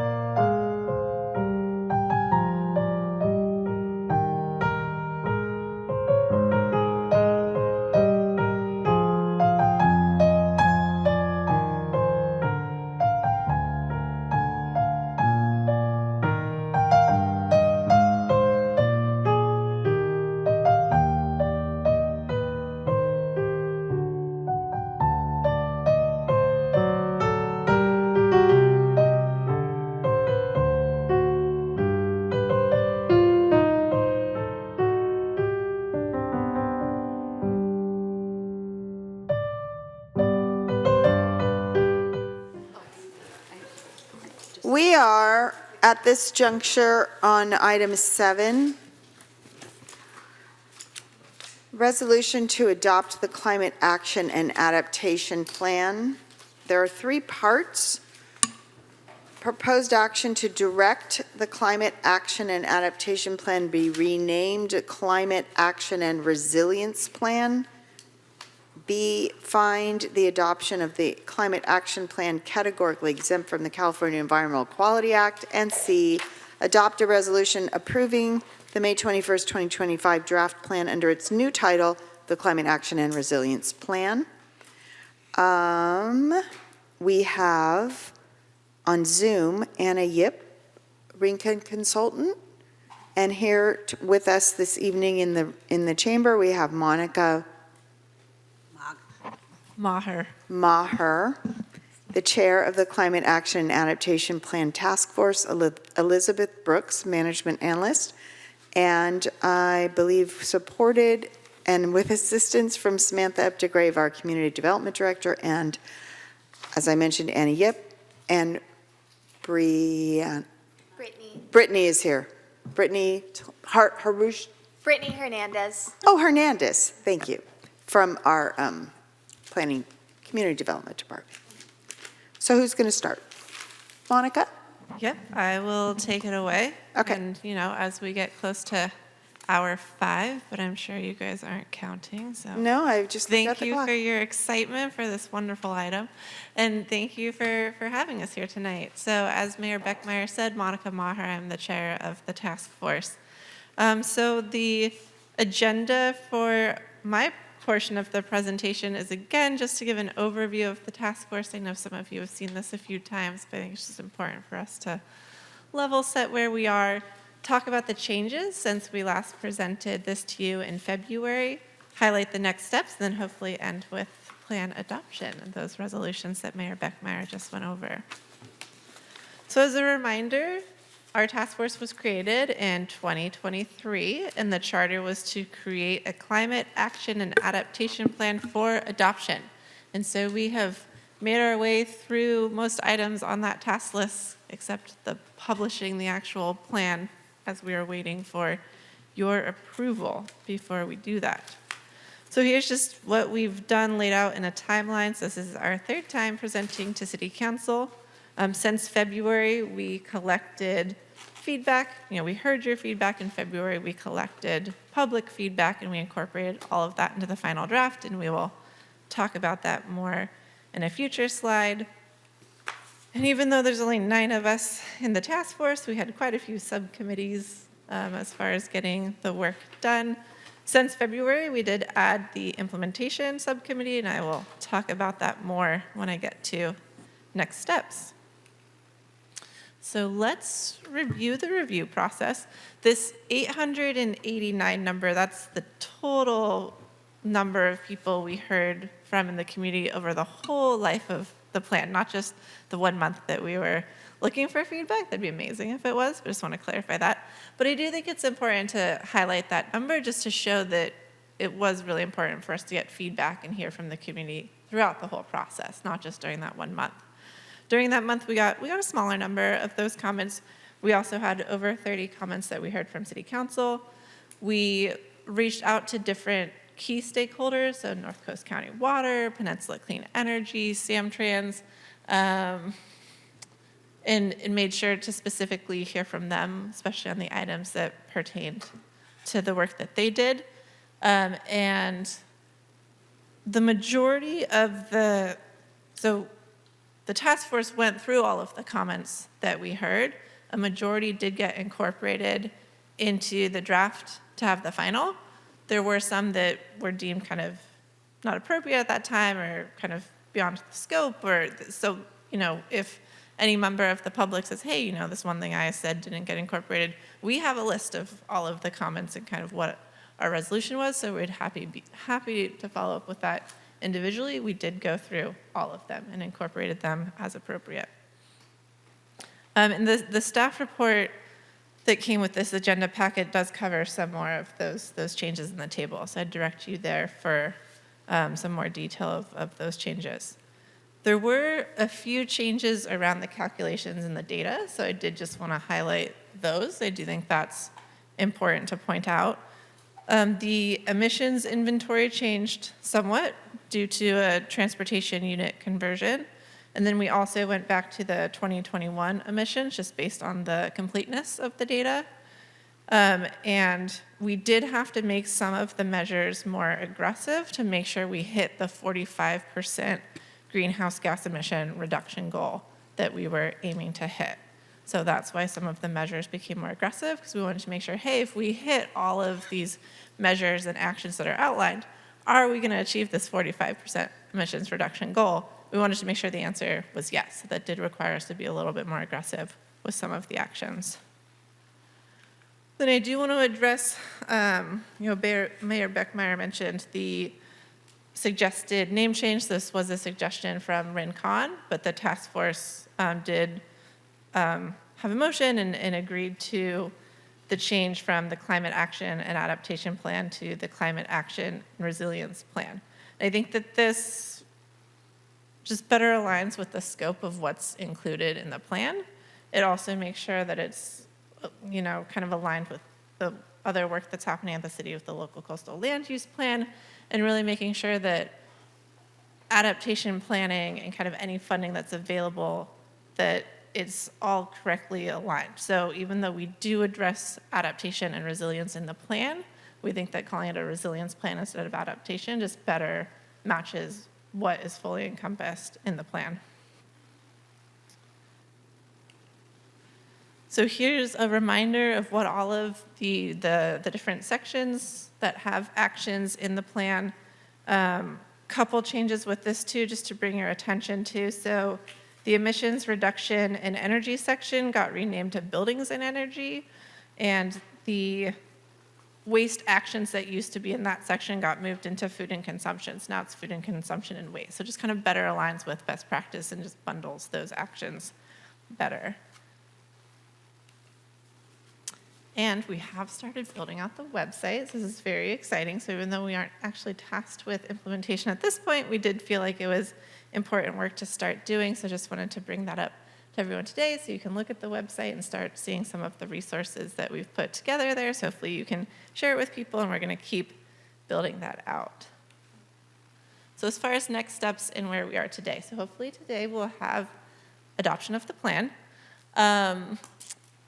There is the implementation subcommittee that I mentioned. So there are 4 of us who are part of that subcommittee, and we plan to work on an updated charter as well as a work plan that we can bring back to City Council at late summer to have City Council approve the updated charter so that the CAP task force can have a new charter to become the CAP implementation task force.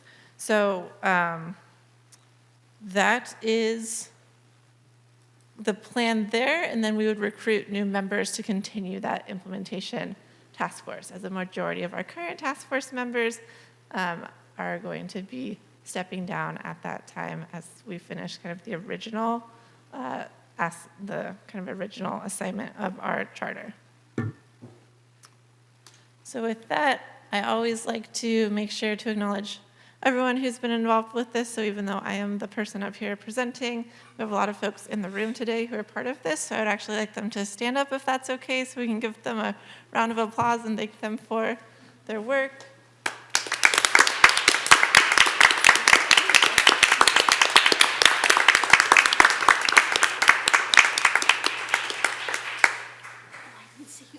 And just as a reminder, this is what is before you tonight as far as the resolution that we hope to have adopted, and just want to make it clear that the task force is aligned with the recommendations from city staff.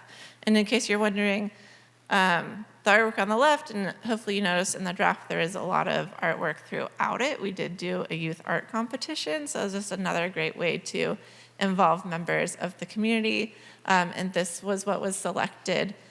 We had voting during Pelican Fest, and hopefully by adopting our plan, we'll be staying on the left side, the nice, sunny, clean air version of this picture.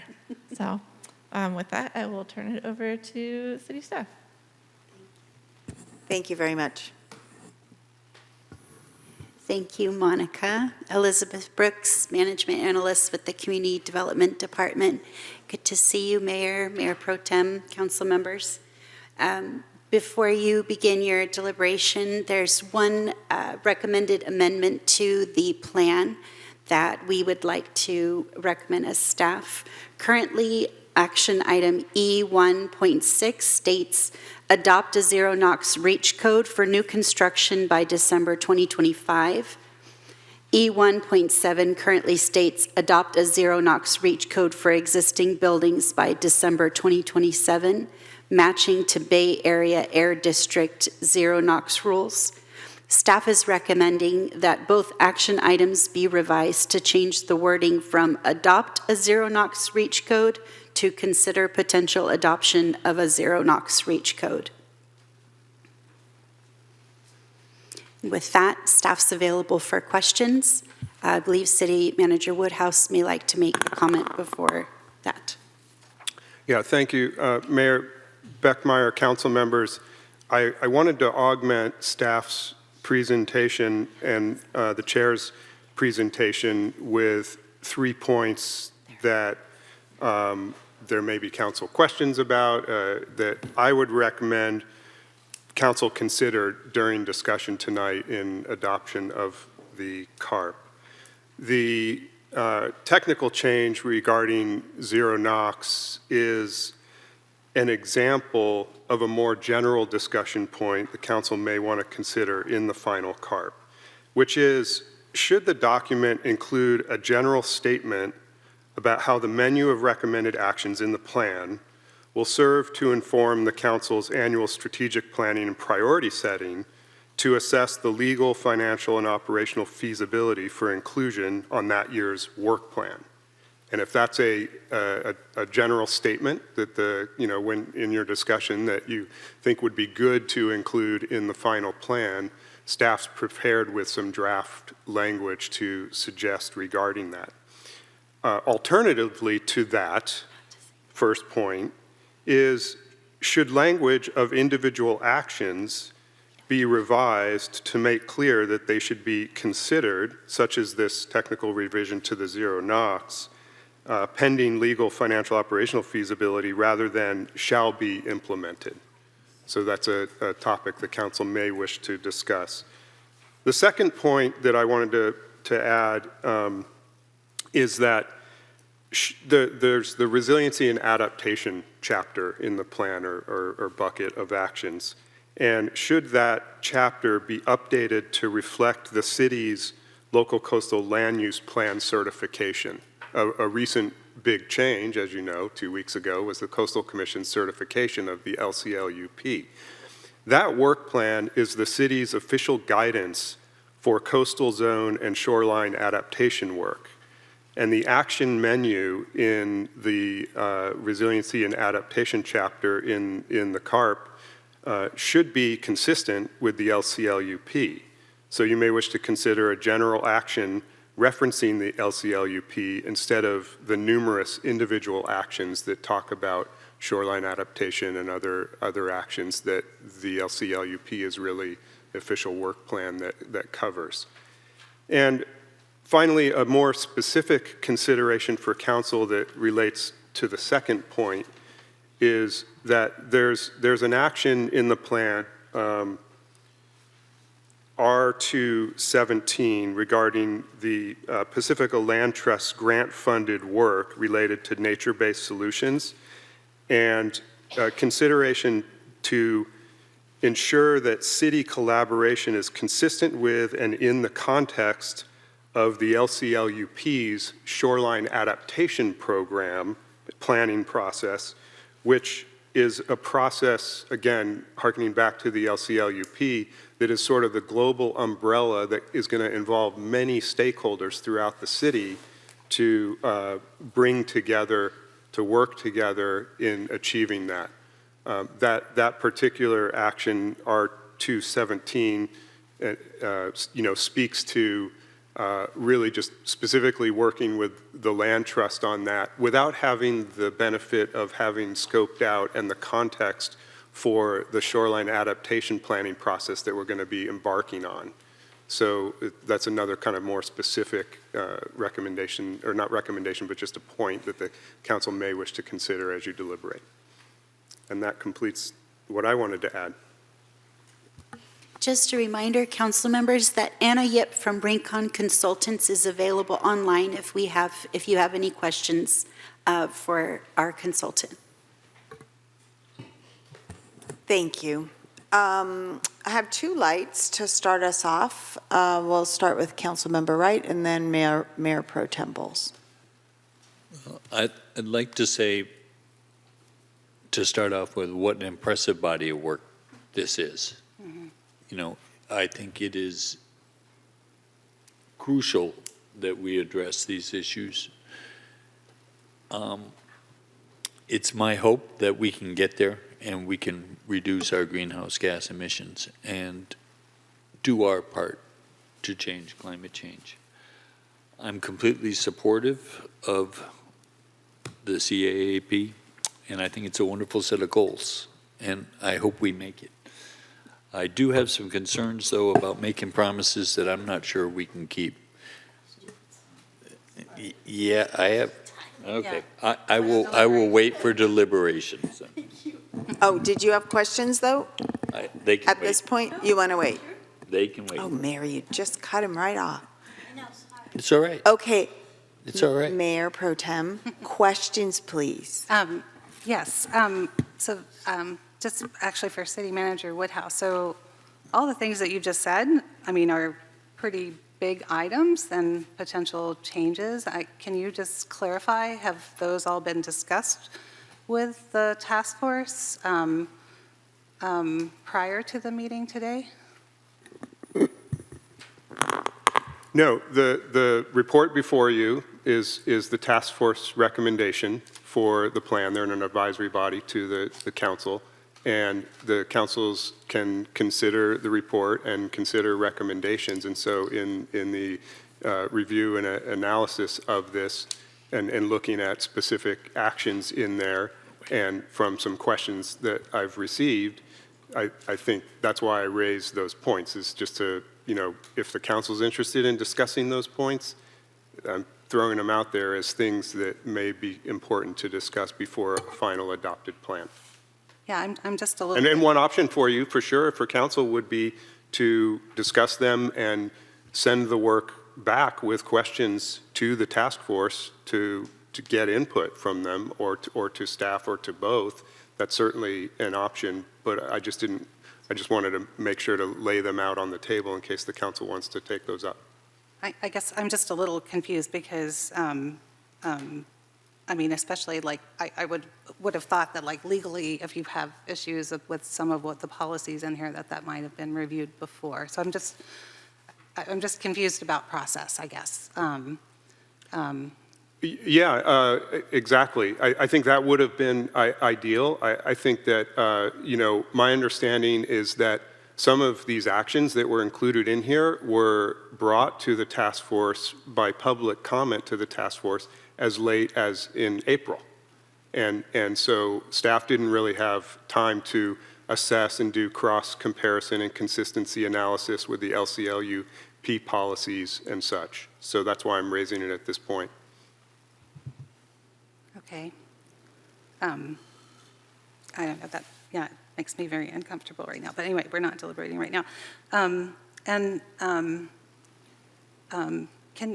Just in general, like, I mean, I have a few comments and suggestions on some language, and I don't know, I mean, how much detail that we're going through this today. Are we allowed to make those suggestions, and, you know, versus a comment that would be a definite change? Does it go back to the task force? I mean, what we've been asked to do is adopt it today, but these are some potentially major changes. And I can respond to that. So anything's at play for the council. You have a final draft of a report that a lot of, not a lot, but there's numerous, and staff could identify, there's numerous new things in here that weren't part of the joint study session with the council. So you can dig in to as much detail as you want. You can discuss any aspect of this report. It's great. It's great work, but this is your final consideration before adoption.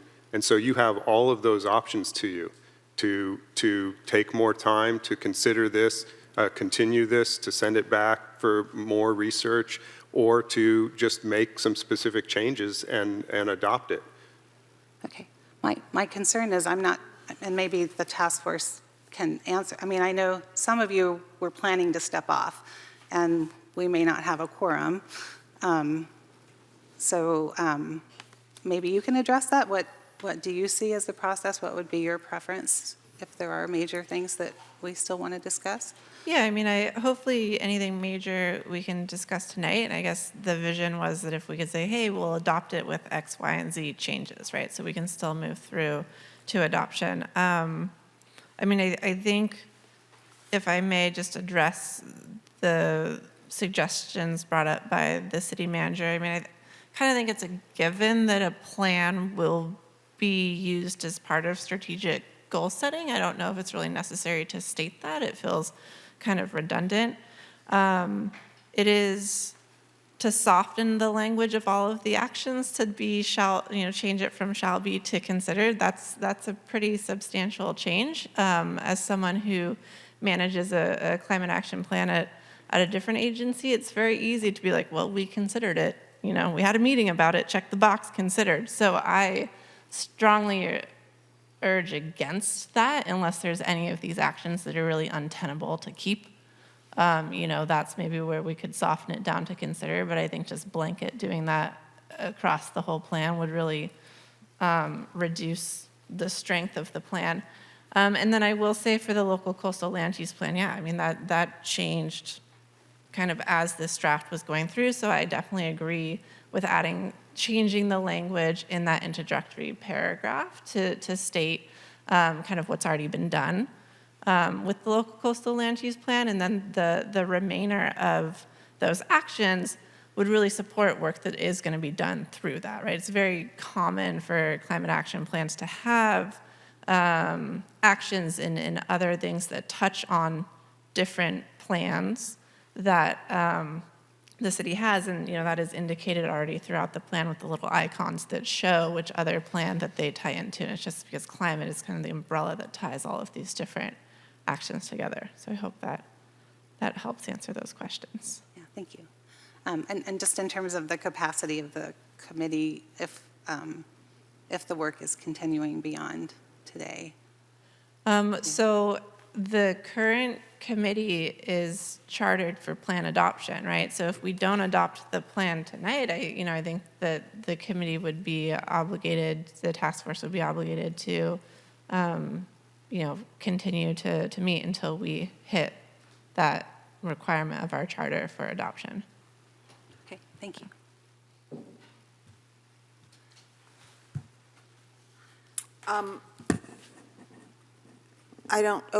I do. Christine, did I not turn off your light? Did you have other questions? I mean, if we want to get into it, I have a question for the consultant, but I'm happy to let other people. I don't have any other lights. Go ahead. Okay. I gotta find it. Sorry. Yeah, on packet page 597, where it talks about the data for transportation impacts. I realize you might not have newer data, but 2021 was obviously in the middle of COVID, where we have a lot less people driving. So I'm just wondering if that's been considered. Councilmember our Mayor Pro Tem Bowles, I'm sorry, I forgot. I didn't catch what page number you're on. Oh, sure, 597. Thank you.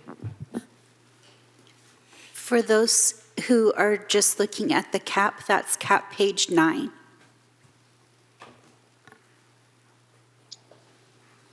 And I believe that question was targeted at me, correct? I think so. Okay, great. Well, yeah, I can jump in with a quick answer kind of at large for why 2021 was used, which I know was a question that was raised by the task force. as well as here in this conversation, yes, totally hear you in that in an ideal scenario, we can use the most up-to-date data as possible, which is definitely one of the metrics that we use when deciding which data to rely upon for these sorts of planning efforts. However, in this instance, we had to also consider where all of the data was coming from and what years all of the other data would be based on. One of the things that we avoid in planning scenarios like this is having 2021 data for one sector, having 2023 data for another sector and compiling it all together. It's kind of like comparing apples to oranges in the climate action planning world. And so what we do is we use the most recent date available for all of the data sources, which is why 2021 was selected, because for all of the different data sources that we use as inputs into this climate action and adaptation plan, 2021 was the most recent year. So while there are more recent years for some data available, 2021 was the most recent one available across the board for all data sources. Okay, and I think I read that we'd be looking at data every few years again, right, as we update this, so there might be an opportunity to readjust that as we get clean data for all sectors. Yes, definitely. And then to your original point around transportation data, especially around COVID, that's definitely a very valid point to raise. I can say that from trends that we've looked at over COVID with more recent data, that we are definitely reaching more normal transportation levels that we're experiencing pre-pandemic. So just for our own edification in this scenario, we can essentially assume and expect transportation numbers to reach back to the levels that they were at pre-pandemic level before 2020, 2019. Okay. And then just as a follow-up to that, so on packet page 604, and sorry, I don't know what packet of the actual document it is, Figure 2, so in green shows, or teal shows on-road transportation, and I'm just curious why those numbers don't change very much, you know, given like our housing element goals to build 2,000 new units of housing in the next 6 years of the planning period. And they actually go down to 2030. And this is, I'm sorry, I'm trying to get to the page that you're referencing. This is looking at the projections. It's on page 16, Anna, the figure 2. Okay, great, thank you. Great, okay, let me just scroll to get there. Thank you for your patience. Okay, page 16 maybe? 16. Okay, got it. Yes. So your question was around why on-road transportation doesn't increase as much. And even decreases. Yeah. Yeah. So the projections that we use here take into account the already approved state climate-related legislation. So this is taking into account the measures and actions that the state has set forth, especially related to zero-emission vehicles. So in transportation in particular, we have goals related to achieving zero-emission vehicles, 100% adoption by, if I'm not mistaken, it's 2035, if not 2040 for all sales of new cars, and then transitioning fully. And so these trajectories or projections that we use take those into account, assuming that we're going to be meeting those goals that the state has already set in front of us. So if you look at the dotted line, while you can't see the breakdown of the different sectors, the dotted line actually takes into account kind of like the business as usual scenario without these considerations of these climate related goals that the state has set forth already. So if you can see the dotted line kind of goes up, as you might anticipate, as a more business as usual scenario without any kind of climate related adjustments. Okay, thank you. That makes a lot of sense. And unfortunately, the federal government is now trying to block our vehicle laws, but obviously that's not in your your projection. Would that it would be. Okay, that's all for now. I'll wait till after public comment.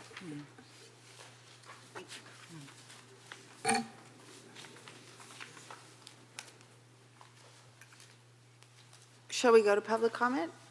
I don't think I have any cards, though. If I do, I buried them. So if there are people in this audience that would like to speak, if they could please come up and fill out a yellow card. You could speak first and fill out a yellow card second, that's fine. Hello again. Hi, Remy Tan. Speaking as a citizen, Pacific Manor. I urge you guys to really look at the language as it's written by the committee. I went to one or two of the committee meetings, and these guys have done a tremendous amount of work. I was on the original 2014 committee, and it's like, kudos to these guys. They did way more work than we did in 2014. Back then, I think we just basically reviewed the consultants' work, made some suggestions.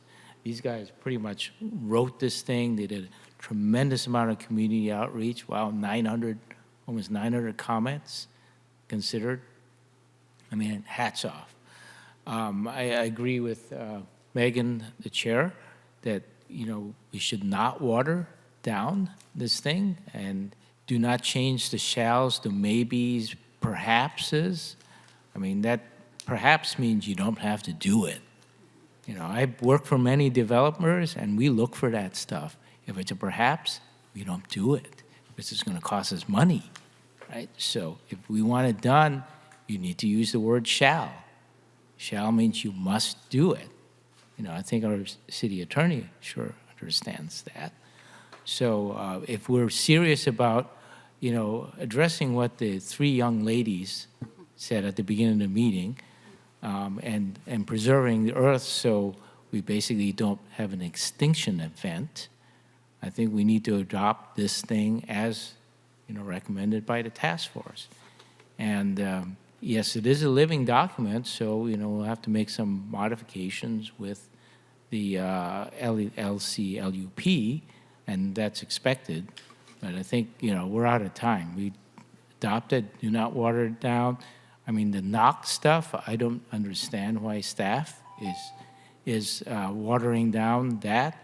That's a Bay Area Air Quality Management District. By the way, you spelled it wrong. It's BACMed, not bad. I don't know if that was intentional, but, we need to follow state laws. The city has spent too much time flaunting state laws. We're in trouble, with the housing element, behind schedule. Now we got builder remedy projects that we have to deal with, which are incredibly bad for the community. So let's, get on it and adopt this thing and move on. And by the way, we should also have the task force continue to implement this plan, because without implementation, the plan really doesn't exist. So I urge you to follow that recommendation from the task force and have them continue to implement the plan and watchdog the plan in the future. Thank you. Thank you. Cindy Abbott. I don't know where you want me. I'll leave it here. Thank you. Okay. So, Cindy Abbott, first, wow. Another example of the strength, commitment, and intelligence of our community and what can be done. Absolutely great job. I'm so proud of everybody that took part in this, as well as for the partnership with staff. All through this process, when I was talking with task force members, I heard about the great relationship that existed. So after all that work and coordination, it's surprising to hear a suggestion to consider adding qualifiers to this critical work in what was developed as a partnership. And as Remy just noted, the actions that we had 3 students here tonight from IBL school speaking about the importance of addressing the climate crisis. What could have been more poignant and moving to say, we can't add in qualifiers, say let's consider it, let's maybe think about it in 6 years. That's not what they asked you about tonight. They asked you all to take action now, something that we should have been doing before. And I know that a lot of us are doing some of these things, but it needs to be a strong plan from the city of Pacifica.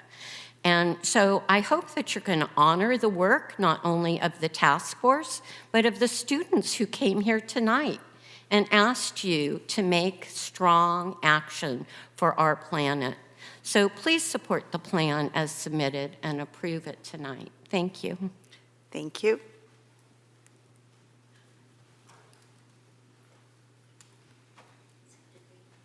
Sue Degree. Hi, I agree with Remy and Cindy. When I heard consider potential adoption, gave me red alert. I work with documents a lot, and when I see anything potential, I grab it if I need it to go my way. So kudos exactly to the committee, the commission, whatever, that have worked really hard. This is an exceptionally hardworking, cohesive group. I know some of the climate action that went back, way back to 2014. And this is incredibly, really awesome. Those people worked really hard too, but they didn't get to where you are. And this is really very much, we're very pleased about that. That's a lot of hard work. Thank you. Thank you. I don't see any other, yes, please, Nancy.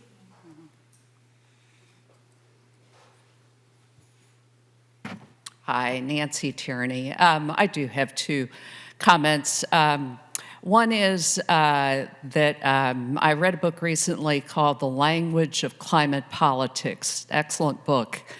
And a lot of good information in there. And one of the takeaways is to use very direct and clear language. And so, as others have said here, I feel like the language that we are using is what we mean and is appropriate to the recommendations that we're making. And the other is the resources that we had. We did have a great interaction, relationship with staff, with city staff. We also had great resource through the county, through San Mateo County, and the Office of Sustainability, specifically RICAPS, which is representatives from other cities in the county. Anna and her colleagues with Rincon are part of that. So that was also a very influential in the direction that we took in this report, and that's reflected in what other city practices are doing as well. And I hope that we'll continue to maintain that relationship because it's invaluable. Thanks. Before you go, can you say the name of that book one more time, please? Yeah. The Language of Climate Politics by Genevieve Gunther. And I'm glad to send you or even loan you my book if you'd like. Oh, you're sweet. Thank you. Genevieve Gunther. Okay. Anyone else? I don't see any others. Assistant City Clerk, do we have any phone? There are no other raised hands. All right, then we'll close public comment, bring it back, and discuss. So let's start with this recommendation about the NOx. I want to explore that a little bit. I noted at the beginning of the document, but I forgot what page, there's a reference to the change here. It's on packet page 597 on page 9, and it references other goals and actions in the 2014 plan and actual results. And it talks about, in the second paragraph, referencing REACH codes in 2022 that we adopted, and it says, in 2022, the city adopted a more ambitious REACH code that expanded the natural gas ban to all uses in new buildings constructed after January 1, 2023. The only exception was for for-profit restaurants and new commercial spaces within mixed-use buildings, subject to specific criteria. Following a 2024 court ruling that invalidated Berkeley's gas ban, Pacifica's REACH code is currently unenforceable. City Attorney, is this or something like this what is going through yours and staff's mind in regard to the recommended language change on packet page 613 or plan page 25 with reference to E1.6 and E1.7? Correct. So our concern is making sure that standards that are adopted by the city conform with the Energy Policy and Conservation Act, which was analyzed by the Ninth Circuit in the Berkeley case that you referenced. Additionally, there is a bill that's going through the legislature, AB 306, that would basically prohibit adoption of REACH codes for a certain period of time. So those are the concerns that we have in using language that is mandating a legislative act. Okay. And, okay, thank you for that. AB 306. And that's for E1.6 and E1.7? That's where and so I just want to clarify, the recommendation was for those two specific policies, not every instance of shall, and change it to consider. I think the city manager was using that, our recommendation on these two policies as an example of the language where it says, mandates a legislative action. And so the city manager was recommending an alternative, which would be to use different language. In these particular two cases. But these particular two cases were of concern to our office because of the Berkeley case and also the legislation that's going through. It's not adopted yet, so it's not law, but it is being reviewed by the legislature.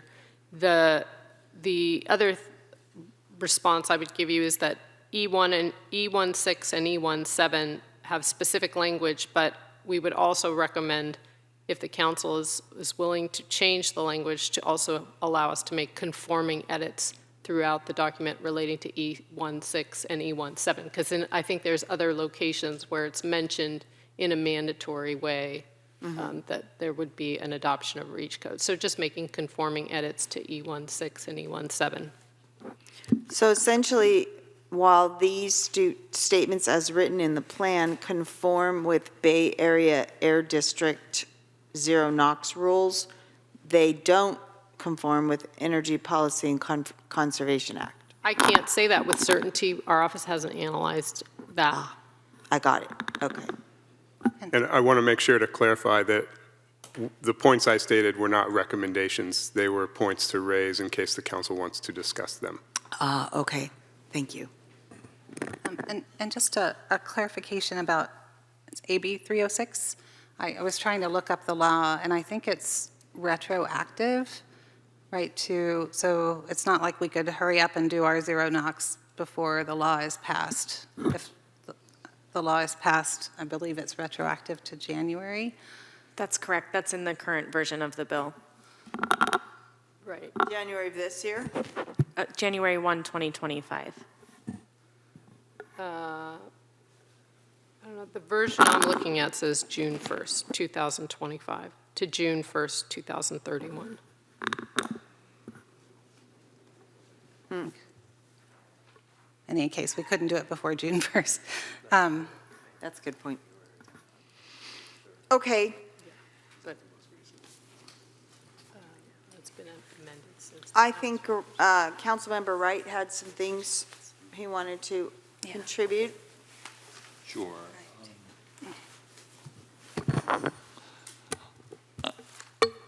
I am really supportive of these goals, like I was saying.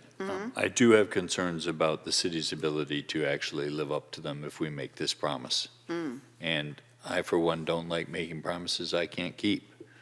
I don't think that we have enough staff to run the city as it is. I don't think we pay our people enough as it is. And to add this burden, which is a noble goal, I think it needs to be worked into the work plan as part of the process as feasible.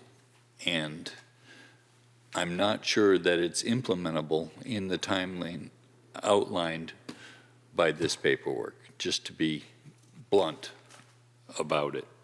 I have questions about some of these thoughts. While they're noble goals, we don't have, PG&E doesn't have the grid infrastructure to support it, to get it done in this timeline. I would doubt if 5% of the houses in Pacifica have enough electrical infrastructure to support all of these changes in it. I have concerns about that. I personally have solar panels. I have an electric car. I understand the challenge of thinking about adding a heat pump water heater to my house. I have to get a service upgrade because I don't have enough power coming in. Mm-hmm. And that concerns me. And it doesn't just concern me for me, it concerns me for seniors and things like that. If we eliminate those, I do want to get there. Mm-hmm. I just am not sure that we can do it, that we can make promises on this kind of timeline. Mm-hmm. Yes, Mary. Are you concerned about the timeline or the promises? Because I was looking at the timeline myself. I mean, I think this is the single most important work that we can possibly do. And so the harder we push, the more results we will get. But I was concerned about the timeline. So I'm wondering if it's possible to stretch the timeline a little bit. And I don't know what y'all think of that. So, but what are we going to do? I mean, we're already 12 police officers short. What are we going to do? Be 14 police officers short? I mean, we have to fix The budget. the budget. That's great. But besides having to fix the budget, we need to address this too. How do we do both? Fair. That's my question. How do we do both? Yeah, that's a question I have as well. And I want to talk with staff about that because I think that's what I want to try to understand is the implementation action. I guess what I'm trying to say is the result of approving this plan tonight, what impact does that have to staff's work plans? So when I heard the city manager say informing strategic planning goals, it seems like working, you know how throughout this plan it says low, medium, high in terms of the length of time. And what I'm not clear on as I look at this is I don't know how that overlays with what staff's already working on. We're halfway through the year right now, but we're also just about to start a new fiscal year. You're working on strategic plan, folding in the goals that we set for this year and how that would factor in for next year. So I guess I'm just concerned about timing right now, trying to understand how does it overlay with what we're already doing? And where might we run into a push? That's a concern of mine. Not that I'm saying I don't want to do these things. I just want to understand the impact on staff time for work plan. I'd like to understand the roles too. It seems to me that it's staff-driven, committee-supported, and council-directed. Mm-hmm. Is kind of my understanding of the roles, but mm-hmm. I wonder what the committee's impression is of this. I wonder what staff's impression is of this. Well, we can let staff answer, but I agree that those things are not very well defined in here. Packet page 609, so 21 of the document talks about the short, medium, and long-term timelines. So short was 1 to 2 years, medium was 2 to 5 years, and long was 5+ years. I think we all know that hardly anything happens in short 1 to 2 years, right? The way the city works. But that's not to mean, well, and it says to be completed. So maybe the words at least to be started. But I guess part of me, I mean, these are goals that we want to set. We are not necessarily committing, in my mind, to meeting all these in specific years. But that's We're not what committing- the document I know, says. I'm saying in my mind, right? So maybe there's a language change, but these are important things for us to consider, and we're not going to sit here and figure out the exact timeline of each of these.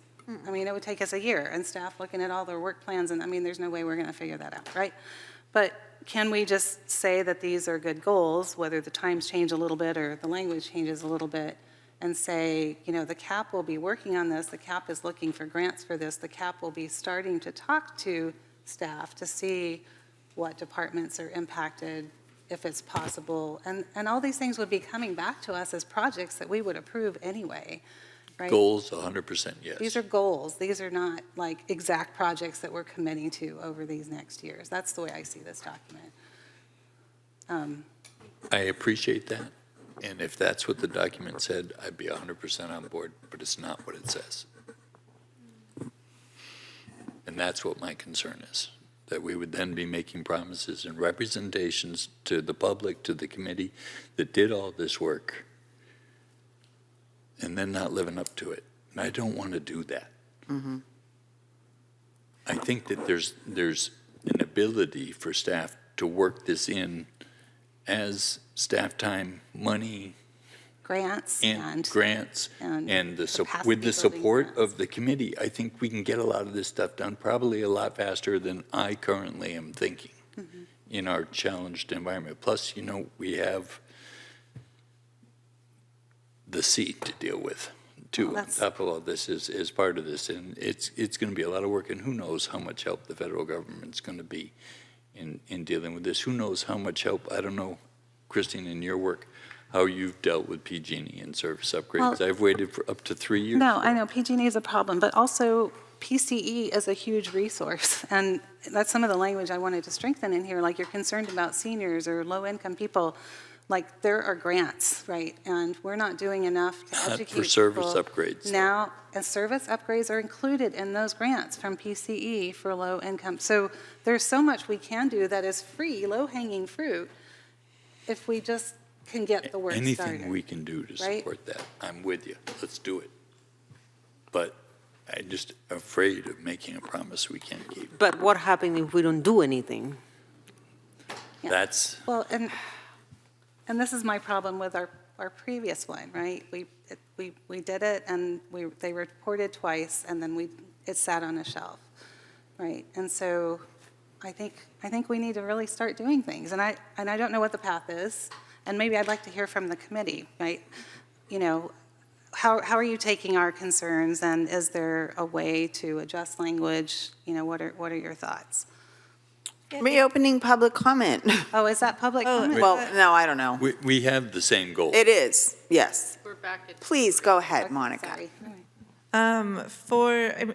For the implementation, right, and I'm sorry I don't have the meeting date down when you talked about the report out from the study session, and the direction we heard from council at that point was that to move forward with this work, we wanted to have the task force drive the implementation, right? I heard a lot at that meeting about the burden on staff time and what can we push to commissions and committees, and that included the implementation of this plan, right? So that's kind of the next steps we talked about, was having the task force bring a proposed charter to council to switch the focus of the task force from this plan adoption to the implementation of the plan. So I think it would actually be, instead of being staff-driven and committee-supported, I think it would be task force-driven with staff-supported. So I think that's the way forward, where we're able to start chipping away at some of these goals. And how do you see without the adding funding staff burden. working for that? Where's the funding piece come in? Well, the staff, my understanding is staff is applying for another Civic Spark Fellow, which is very small amount of funding. And there's, even though the federal funding landscape's a little more uncertain for this work, there's still a lot of funding at the state and the regional county level to support this work. So there's ability to start, to Christine's point, where this isn't, I'm sorry, Councilmember Bowles, where there isn't specific projects yet, but once we get to that project level with implementation, that's when we start carving out grants to apply to these specific projects. So we also intend to bring forward a draft work plan that takes these actions, I think there's 88 of them, and says, okay, here are the actions that, because some of them do go to different committees and commissions, right? So these are the actions that get assigned to them. These are the ones that this implementation task force would take in year 1, year 2, year 3, like be able to kind of start seeing how some of this work actually starts getting done when we bring that forward. And so that's a work plan not for staff, but for the task force. As an advisory capacity or discretionary capacity? That I don't have the answer to. Can you say your question again, please, Councilmember? As an advisory or discretionary? Are you referring to the task force? Mm-hmm. They would be advisory to the city council. So the direction that Monica's referring to was at the April 14th city council meeting, where council directed that the task force would come back, as she stated, with a proposed change to the charter, a scope of work, as well as a first 1 to 2 year work plan for the task force. All of that would be presented to council to decide yes, no, modify, etc. So no actions would be taken without council direction, council member. Without specific council direction. Exactly. And how would we determine how much staff time to allot, and does that fit within the budget, does that fit within our work plan? In the work plan currently, City Manager Woodhouse, you can take the comment if you like.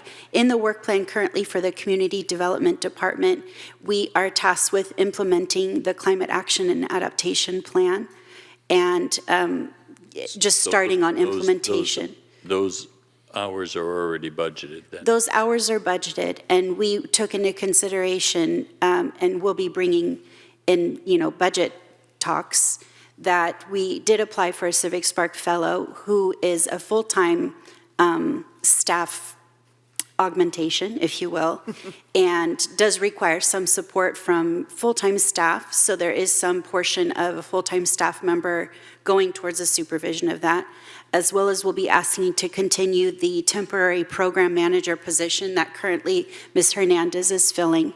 That is another very low-cost, really similar to the Civic Spark in terms of cost to the city. Also requires some supervisory, but between those, that's a full-time person and a half-time person who can give their time to the implementation, or to the support of the task force if they're to move forward with the implementation actions. And where does this fit in the priority scale of your day-to-day work, our arena numbers work, and all the rest of the community development responsibilities? I would say the director can probably answer that. She directs my work. I'm the supervisor for both of those positions. So it's a part of my normal course of work and falls within the other priorities that I have. It's of equal importance, supervising those staff and the work of the task force. If I could jump in and try to bring together some of the points that have been discussed, questions about timeline, the goals that are in here, how would we manage that? How would we manage expectations, or not create unrealistic expectations? So what I would say, and the reason why I raised that potential discussion point about a general statement about this menu of options informing the council's strategic planning and developing of the annual work plans. And as the chair, Monica, said, you know, that's sort of implied in the language, but it's not stated explicitly in the plan. So what's laid out in this plan is excellent and really helpful because it prioritizes actions, it establishes timelines that would be a goal to strive for, and that helps us in grant applications, and it helps us annually when we would look at, as Ms. Brooks mentioned, implementation of the cap is in our work plan. As we look at the specific actions to implement, we will be referring to those and say, well, here's what is here are the three most important ones. And then we go through that annual process of, if we get the Civic Spark Fellow, or if council approves, you know, some part-time funding for a fellow or whatever it is, we have enough capacity to do 3 things this year. And a lot of these actions, the other thing that's great is, as the council directed, some of them say, you know, they all say who's the lead. Some of them say the task force can be the lead on doing particular ones. A lot of them are community development staff is the lead, or the city manager's office is the lead. So annually, I have to look at what capacity do we have realistically, given all of, you know, housing element implementation, LCLUP implementation, our public works work. You know, you go through that every year in the strategic planning, and we balance everything out and say, this is what we think we can accomplish this year. And that's how this document is so helpful and beneficial. And you know, to the comments about filtering it down or watering it down, that was not the point that I was raising at all. It was just to say, each year, we need to look at what's operationally and financially and legally, because laws may change and some actions may not be legal, yet the document says shall do this by a certain time. We need to be able to, you know, have that statement in here to guide the menu of choices each year as we develop the strategic plan and the staff work plan. So, you know, hopefully that helps. We can't sit here and I can't sit here and say, you know, we have the capacity to do these 5 things next year. They all require a lot of work, and we have to really dig in and figure out, okay, how much time is that gonna take? What does staff have to do? What can the task force volunteers lead and do, et cetera? So, but isn't hopefully that what helps. will and shall mean? That we will do it, not we'll see how much staff we have to devote to it? I don't think so. For starters, I like to move to we extend the meeting. Yeah, I was just thinking that. To 11:30. Okay, I'll second. Did you get that, City Clerk?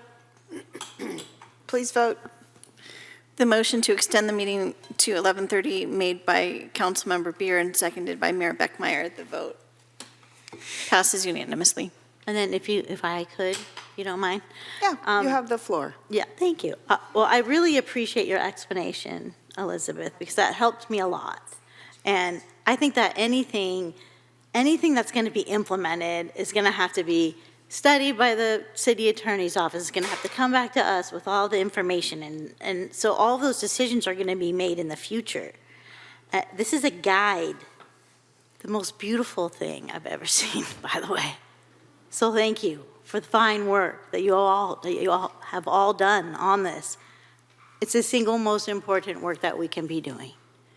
And I mean, I appreciate you talking about low-hanging fruit, because literally, like, the best time to change was years ago. So I don't know, the next best thing is starting now. And so this is where we start. And I think it's beautiful. I agree. I could agree to the changes for E16, E17, if I'm saying those right. And, you know, the references to LCLUP. But other than that, I think we should just accept it as is with those changes. Okay. Who else would like to speak? I'm okay with that too, and I think, we can clarify that the expectation is, the task force will be set up, you're working on implementation. When it comes to goal setting, right, that's when you're bringing to us the goals for the year, right? So in March or so when we do that work, and then staff takes all that and analyzes it with the budget, and we're looking at what grants we can get to fill in the pieces, and then we decide on the projects we can undertake that year or continue working on that year. I don't think we have to necessarily refine all that language. I think Is that what the document says, though? I haven't read, I was reading the particulars of the policies, and I have some suggestions there. I wasn't looking at that language. So maybe Elizabeth or so who has looked at that language, or is there a sentence we can add or so? I do worry about weakening it too much, that it means that we don't have to do anything. And we have to start somehow. Well, I'm going to First let Myra speak, and then I have one example to address that point. Go ahead. We had to start somehow, so I think that's the first step to start. So let's do it. I want to point everyone's attention to packet page 626, plan page 38, item R2.4. R2.4. Packet page, the packet page? Yes. 626. And this has to do with artificial turf. Investigate the health and environmental benefits and feasibility of a citywide artificial turf ban by December 2027. So this one just jumped out at me because I'm like, that sounds interesting. December 2027. If it's written down in this plan, to Greg's point, then when goal setting for 2027 comes, is it going to be the expectation of the maker of this suggestion or of the committee itself to come to goal setting and go, hey, this plan says you're going to do this by December 2027, so we got to do it now? What if the timing isn't right? Is this what I'm hearing you say, Greg? Yep. What if other priorities are higher? What if whatever? Do we always complete all the goals? Oh, you're so funny. I'm going to assume that's a rhetorical question. We don't even complete all the legal things we're supposed to do. So the point being, I hear what you're saying, Greg. You don't want to commit to things you can't live up to. That one as one example. We've set goals before where we needed to change it and modify it. We needed to say, we're not doing it this spring. This isn't a goal, it's a plan. Right. It's not a goal, it's a plan. And so your concern is that it's like we're signing off that we're committing to doing all these things by these dates. Yes. Okay, so would it be helpful if there were a list or some kind of table that made it clearer what the expectations are for you to look through that? It would be helpful to me if there was a list and staff reviewed it and told me that they thought it was achievable. But that's going to be year by year. Then we shouldn't call it a plan, we should call it goals.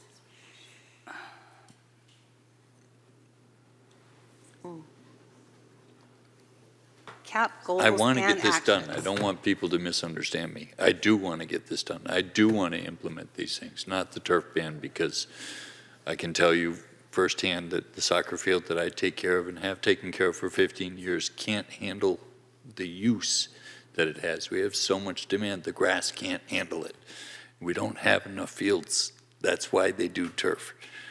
But So that's a you can different see issue. that might be a hot button issue since Okay. it jumped off the page. I'm just reading, so Somebody page, I'm sorry. She's going to want to say something. Okay, one at a time. Christine has the floor. Please go ahead. Sorry, I'm just reading from page 607. So section 5, cap goals and actions. It says this CAP provides a list of recommended actions.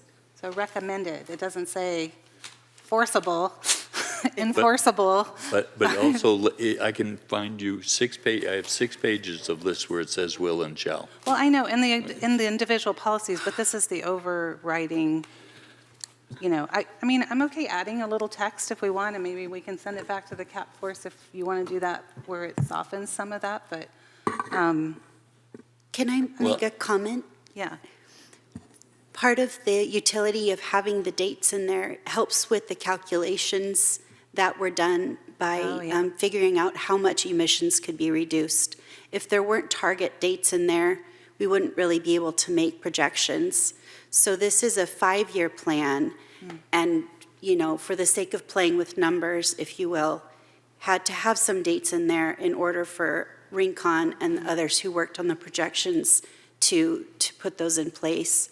As science evolves and as this is looked at annually by the implementation task force or staff, and with legal review based on that, some of those things will have to be tweaked. Then, a calculations adjustment would be done based on those alterations. That makes a lot of sense. And maybe we have to, if we're still maintaining those goals, we might need to look at other policies and moving them up if we find one that's easier. Everything's a give and take. So, yeah.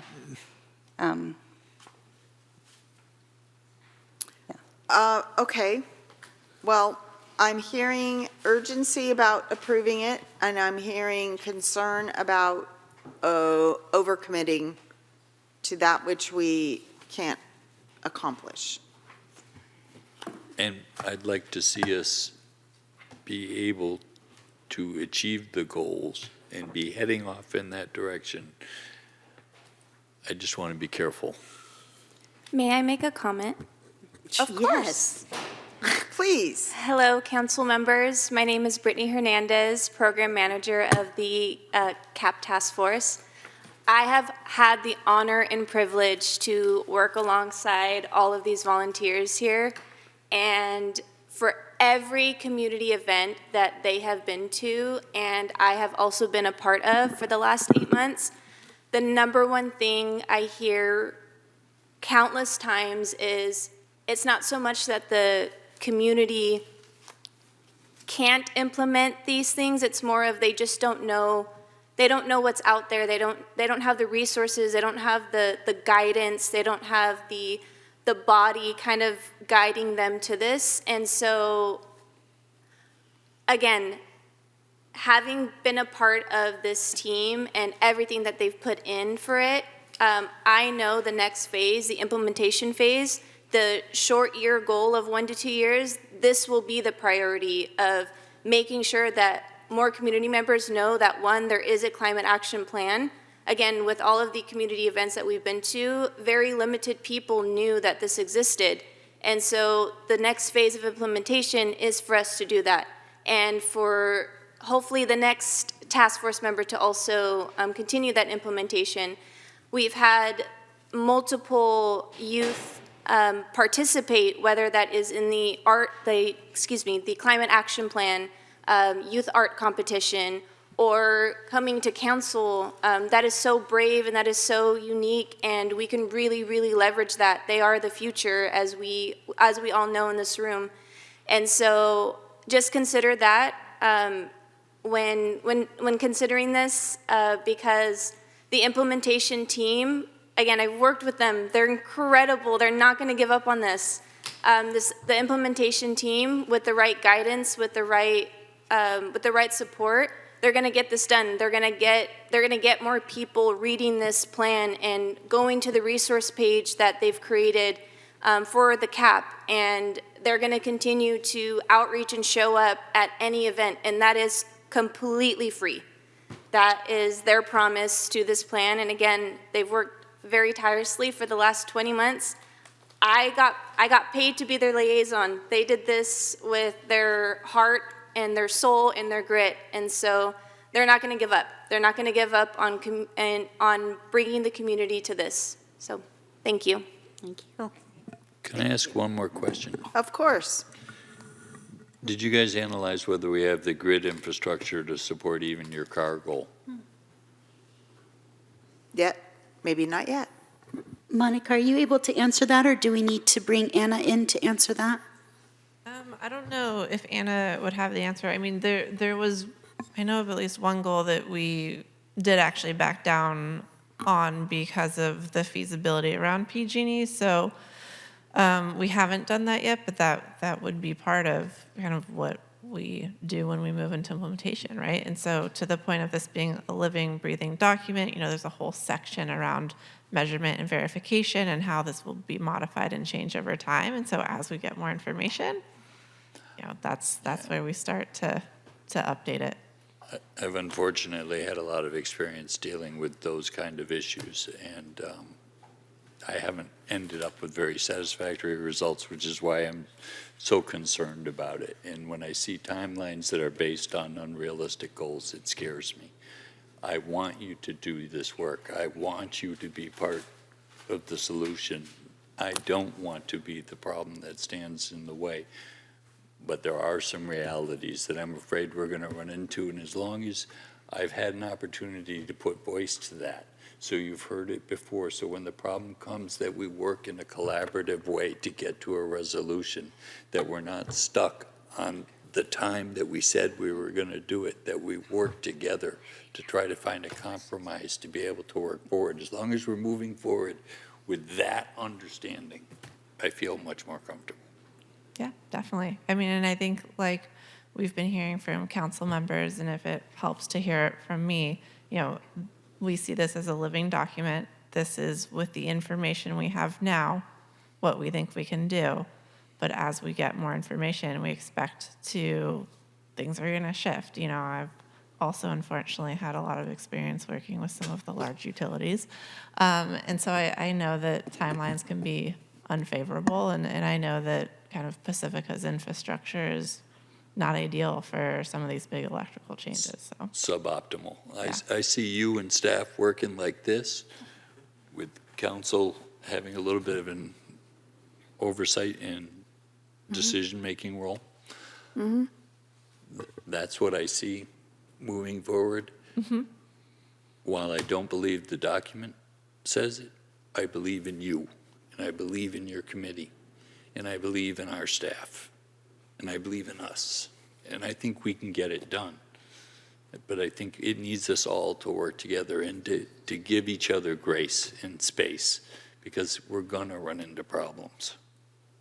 Yeah, agreed. No, and we've been very fortunate to have the city staff that we have to work on this plan, and I think this is the foundation for us to start moving forward into that implementation phase. I know that Mary wants to say something because she's just got that look on her face. But before you do, I'd like to ask Anna what you wanted to say.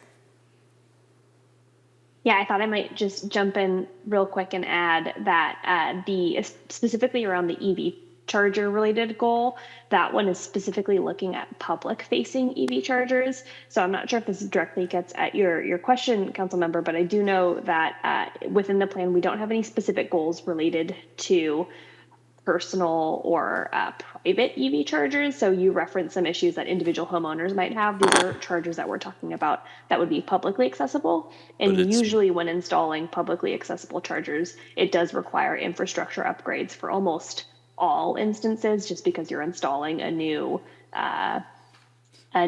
charger in a location where that sort of electricity wasn't previously being brought to. So we did factor in, at least into consideration, that these are public-facing chargers that likely would require energy upgrades that are very common for this kind of EV charging install that would not be burdened on a homeowner, but rather would be the type of chargers that we see installed in these kinds of public places, like a shopping center or a public library, something of that manner. And then the other small detail I wanted to just quickly bring back to the top two on this discussion around like the shells and cans or mites, if you will. Earlier when Elizabeth was introducing this project, I believe it was Elizabeth at the intro, called out that this is a non-CEQA qualified cap. And so I just thought I would bring that back into discussion to remind folks that this is in fact not actually technically an enforceable climate action and adaptation plan, in that it's not a legally binding document. It doesn't hold you to what's within the plan in any kind of legal way, as much as I know we all in this room, all of us would like for it to. It isn't that legally binding document in the same way that a CEQA qualified cap would be. So it is very common to have these kinds of cap documents adopted with these sorts of will or shall language, even though it is more sort of used as a guiding document for developing policies for the next, 3, 5, 10 years, whatever the time horizon may be for the planning document itself. Yeah. But back to the EVs thing, you're going by miles traveled a lot in this document. I can tell you from personal experience that range anxiety is one of the big inhibitions to using electric vehicles. And I can tell you that, seeing as I'm on my third one, that if I didn't have my home charger, I wouldn't go to a public charging station. And most people I know that have electric cars only charge at home. And it's that range anxiety and that lack of ease to go ahead and fill up that I'm concerned won't get you to your goal. Regardless of whether your document says for public-facing ones, yeah, they're great. They're particularly great in the event of, like, apartment buildings, for example. You're not going to be able to have fast chargers for in a 50-unit apartment building because you're not going to have the grid infrastructure to support it. So you're going to need those public charging stations. So it's just, there's a lot of specifics and nitty-gritty there that are going to make those kind of obstacles, and it's those kind of challenges that I look forward to trying to resolve in a collegial, collaborative way, because we're going to run into problems with that. And Right, but we're not going to know if we don't try. I agree. And so, yeah. And you said something that I think we should all move through life giving each other grace and space. Mm-hmm. I think that's beautiful, and I think that we do. I think our community does that for each other, even though sometimes it might not seem like it. But we do that for each other. Anyway, I think I'm ready to make a motion. Me too. Yeah, Madam Mayor. Wait, not yet. Oh, not yet. She's on Madam Mayor. City attorney, and then I have something else. Yeah, please. I do want to clarify, the consultant said something about that this plan is not CEQA certified, so it's not a document that can be tiered off of for environmental analysis. But it is a policy that the council is adopting. So there could be an argument that it is legally enforceable as a policy document, not as a CEQA compliant, a CEQA document that can be used to be tiered off of, but as a policy that the council has adopted and is to be implemented. So there's an important distinction there. Can you recommend some language that would help us with that? To not have it be mandatorily enforceable. City Manager Woodhouse had some language that he recommended adding to, I think that. The introduction. Introduction, correct, that he had some language. Could you read that number 1 in choice 2? You had 2 choices for us, didn't you? City Manager Woodhouse did. Well, Ms. Updegrave may have more specific language. What I was referring to that the council has, kind of discussed back and forth a bit is that, making it clear in the introduction that this plan will provides all these recommended actions, which will serve to inform the council's strategic planning process year after year for what would be feasible to implement in that work plan year. And when we do that evaluation, we're considering, has the law changed? Are there legal restrictions? Is the city running a $3 million deficit and we don't have staff to do anything? Are there other operational, concerns that make it infeasible? And if Ms. Updegrave has specific language that we drafted, she could share that. Please. Thank you. So, a potential statement that could be added within the introduction or the beginning of the document could be something along the lines of, the CART provides a menu of options for the city council to consider annually during strategic goal setting based on legal, financial, and operational feasibility. Wait, I'm sorry, could you read that one more time? How do you feel about that? Yeah. The CART provides a menu of options for the city council to consider annually during strategic goal setting based on legal, financial, and operational feasibility. Could we also get the committee's input on how they feel about it too? You mean on the language or on? Yeah. In the statement? Oh, okay. On that part of the introduction. Okay.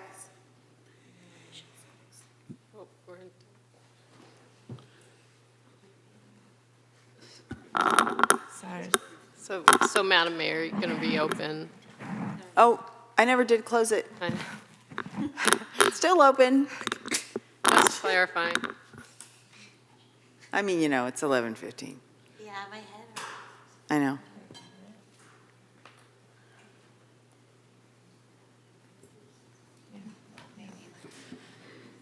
Sorry, there's a lot of information to. I know. You know it. That's how I feel too. And for me, I can't see the words. And you've So been you working can on it say for all 2 the years. words you know want, it better but than they're just, I need Yeah. to look at them. Yeah. I mean, I think from like an intent standpoint, it makes sense for the task force. I think just to remind you of Elizabeth's point earlier about the calculations, right? And so if we start getting fluid with dates and commitments, does that mean that every year we're going to have to recalculate, or, where are we on this target for 45% and moving with that goal? So just something to consider with that. Okay. Well, one thing I want to ask about is, and it's a direct question to the city manager. I'm looking at packet page 630. And there's a statement under C1.1, C1.2. The Environmental Commission, I think, and maybe this is an Elizabeth question, that's the committee that we're talking about, right? The furtherance of the task force. Okay, that's C1.1, thank you. C1.2 calls for hiring a sustainability coordinator in 2025. So, has that been evaluated by the city manager and the council, the staff as part of budget calculations as of this moment? Or this is, aspirational, or we don't have the budget in front of us, so I can't say yes. Right. Thank you, Mayor Beckmeyer. We have, so we currently have Ms. Hernandez on staff. Right. As our part-time coordinator. Right. And one of the budget requests that we hope to be putting forward is continuation of funding for that position. But we are currently in the process of analyzing a handful of budget requests, and that is one of them. Got it.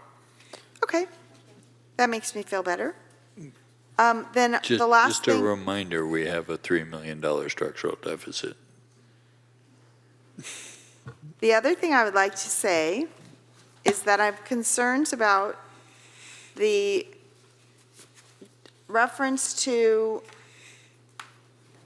the Pacifica Land Trust's project that it was grant funded by the Coastal Conservancy, where it's calling for a partnership, and I don't know what that exactly entails. Packet page, please. I don't know, I'm looking. That's packet page 628, cap 628. page 40. 628.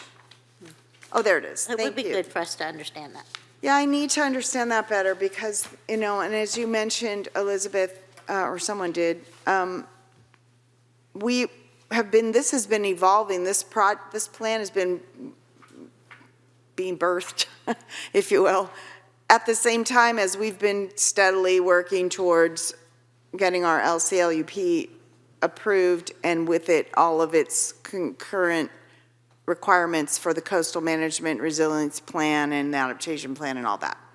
So understandably, Pacifica Land Trust is no such constraints, and they can go ahead and get a grant and start working. This plan calls for us to collaborate with them, and I guess my concern is how much overlap there might be potentially between these two efforts. So that is one specific area that I have concern, and there's probably others with regard or mention to LCLUP that I think we need to take a hard look at before we commit to, because I want to make sure that they don't tie our hands in any way related to what we just committed to with the Coastal Commission. And if I may, sorry. No, I was just going to say, I had flagged that one too, partly because, yeah, we have no control over the PLT and what they're doing and whether they're working on city policies or not, but also, you know, there are other opportunities, you know, so I would rather just keep that broad, right, work towards nature-based solutions. Like, I mean, One Shoreline may be able to help us with some of those too, right? So, I mean, we could list them as a potential agency, but I think this is a little too specific. Yeah, and to Mayor Pro Tem Bowles' point, what I had said earlier about a potential decision point, pointing this one out specifically, is, you know, in this chapter, we should update the introduction to be current with the status of the LCLUP. Yes. And any of these actions in here that relate to the work of the LCLUP, we should also say that, you know, they need to be consistent with the work of the LCLUP.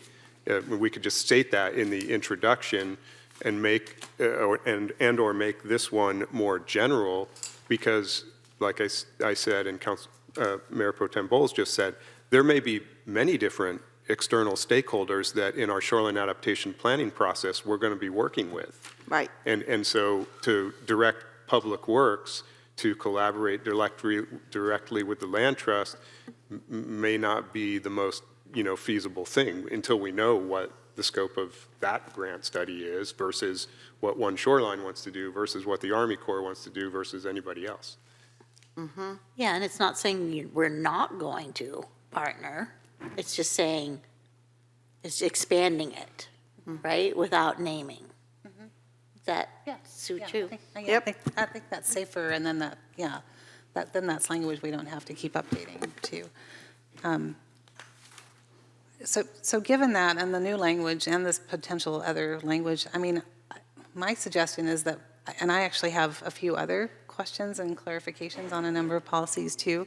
I'm leaning towards like not adopting it tonight, but having staff and the committee work on these, right, to flesh out the new language and bring it back to us, and hopefully we can just review those little things again and it can go super quick. I'd be in favor of that. I agree with that.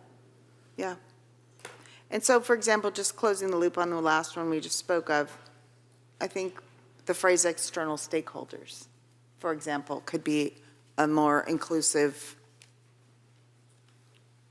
grouping instead of naming specific ones, as an example, unless we already have something underway. That's part of the plan.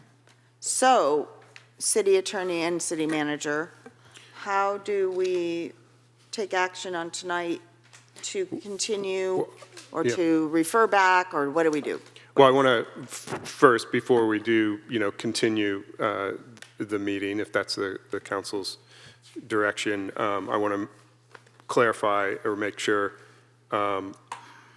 council had discussed an introductory statement in the report that Ms. Updegrave read. I didn't have a sense of whether there's majority council on that. Those of us who are auditory learners think it's fine. Those of us who need to read it in writing first probably want to take another look at it. I mean, I'm speaking for myself. I thought just generally, and we'll work on the language or whatever, but is the general direction that we should include that kind of introductory statement in the plan? Does everybody agree with that? I think I agree. I'd really like to hear from the task force, so I'm okay with you drafting something as long as it's reviewed by them and then it comes back to us where we can see it. I am a little worried that it just says to say menu of options isn't necessarily, a menu of options for what, right? To still meet our goals, right? Yes. To reduce our greenhouse gas emissions Yes. and want to make it really clear that it comes back, as part of goal setting and budgeting and council review. Okay. And then the other direction related to this resiliency chapter is to update the references to the LCLUP and the framework that creates. And then at least for R217, and I guess a question would be if there's other actions in here, making sure that they're general enough to, not be inconsistent with the LCLUP requirements. Right. And, and also supportive of, because, I mean, in our general discussion with the commission, that's exactly what we're committing to doing. Right. But we need to make sure that it's broad enough to include what the LCLUP says, what the commission certified and said we need to do in 15 months' time, right? So that's what I'm concerned about, making sure we're completely aligned. In other words, that one thing doesn't kind of this is a really good idea and it's in the same wheelhouse, but it doesn't really lead us toward completion of that 15-month deadline. I also want to make sure this is not kicking the can, because I really wanted to pass this through tonight. And so if we adjourn the meeting to a date to be determined, I don't know. You want date certain? Yeah, I don't feel good about adjourning. I don't know, I just don't. You want to extend and finish it tonight? Well, no, I just didn't want to have to send it back to them. But that's not. There was also a piece in here someplace Mayor? that said Yes. staff was allowed to make non. Okay, someone needs to make a motion. We're running out of time. And it's already 11:30 to midnight. Oh. Did we get a second? Second. Okay, motion, second, please vote.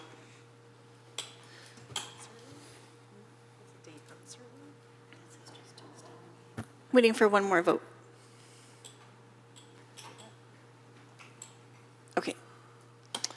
With the motion to extend the meeting to midnight made by Mayor Pro Tem Bowles and seconded by Councilmember Wright, passes unanimously. I'd like to hear a little more from Mary again about that concern so I can understand it better.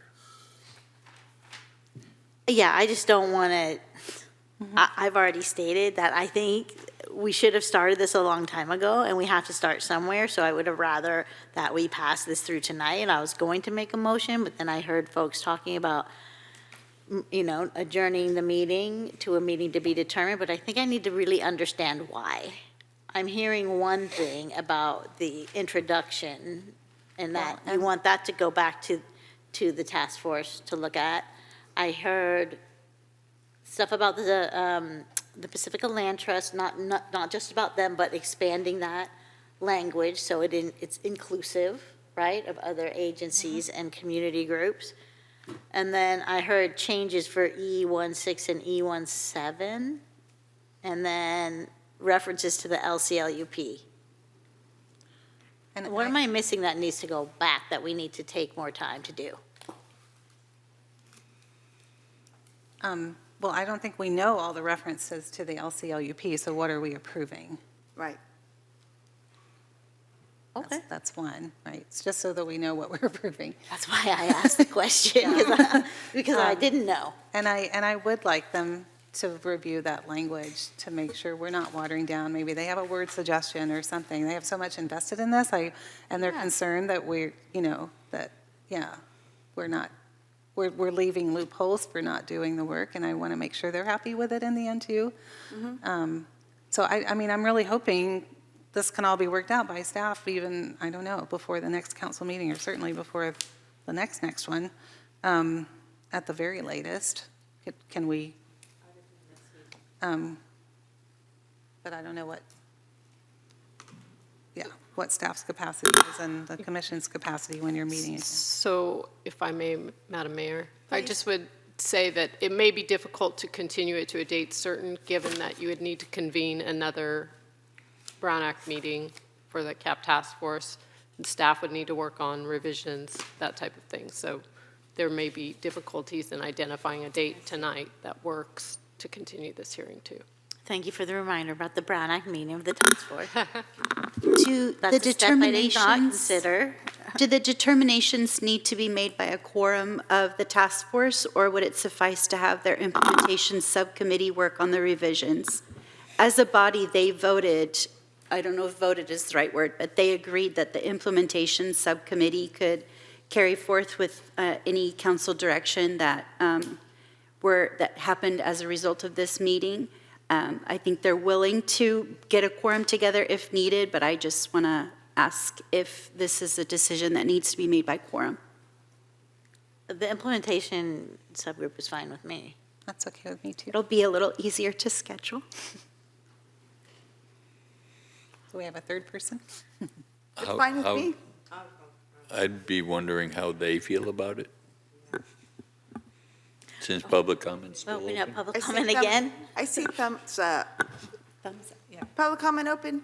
Well, I thought I was a presenter. never I didn't think I was closed. the public. Yeah. Yes, the implementation subcommittee can take what's been said here, and I know that Mayor Pro Tem Bowles, sorry, I demoted you accidentally earlier when I called you Councilmember okay. Bowles. That's I know you had some other just like small edits, typo types thing, and so if it's okay with staff, I think what I would recommend is that we come back with a red line of the draft you saw tonight. So a red line version plus a clean version. And I think we could do that is the next council meeting June? You don't think we can do it that soon, Samantha? Saying that, no, thank you, that's too soon. So, yeah, the agenda posts next Wednesday for the June 9th meeting. They can't do that. Okay, but the. Next. Yeah. To use your term. Early July, yeah. Next now. So, on the Or June 20th. tentative agenda planner, just to be transparent, June 23rd is potentially the housing element adoption. The rezoning EIR certification for the housing element. And the budget. So that's a packed agenda. Yep. And the budget. The budget. And the is on final budget adoption. So it's really up to like a sense from the council about, is the final discussion and adoption of the CARP going to be quick? Because if it's going to be an elongated discussion like tonight, then we have an agenda planning challenge. I think it can be quick. I mean, I sent you a bunch of questions, so if I don't have to ask those now, I mean. Well, I don't know what they were. Exactly. Well, I I'm have happy pages to and go over pages of these really too, quickly. so, but- If you want me to. Or just send us shouldn't we all be getting shouldn't we all be getting the answers to those questions? Yeah, I didn't get my answers even from city staff that I had sent, so. But you sent questions to. But I sent some to her so that I didn't have to ask them all to the city staff. And some she answered that don't require any changes, and then I had a few other suggestions that I was planning to go over tonight, so I'm happy to do that. Okay. Yeah. It's 11:34. How long is it going to take? Shall I set the timer, Myra? What's it going to take to get through? Okay, 3 minutes. Go, Christine. I'm going to do it in 3 minutes, and I needed your book because my iPad is now dead. And also to clarify, because there were questions submitted on the CAP that we didn't have time to respond in writing today, but staff is prepared to respond to those as well. Okay. Okay, we believe you. I believe you. Go ahead, Christine, what page? Okay, packet page 6, I'll go super fast, Okay. as fast as staff can. At packet page 612, E1.3. So just talked about partnering with funding agencies to offer incentives. I thought it was important to add and educate the public, especially income qualified homeowners. It's not for the people that are low income, they're not like going to our website and so forth. So, and there's a lot of money from PCE for these programs, and it would really help people be able to stay in their homes. And I think there just needs to be more outreach, and that would be a great job for the task force implementation. So your to do. suggestion on E 1.3 was to include what language? And educate public, especially income qualified homeowners.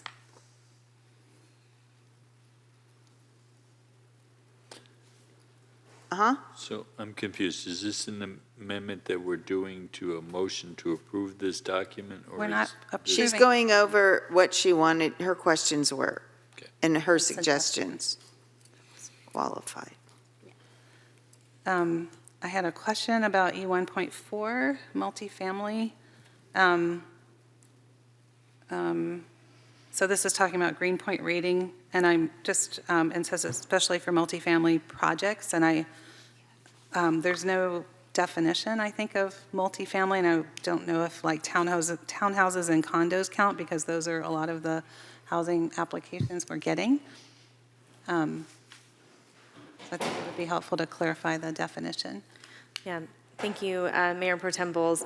There is currently no definition of multifamily for planning purposes within the general plan or the zoning ordinance. And so we would need to look at what the standards are in Build Green or Greenpoint to see if they have a definition. And in adopting any kind of policies or regulations, it would probably be something we would need to determine or define. Generally, for land use purposes, multifamily is more than one unit. But it is typical to have definitions of that. So that's something we would need to analyze in context of the program and how the program is laid out.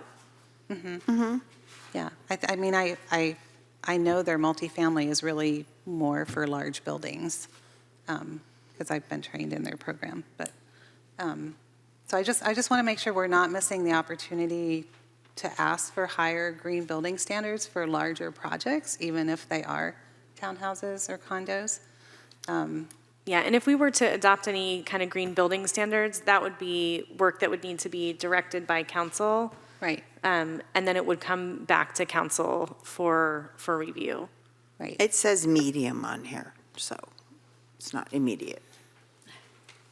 Okay. Thank you. What else, Christine? Page 616, TI 11. So I'm still always trying to learn the difference between a TDM plan and a congestion management plan. And so TDM is about reducing, number of trips for a given project, but then a congestion management plan is what's needed to identify potential roadway improvements. So this policy talks about doing a TDM plan, but then on the performance indicators talks about a major California 1 highway project. So I think we either need to add the congestion management plan or possibly take that out, item C.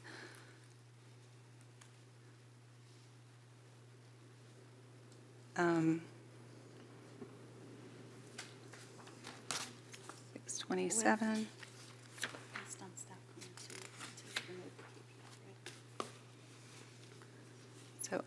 So on page, and then the next one, if you're ready to move on, I'll wait for you to tell me. I'm ready, go on.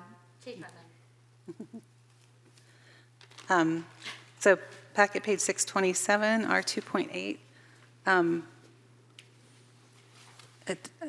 And maybe this falls under our LCLUP, but it didn't make a lot of sense to me. Plan for coastal erosion and storm surges by developing a policy that requires new or upgraded infrastructure to consider high-risk zones.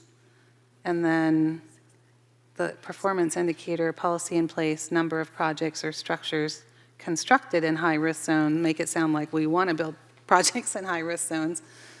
So just the language was... Could you please repeat the packet number? I'm so sorry. Sure. 627, R2.8.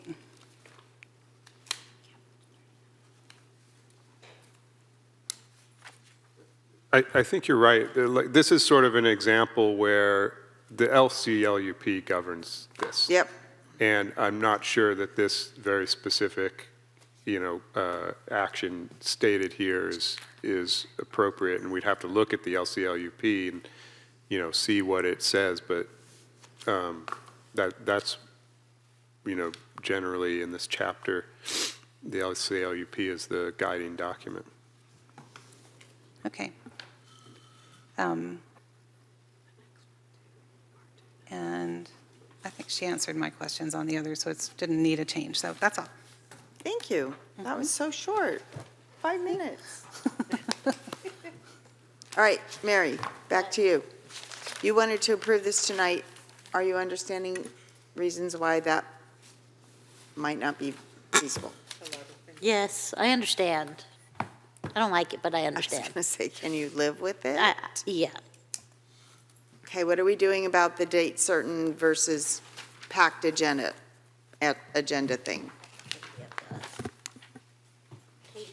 I think the suggestion was that staff bring back a red line version with these changes, and that perhaps that would lead to a shorter, easier discussion. And with that, City Manager, would it be possible in the June 23rd City Council meeting? That would, no.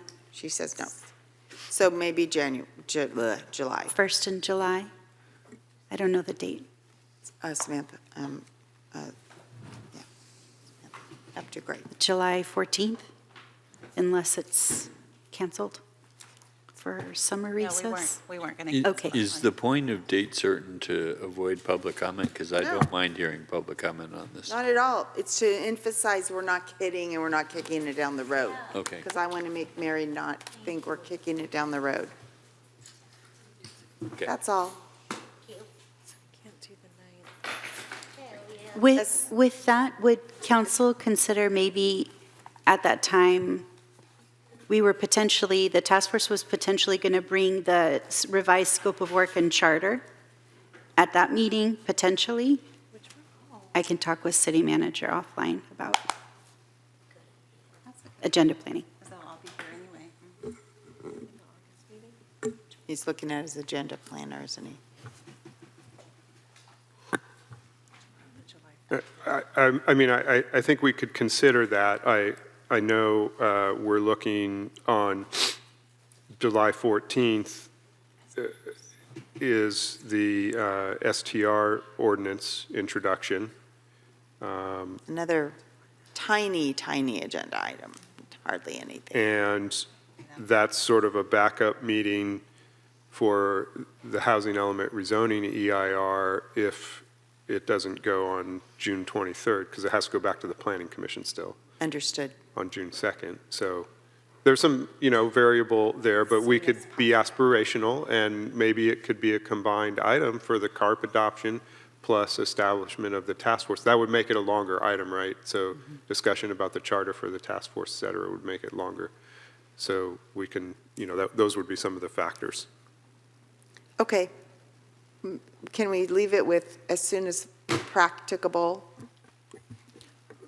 And can we just make sure, like, when it comes back, that we highlight what's changed, so we don't feel like we have to reread everything?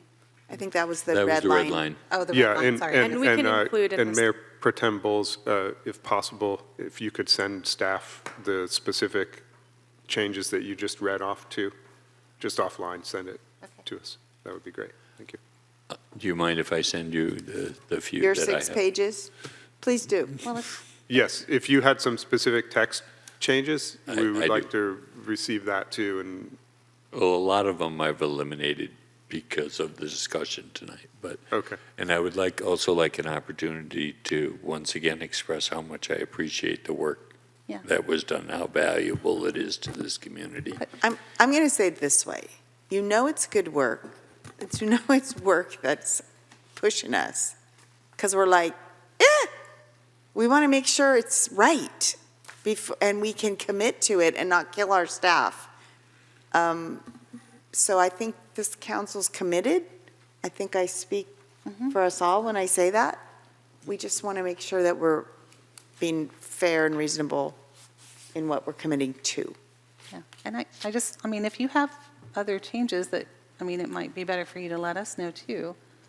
I'm not overly concerned about it. It's, Well, if you're directing staff to make changes, okay, but then won't that be part of the red line? Whereas I need to go through them all. I tried zipping through them while you were talking, and more than probably 2/3 of them I eliminated because of the discussions we already had. So I need some time to sit with Okay. it to. Yeah. Okay. This is a lot. Okay. So a Do motion. we need direction? Do we need a clearer statement of direction? So are we continuing it to a date uncertain? Then I would need a motion to continue it to a date uncertain. At this point, I think it is uncertain. Go ahead, Mary, what were you going to do? No? I move that we continue the climate action and resilience plan discussion to a date uncertain. As soon as possible. I second.